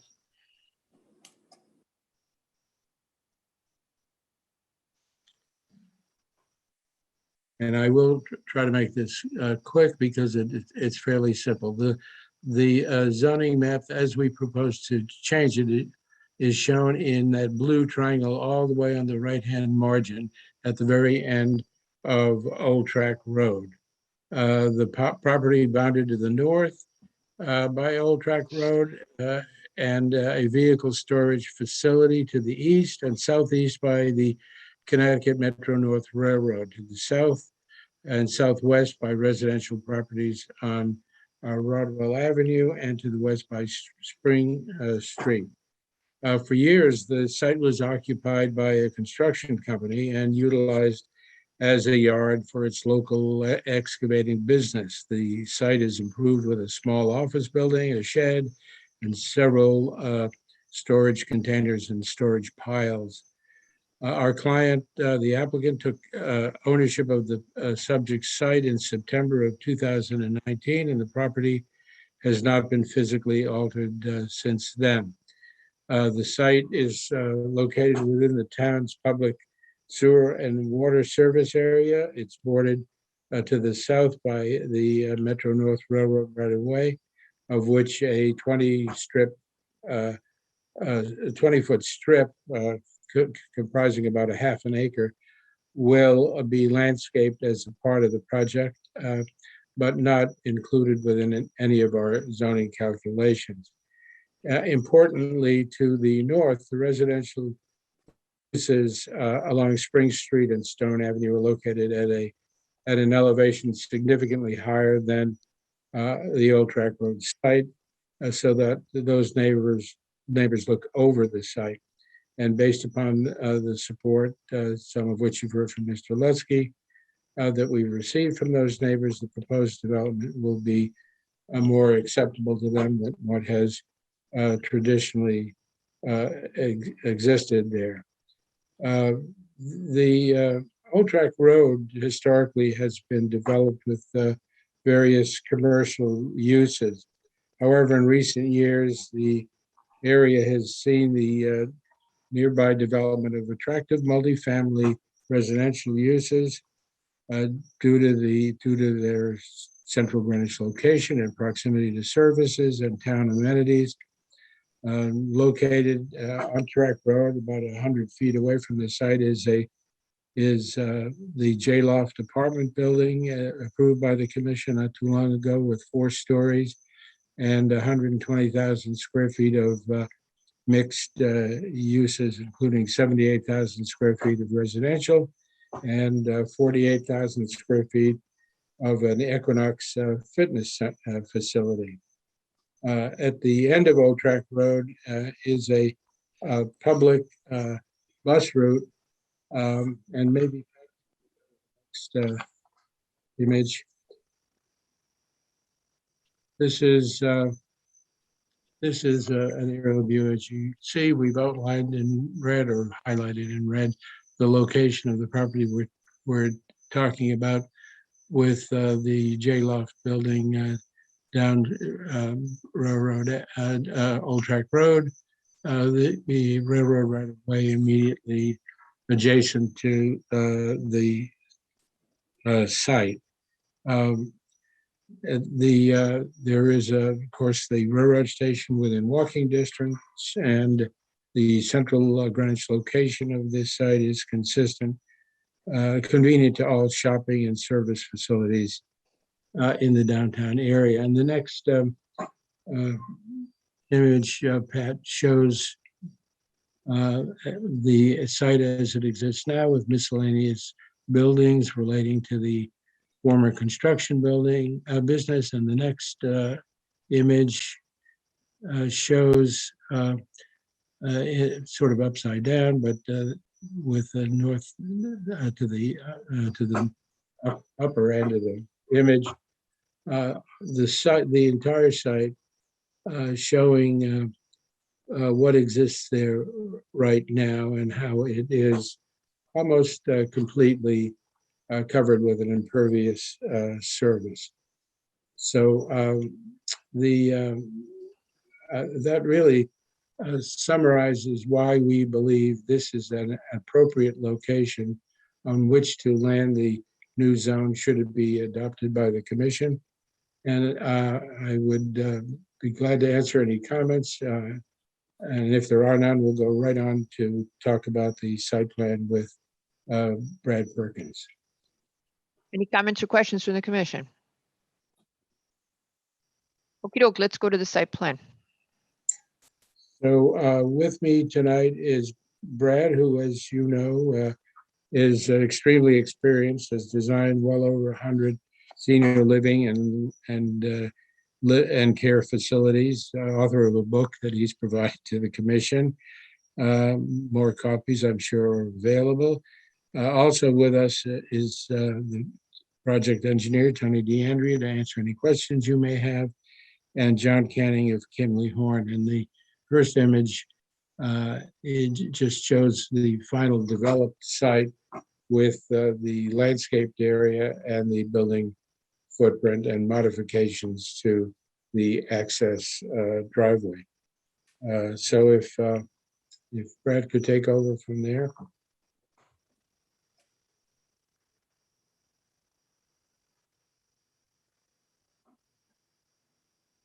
Thank you, Bruce and Madam Chair. Just one correction, Bruce. We've actually done 650 senior living facilities. About 150 of them are assisted living, but we've done CCRCs in pretty much every other form. I think the commission is really pretty familiar with this so I'll try and be very brief and quick through here. We have continued to modify the site plan to reflect, has got into more detail with Tony Deandra and on all the site engineering, and with the decision to put all the parking underground so that we could maximize the amount of landscaped area. There were a couple of things in the briefing session that I should just briefly mention. There was concern about the impact on the vegetation and the slope. We're actually not cutting into the slope. We're working with the contours. As I think Tony will verify, there are only about 5 trees, 2 of which are reported to be dead, that are affected. And we are, as I think has been stated, the landscape plan includes adding over 150 trees back into the site, including the screening for the condominiums above. So that issue that came up in the briefing really is not an issue. It continues to be, it's an extension of Old Track Road. The building is set up with 2 courtyards. The first one, as I think most people are familiar, is set up as a contained courtyard for the dementia care, the 2 15 unit houses. And this is very similar to the Scarsdale facility. And then it continues on to a second courtyard with the entrance and the porte cochere into the facility that serves the other 104 units. Next.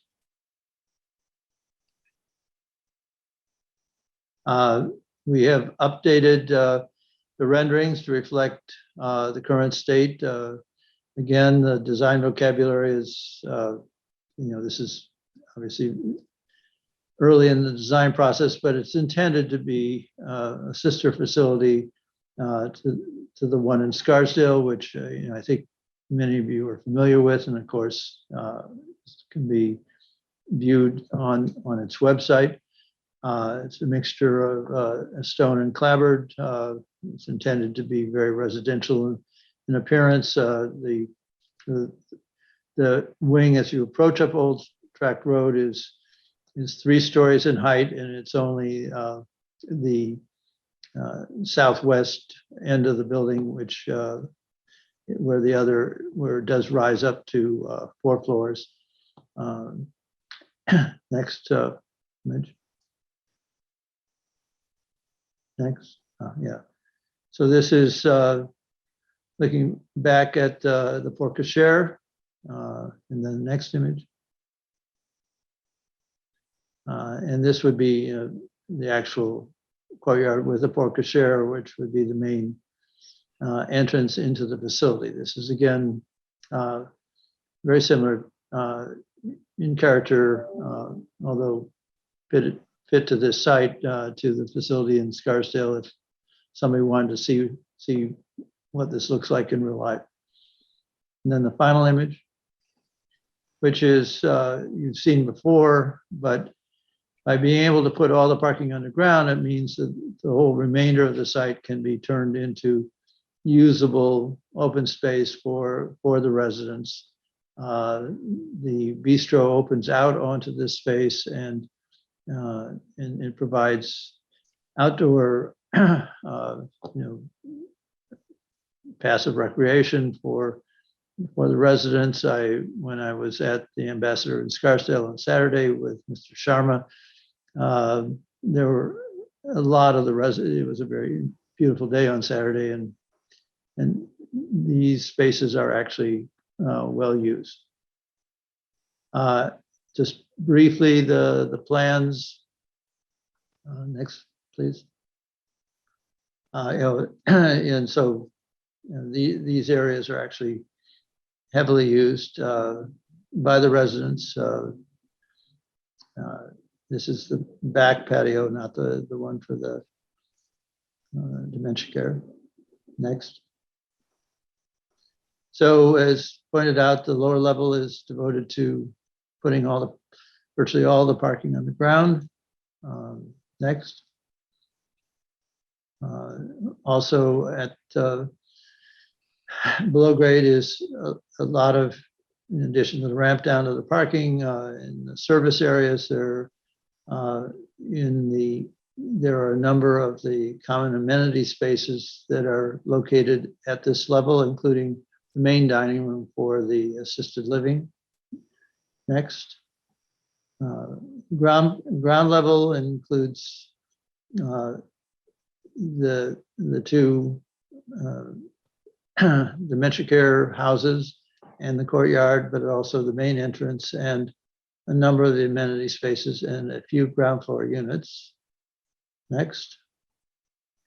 And then there are 2 floors of the assisted living, which of course has been described or targeted specifically for a frail elderly population. And then there's a half floor. Next, please.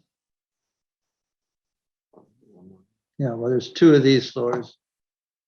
So good.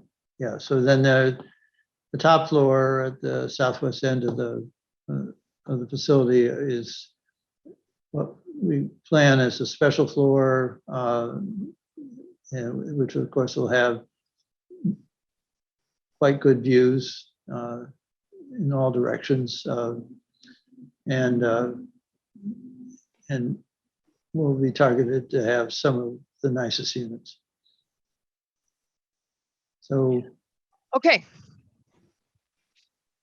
Is that good summary? if that's up to you, Madam Chair. Okay.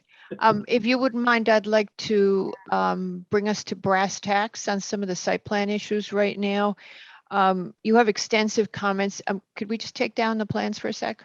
Okay, so you have extensive comments from the sewer department that need to be addressed. They relate to the horseneck system and the sustainability. They are looking for flows. I realize that you can't give them flows on the existing site, but you could give them flows from the other properties that you've listed as examples. So if you all could do that and address the quite extensive sewer comments. The biggest thing is that they say is the concern regarding the strain that the development may place on the sewer capacity. And of course, you know that you have to do the connection. The next thing is the ZEO had asked you to advise to provide additional information to show that you can exclude that terrace area from the FAR as it has been changed. In addition, you have comments from DPW prior to approval that you revise the drainage and also that you address the turnaround. I think Mr. Canning has probably seen them. You need to address all of that on the site plans. Oddly, Conservation of All People notes that there are some encroachments that exist now and that could potentially and continue to exist. If you would just look at those site encroachments and just make sure it's coming from conservation, not her area, but it was an interesting observation, so I'm giving that to you. The other thing that she comments on is the sustainability. Oh, hold on, because I want to go back to a couple of things that conservation said. First of all, there is an area that she says is environmentally valuable, which is partially lost with the development, that if y'all were to consider making the building somewhat smaller and dropping the FAR down a little bit, you might be able to preserve that area.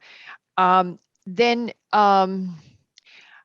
to let, until you've addressed the stormwater management with DPW, I think we can skip those comments. But she notes that exactly where you might want to absorb the noise generated by the trains, you don't have that much planting in your landscape plan. So you might want to consider revising that, because I think your residents may be very grateful for that, for those of us who live near the highway and the train. The last thing is, if you would consider greater sustainability.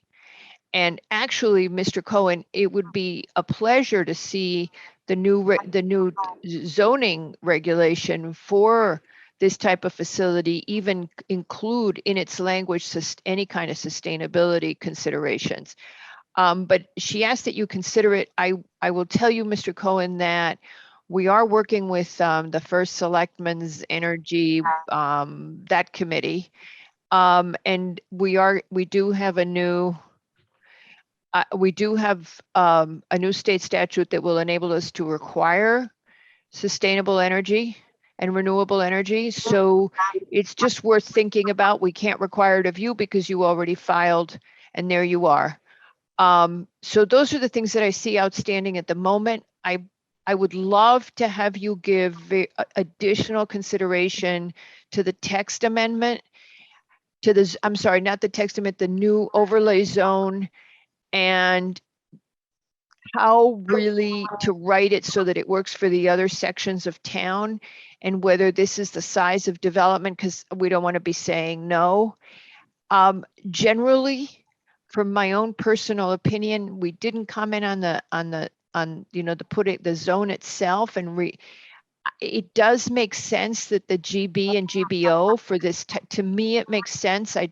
Obviously, we're not voting or deciding, but to me, there is a great logic in having this be in a fairly developed part of town that's accessible to transit, so that staff can get there by public transit, which we, of course, would like to encourage.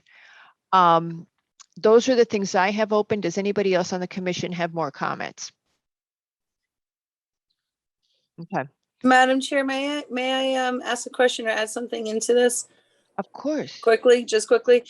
So I'm just thinking of the other occasion dealing with housing that the commission went to the 0.9, which of course was the moderate income. And under that scenario, as you know, we spent a considerable amount of time over a year debating the scenario where that would be appropriate. And I think it's a high bar to meet that 0.9 scenario. Obviously, it involves affordable housing and the top floors, a setback, etc. So I wondered if there was something in the applicant's proposal that you felt was lacking, just in terms of sending them away with homework. So some of the things that I think are positive, based on the conversations that you heard me speak about yesterday at the briefing, the additional landscaping, the underground parking. So one of the things that was included in the 6110 that's not here that you might want to consider is the stepping back of upper stories. So are there scenarios where, to the point you were making, that it might make sense on this property for the project, but if a project was going to come before the commission at some other location, are there other things that would make it more palatable in order for you to be comfortable with the 0.9? Perhaps not to be answered now, but something I think for maybe the applicant to think about for next time. Does anybody have anything that comes to mind on that?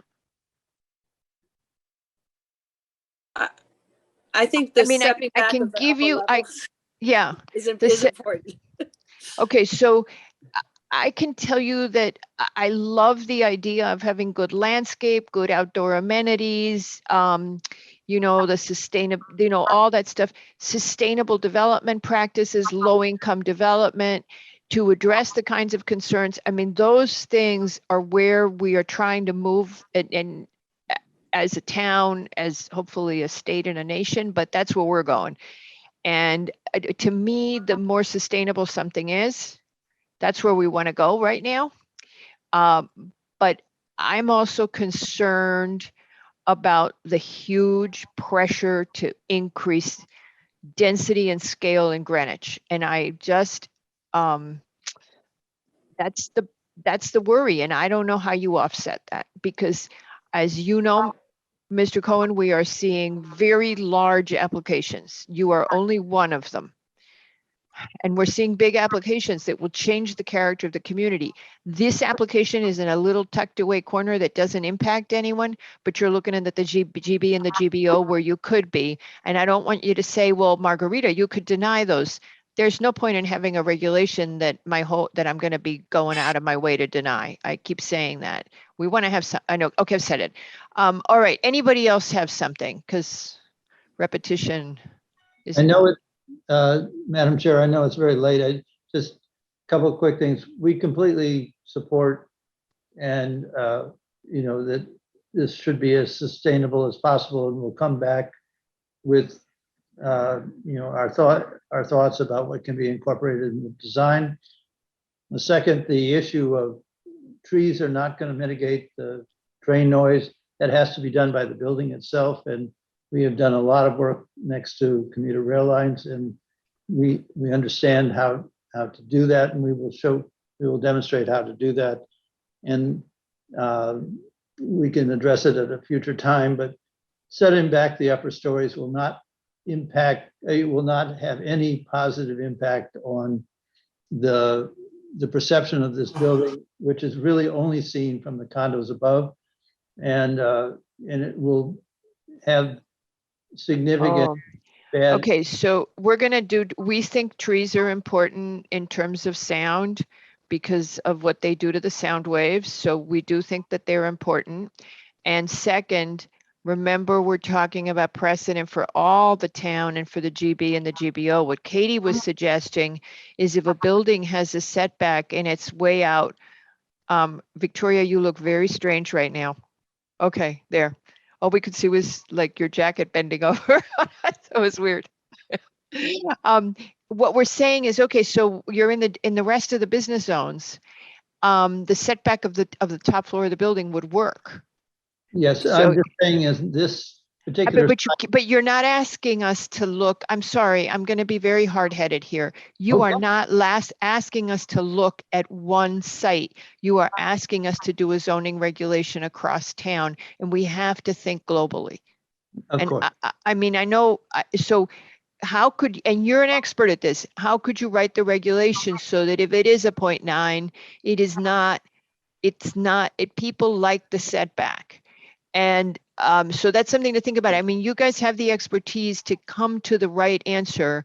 And I appreciate the fact that you're trying to work with us and with our desire to protect the scale of Greenwich. So you guys have the knowledge. Katie, go ahead. Yeah, one other question might be, just generally speaking, in the other zones, and Mr. Perkins, this is really directed to you. Is there a scenario that you could see in those other zones where a 0.75 would work? In other words, my comments at the briefing yesterday was a lot of assisted living facilities came to speak with me over the last seven years, and they all said that they 0.75 is extremely difficult to work within in Greenwich. So is there a scenario that you could see on other properties where 0.75 works, or is it always going to have to be 0.9 and people will just figure out a way to get there, kind of thing? So not to be answered now, but I think that would be something that would be of interest. And in Greenwich, you are going to be charging a lot. You can make the development smaller. You can charge a lot of rent. So you recover the cost of your real estate. This is the argument I made when you guys came in for the first pre-app. You recover the cost in part through the rent. And my knowledge of assisted living is every time you go and you give somebody 2 pills, you charge $40 or whatever for the hour. That it's true. It's all the additional services that are very profitable to an assisted living facility. It isn't just the number of residents. It is the additional services. So you've got 2 things, a higher rent. I'm not asking you to come in on economics. I'm asking, because I know I'm out of my league and that I'm not supposed to do it. I'm asking you to just think about the scale and how the scale works in town. I can't say it to you enough times. And with that, can we leave you open? Dennis, go ahead. And Mr. Lutsky, you already spoke once. If you don't mind, I'm not going to call on you. Go ahead, Dennis. And Dennis, you're muted.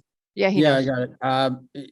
Another thought, this project has a lot of open green space that they want that because of the amenity to the residents and No, they're therefore required to have it. Yeah, but where I was going with that was to take a look at their open space green space and maybe, I don't know whether that fits, but increase on the, I guess, is there any excess that they're providing that would still fit their site, but would make it required in other sites in other GB areas? You know what I mean? I know they're required, but I haven't looked at the numbers, but is there any excess that we could then say you need this much, you have it, you're okay, but we want to make sure that would force other sites to have that kind of open space and green space? Yes, Dennis, I agree with you. And that was something that we touched on previously, which is that maybe there's a minimum lot size requirement that gets thrown into this thing, because to the point about the FAR, it probably won't work on a small site, I wouldn't think. And people are going to want to build bigger buildings, but if you have a larger property, the 0.9 might be okay, because it looks Right. less, it looks It's, smaller, yeah, because bigger. you have bigger open space around it. So maybe there's a minimum lot size. And then for- and to that, they have to factor in that, as you know, the state statute requires a certain amount of total open space per person, per resident, as well as a certain minimum square foot size in their units is required. And we know that. I mean, we did read the statute. It was a while ago, but we all read it. And so they have to have that. So those are the kinds of discussions.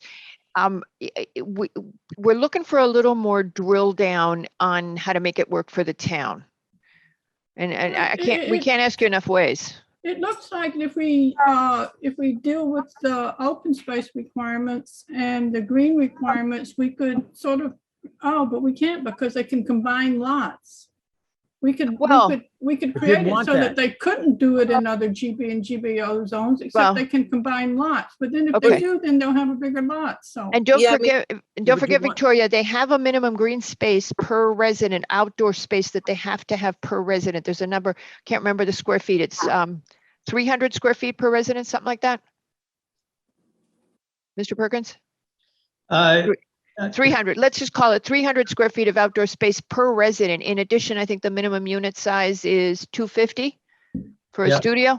So you already have all that built in. So it's how to think it through. Can we just leave you guys to put on your thinking caps so we can do the next 6 applications? Yeah, absolutely, Ms. Albert. But let me just picking up from what Katie had to say. We've been working with Katie.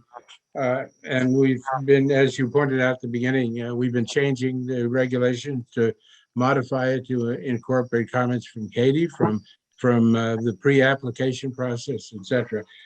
The items that you gave us to work on, the list of items, sewer, ZEO, DPW, all that, we'll do that. We're glad to do that. All those are site plan issues. Clearly, you're not going to decide, let me finish. You're not going to decide the site plan special permit until you've decided the zoning amendment. We'd like some direction from you, even if it's to work with Katie toward picking up some of the comments that we've heard tonight.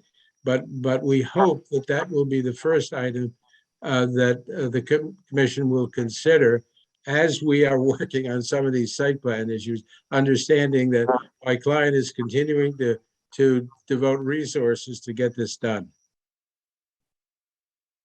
Well, does anybody want to give guidance? I think I've guided all night. You have guided the heck out of it, yes. Okay, does anybody else want to give guidance? Oh, I think they all agree. So the Well, then bottom we'll- line is, we want you to keep working on the scale, because if you're thinking about the zoning amendment, you can sell us on the 7.5 to a 0.9, come in and really convince us, or you can continue to work the issue to something that does not go to a 0.9. That's, I think, the thing we would say to you with Katie. And if you do a 0.9, what kinds of considerations would you add to it? This is Katie's question, so that you get a fantastic outcome at 0.9.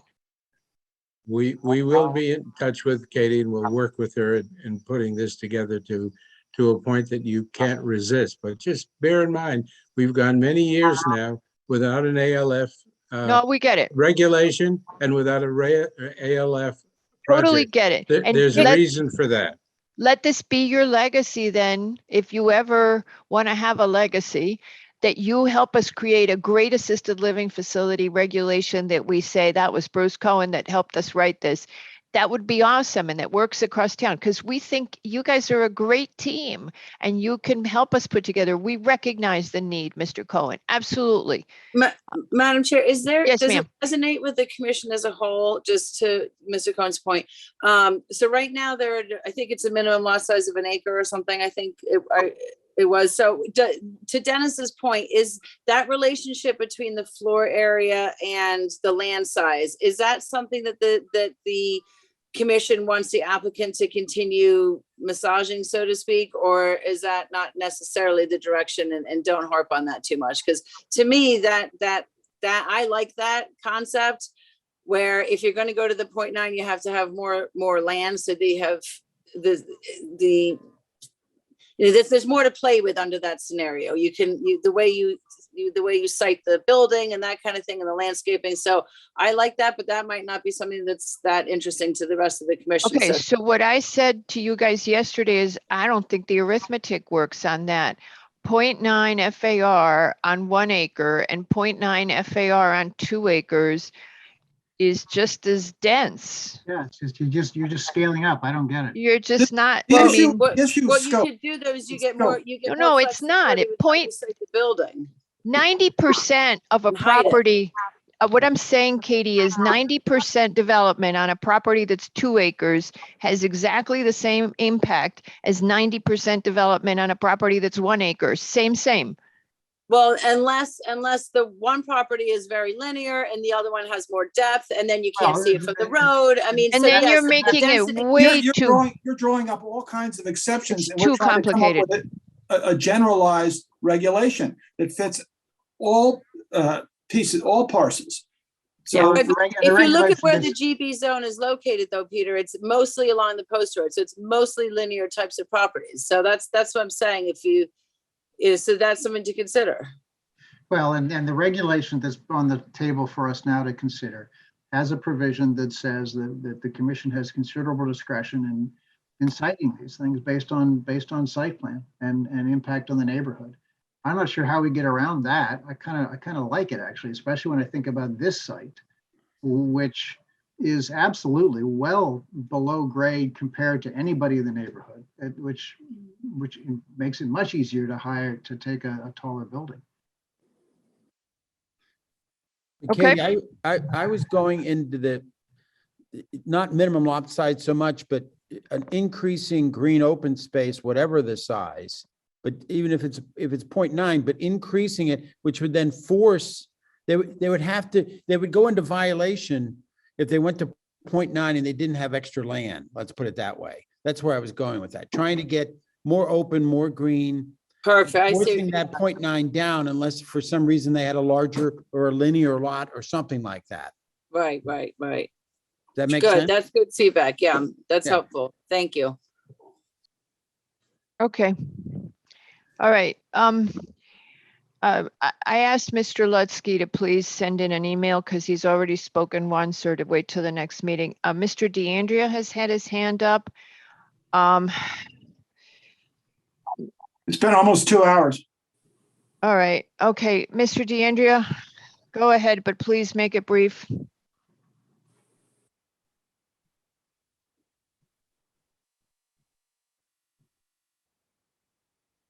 Mr. DeAndrea?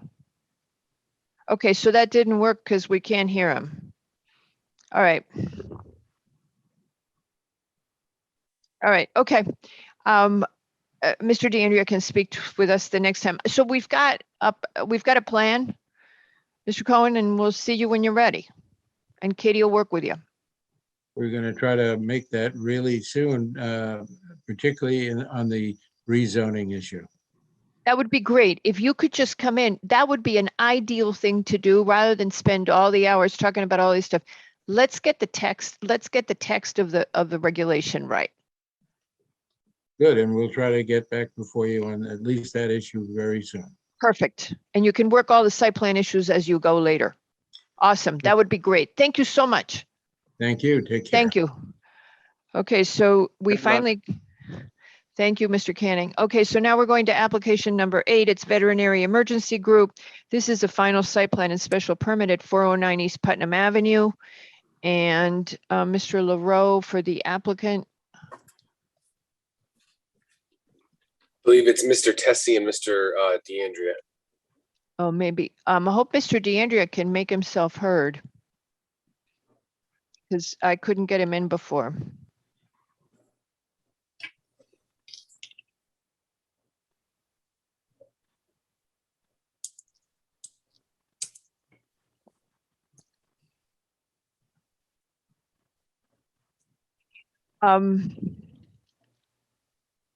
All right, so we're going to try to see if we can get Mr. Tessie to move along here, okay?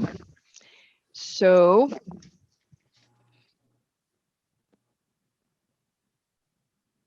first we need him to come in.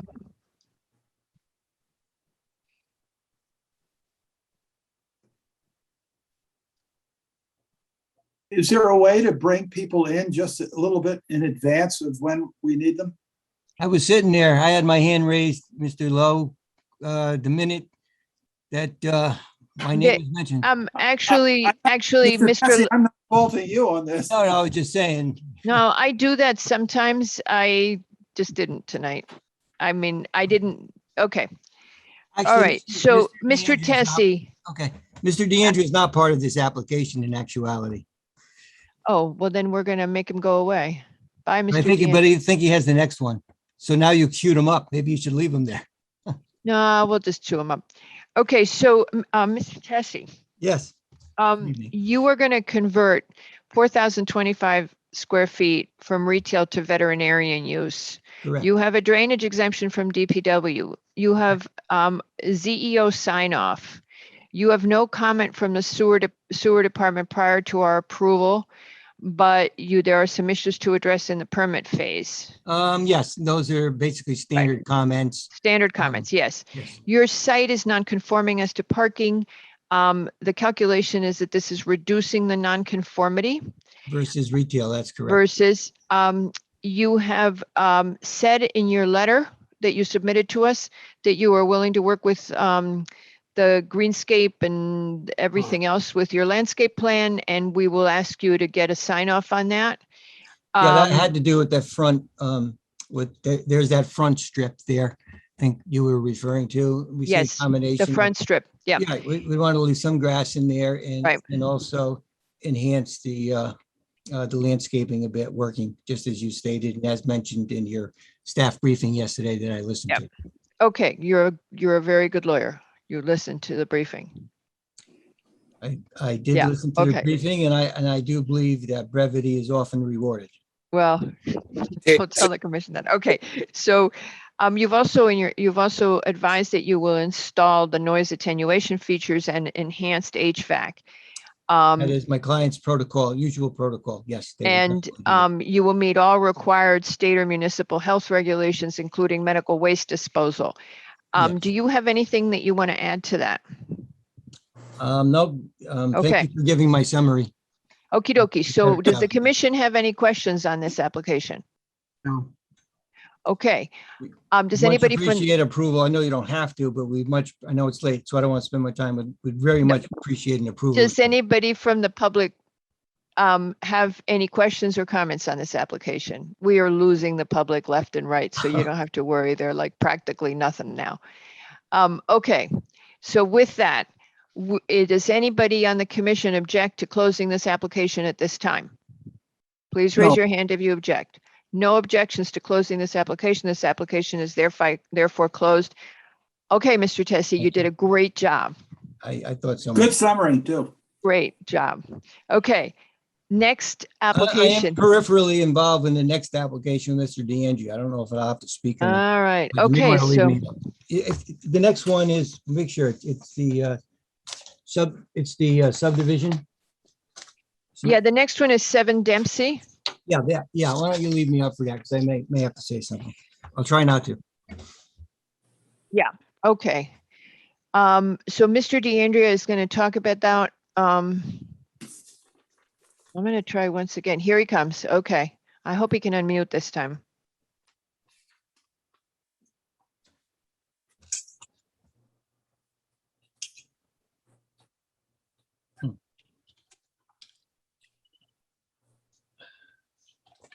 He says he's coming, but he's not here. Oh, All right. Okay. There he is. Okay. And now, Mr. DeAndrea, if you would unmute, you don't have to turn on your vid. We're fine with that. And try saying something.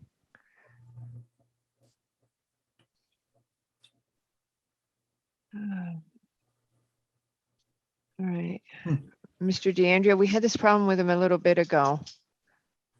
And Mr. DeAndrea? We can't hear you.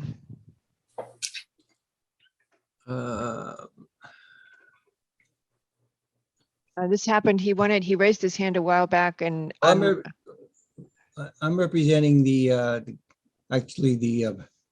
contract purchaser of the property and working with Tony. I listened to your comments. This is Tony calling me. Okay. I guess he can't get So Maybe I here, can put him on speaker. there you go. Tony? John, Yeah. I can see you, I can hear you, you got my name up on the board, but you're not listening. Nobody hears you. Okay, so, I don't know why. okay, so, Rita doesn't want to hear me. I don't know. No, she loves you.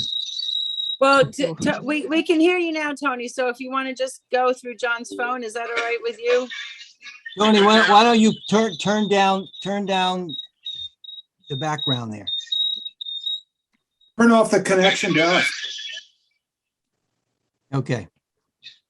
There you Is that go, better? Tony. Yes, thank you for everybody. All right, go ahead. Now I can't hear you. We can all hear you, Tony. All right, here we go. Okay. We are representing Pablo Calderini, who is the owner of the 12.27 acres in the R82 zone. The commission approved a subdivision of 2 lots in 2019, and the map was never filed. So today, we are asking the commission to reapprove that subdivision with one minor adjustment to the lot lines. The lot lines that we're proposing to revise would reduce the width of the access way to 25 feet and result in a minor increase of 6,385 square feet to the fronting lot on Dempsey Road. Tony, try to talk up more. Oh, We're losing you. Is he in his car? Square feet on the rear lot. I don't think so. Hello, everyone.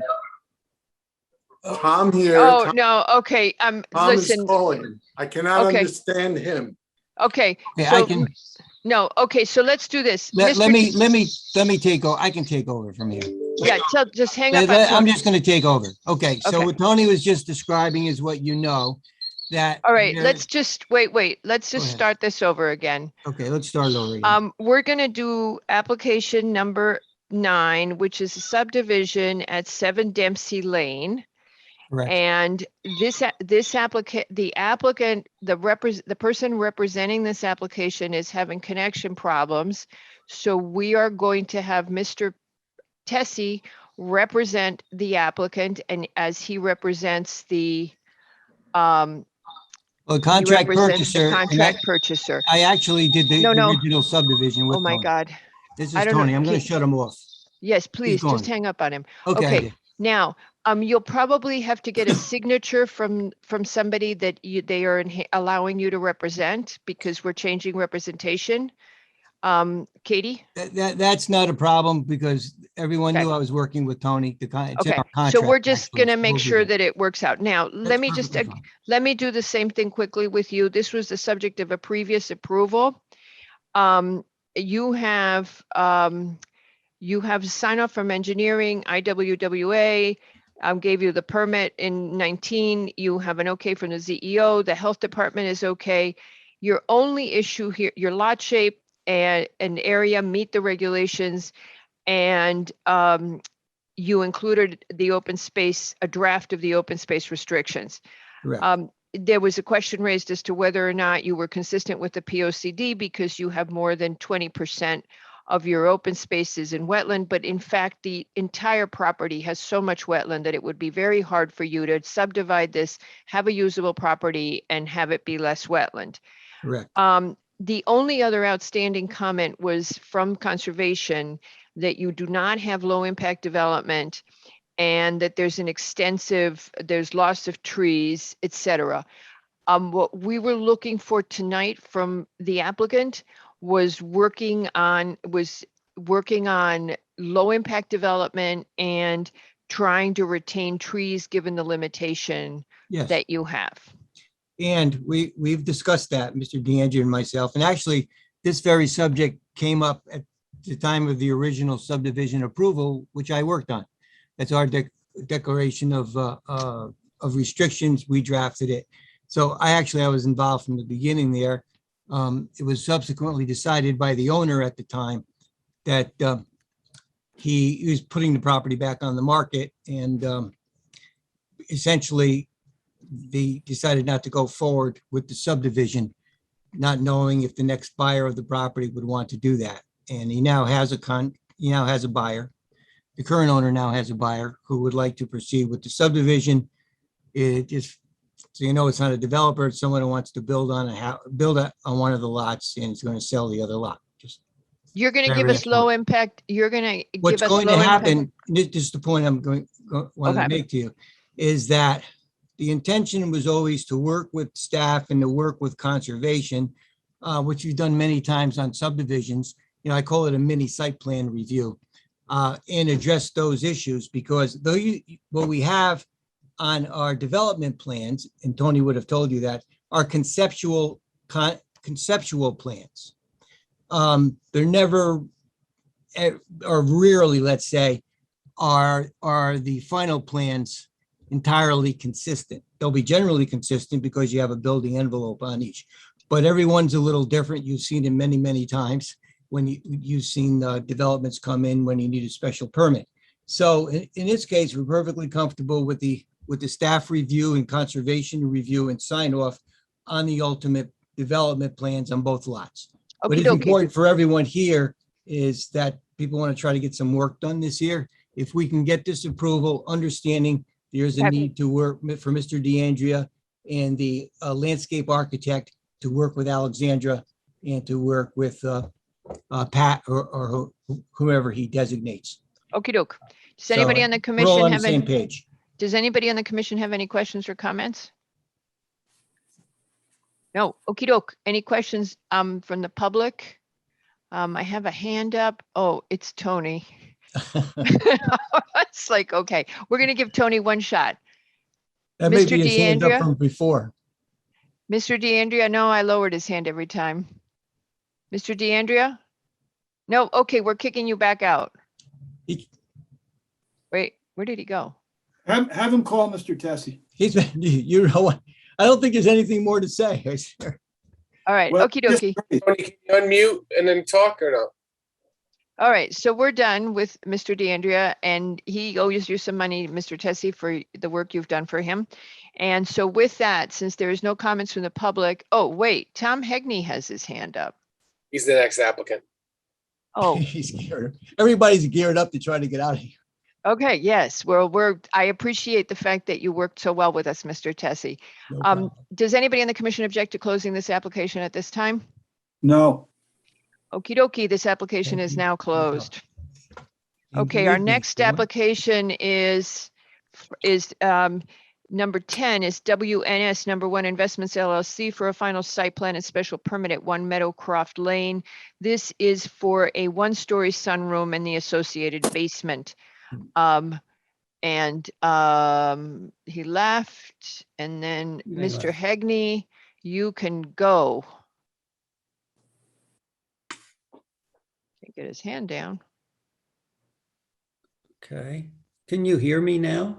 Yeah, Yes, I we can hear you. Yes, we can Yeah, I hear you. don't see me showing up on the screen, but that's all right. Mr. Vazili has his hand up.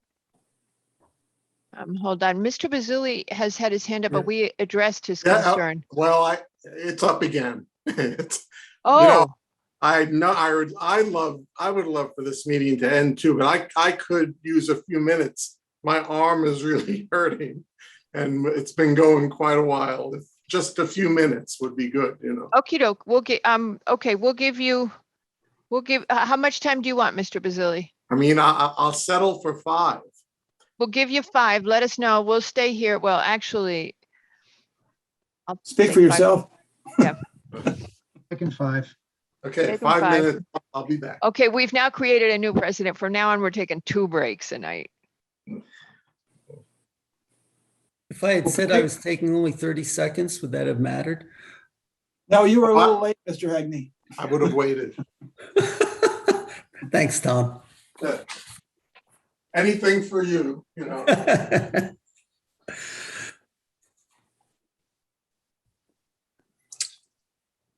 So Tom, what's new?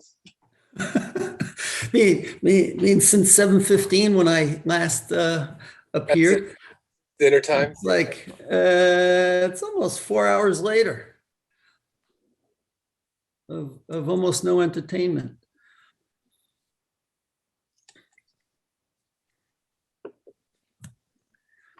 Well, this is the last one, right? Because John continued his. Oh, is there another one after that? More Mr. Flannery? No, I don't think it's Bernardo Luciano. Brian McMahon's got one more from Redness.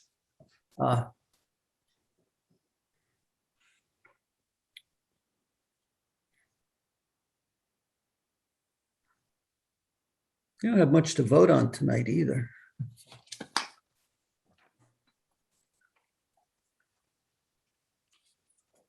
Well, None Well, of sure. mine.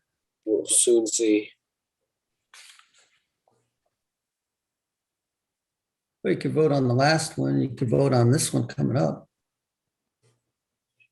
Optimism is a gift, Mr. Hegney. You know?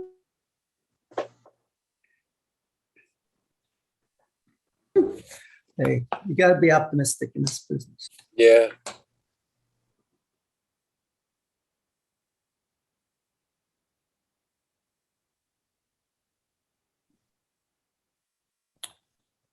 Uh-oh. Uh-oh. Uh-oh. You lost your Yeah, I lost my signal here. It happens Okay. at the office. I'm going along at 450 megabytes a second, and the next thing I have 5 megabytes a second, which is not good.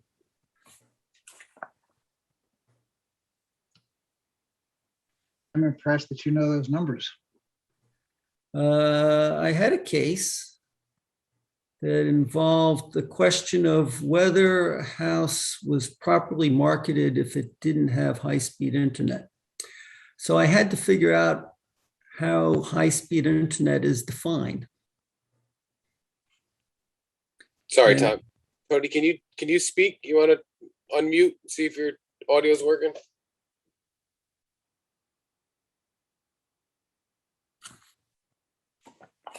You can unmute. Please say something. Nope. Are our 5 minutes over? He's got his hand up, but he's not. No, no, Mr. DeAndrea. We're going to take up a collection for him and get him a new microphone for his computer because it's not the first time that computer has failed him. Sometimes he has to go through 2 or 3 before he actually gets on. Yeah.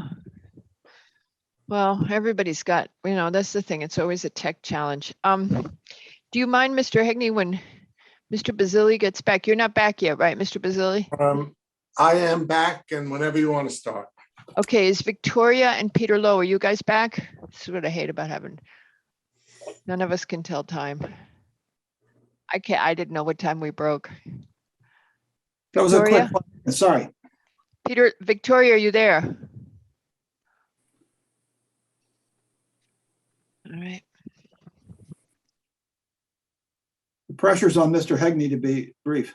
No, Mr. Hegney, I'm going to do the same thing to Mr. Hegney that we did to Tessie. It's late at night. We're just going to bomb through it. He doesn't mind. I just want to quote one statement from the briefing yesterday. Okay, go ahead. Well, no, don't do it yet because we don't have Victoria. Okay.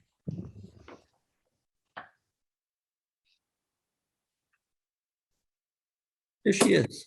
All right, great, Victoria. Okie dokie. So, Mr. Hegney, our next application is 10 WNS number 1, Investments LLC for a final site plan. I think I read this already for a 1-story sunroom addition and the basement, and it's at 1 Meadowcroft Lane. And Mr. Hegney, go ahead. Thank you, Madam Chair. For the record, Tom Hegney on behalf of the applicant. The line that I liked from the briefing yesterday, and I didn't write down who I could attribute this to, is why are we even looking at this? Oh, it was McRae, Barilek, and Albin. I remember the discussion. It was a chorus. Yes, we all said. We had to show that we met Okay. the FAR. Square feet. And All right, okay, so WNS, so this application is for 250 square, whatever. You have all the sign-offs you need? yeah, we do. Does anybody on the commission have any questions or comments on this application? Nope. Does anybody? I'd like to know what the response of the applicant is to conservation's asking for 2 or 3 native trees. Thank you. Or 11 shrubs. Yeah. Just say yes, Mr. Hegney. I was going to say why instead of yes. This is over a patio. We're not increasing pervious surface. We're not creating a greater heat island effect. Now, could my client plant 2 or 3 more trees in the yard? Sure. But Okay. So that's no just say, standard. we're There's no gonna- standard for this. It's just, we want more trees, so add some more trees. Okay, no, you know what? We're gonna have landscape regulations that are updated really soon. We're just waiting on Nick to finish a checklist he's working on. But so what we'll do is in the decision letter, we'll word it that the applicant will consider will consider additional plantings, okay? Fair enough. Because, Thank you. it is 257 square feet. You're not adding impervious. I get that. Okay, with that, may we close this application? Does anybody object to closing this application? No. No objections. All righty. Last one, folks, is Bernardo Luciano for a final site plan and special permit. This is the pergola at 3 Greenfield Place. Who is representing the applicant? Brian McMahon, Madam Chair. Should be Is there entering. somebody who has been here all night? And wait, who woke up Jackie? Well, I'm going to imagine it's a tiny terrorist, but that's a poor one. Jacqueline Pruitt, wait a second. You're supposed to be asleep. Mr. McMahon, hello. Number 13 is Bernardo Luciano. As we said before, it's a final site plan and special permit for a pergola at 3 Greenfield Place. Mr. McMahon, we apologize that you have been up so many hours listening to us. And from what I have seen, you have no outstanding issues on your application. And unless you wish to add any comment, we could probably just close it, unless you would like to make it worth your while to have been with us for No, that's okay. I've been just 6 monitoring in hours. and out. Okay, so after 6 hours, you can earn your keep? No? All right. Okay, so in that case, does anybody on the commission want to ask anything about the pergola? Does anybody in the public have any comments on this application at 3 Greenfield Place? Does anybody object to closing this application? Please raise your virtual hand. No objections. This application is hereby closed. Mr. McMahon, thank you very much for your patience. I'm sure that going to the dentist was more entertaining than listening to us, but what can you do? Thank you. Thank you, sir. All right, you guys, we're going to start in sequence, and we are going to begin with 409 East Putnam, the Veterinary Emergency Group. Oh, Mr. Basili, you can leave. I know you didn't really need that break, but we couldn't tell you. I could never imagine you could finish those 3 so quickly, or I wouldn't have done it. But thank you for the break, and see you next. I tried to bully the first guy, and that didn't work. See you soon, Mr. Basili. See you. Okay. Our decisions, 409 East Putnam, the Veterinary Emergency Group. This is a change of route. This is an application to change use, 4,025 feet from retail to veterinarian. The applicant has received a drainage exemption as there is no addition. The ZEO has signed off on the 7th of September. The sewer department dated September 10th has no comment prior to approval of the P&Z approval, but does want issues addressed in the permitting phase. The commission notes that this site is non-conforming as to parking, but as it offers 56 spaces versus the currently required 99 for retail. The veterinary use would require 90 and is thus a reduction in the nonconformity. We also note, and Patrick, I'm going to abbreviate this if you would submit the full thing. The applicant has submitted its peak parking demand times that Monday through Friday between 6 and 8 p.m. They expect 6 to 8 clients per hour. Sundays is the peak. I'm sorry, Saturday peaks at 11 customers at 11 a.m. and Sunday is 12 customers at 2 p.m. And if you would just go ahead and give that whole little table in the decision letter. The applicant has agreed to work with staff and conservation regarding landscaping along the frontage, and will also has also acknowledged that they must meet all state or municipal requirements and health regulations, including the the appropriate disposal of medical waste. The applicant has also advised the commission that they will install noise attenuation features as well as enhanced HVAC, and that a limited amount of the patients will be taken outside for relief. There being no other comments from the commission, staff shall address any other outstanding departmental comments. Do I have a second? Second. Black, Mr. Barrel, I have Barilak. I have Barilak too. Okie dokie. Number 9. Pablo Calderoni at 7 Dempsey Lane for a subdivision. It's 12.2752 acres being split into 4.8060 acres on one lot and another lot of a net 4.9684 acres with an open space of 18% or 2.2095 acres. The engineering department has on the 8th of September advised to resubmit prior to permit. IWWA has permitted it on the July 2nd of 2019. The ZEO has issued an okay on September 8th. The health department has signed off on August 25th. The commission notes that the lot shape and area meet regulations, and that the applicant has included an open space restrictions draft and will submit a Mylar for signature by the chair with the box. Although the open space, a greater amount than 20% of the open space is in wetlands, the commission notes that the this area has such a large proportion of wetlands that there was no other way to create the subdivision. The applicant will be has offered to work with staff as well as conservation to protect trees on the property and to provide enhanced low impact development. The staff shall also address any other outstanding departmental comments. And with that, do I have a second? All right, second.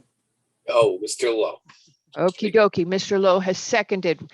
Mr. Yeski, how do you vote? Aye. Mr. LaRoe? Oh, what am I doing? Mr. Barilak, I'm super tired. Mr. That's all right. Barilak, Aye. Ms. Goss, Aye. and Mr. Lowe. Aye. Albin is also aye. You guys, did I take a vote on the last No, you one? did not. No, you didn't. I thought you were gonna do them all at once. No, it sounded so like on that. the last one, on the Calderini subdivision. No, that was this one. On the last one, which was Veterinary. 409 East Putnam. Right. Correct? Right. Veterinary. Veterinary. Okay, to veterinary use. I can't even say it. Yeah. Got it. Mr. Yeski, how do Aye. you vote? Aye. Aye. Mr. Barilak, Aye. Ms. Goss, Aye. Mr. Lowe. Aye. Albin is also aye, and Mr. LaRoe and Ms. Blankley, now DeLuca, are also aye. We'll just throw the whole thing in. No, Yes. there. All righty, you guys. Number 10. This is the sunroom, WNS number 1 Investment LLC at 1 Meadowcroft Lane for a final site plan and special permit for addition of a 1-story sunroom as well as the associated below grade basement for a total addition of 257 square feet, which brings the cubic footage of this property to 152,437, whereas it was previously below the 150,000 cubic foot threshold of 148,004 at 148,480. The FAR of this property is going from 0.08777 to 0.0897. It's hitting quite close to the limit. The IWWA issued a green sheet on the 24th of May. The Health Department expressed no opposition on July 15th. The CEO has no concerns as of the 8th of September. The applicant has a drainage exemption as there is no additional impervious. The commission has requested that the applicant consider the addition of 2 to 3 native trees or 11 native shrubs following this development. All other outstanding staff and departmental comments should be addressed. Do I have a second? Second. Now we're going to take a vote. Good idea. So you guys got to keep me on the line here. So Mr. Yeski, Aye. Mr. Barilak, Aye. Ms. Goss, Aye. Mr. Lowe. Why? Aye. Albin is also aye, and with that, the motion passes 5-0. The last one is Bernardo Luciano for a final site plan and special permit at 3 Greenfield Place. And this was from a modification of a previously approved application from 2018 and increases the development above 150,000 cubic feet. The ZEO has issued a sign off on the 8th of September and notes we have been advised that previous concerns about the generator placement have been addressed. The IWWA issued a sign off green sheet on 2018, which remains valid and has endorsed that. The health department has no issues as of the 13th of May of this year. DPW had no comment and issued an okay to permit on the 19th of May. Any other outstanding departmental issues should be addressed by staff. Do I have a second? Second. Lowe totally had that one. Okay, Mr. Yeski, how do you vote? Aye. Mr. Barilak, Aye. Ms. Goss, Aye. Mr. Lowe, Aye. and Albin is also aye. This was a long night, you guys. The motion has passed 5-0, and it's our last one. This was a long, long night. Thank can you you, tell the guys. Because there were only 5 of us, and when there's 5 people, everybody has to be more focused and on top of stuff, and it's a lot more draining. Because you can't take turns as much on who's on what application. Patrick's giving himself a hand, and I like that, I must say. No, I'm very happy that we got to where we are, considering where we started. He almost got to vote tonight. He's Yeah. excited.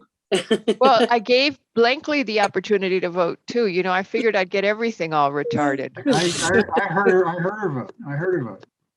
So Bob Barilak and I, so good news, they met with the BOC tonight on the trust, and it sounds like it's kind of okay. They modified a couple of things. We weren't crazy about that, but Bob, they're going to do a sunset provision, and they got rid of the 2/3. Well, that's what they're proposing. Let's see when it goes through the RTM. The rest of the committees are going the other way. It doesn't matter.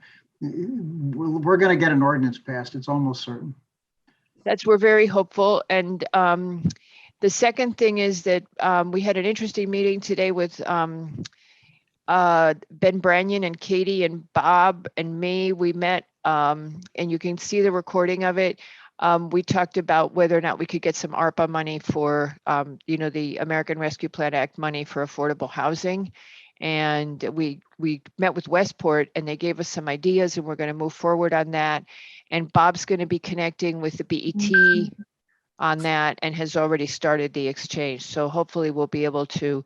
Westport is taking a more assertive approach than Greenwich would. Which may be the I'll call it the more natural approach to get this job done, honestly. I think I'm encouraged to say that the tea leaves I read about the willingness of BET folks to consider putting what I'll call stimulus money into affordable housing is high relative to my prognostications. So we'll hope. It's a lot of money, you guys, that could be around. So that would be really good because it would help us shrink the size of some of these buildings and get affordable housing at the same time. So those are 2 good things. Anybody want to throw anything in before we go to our much deserved reward? Good night. That's go for sleep, everybody. Good night, all. Good night. Good night. Sweet dreams. Right.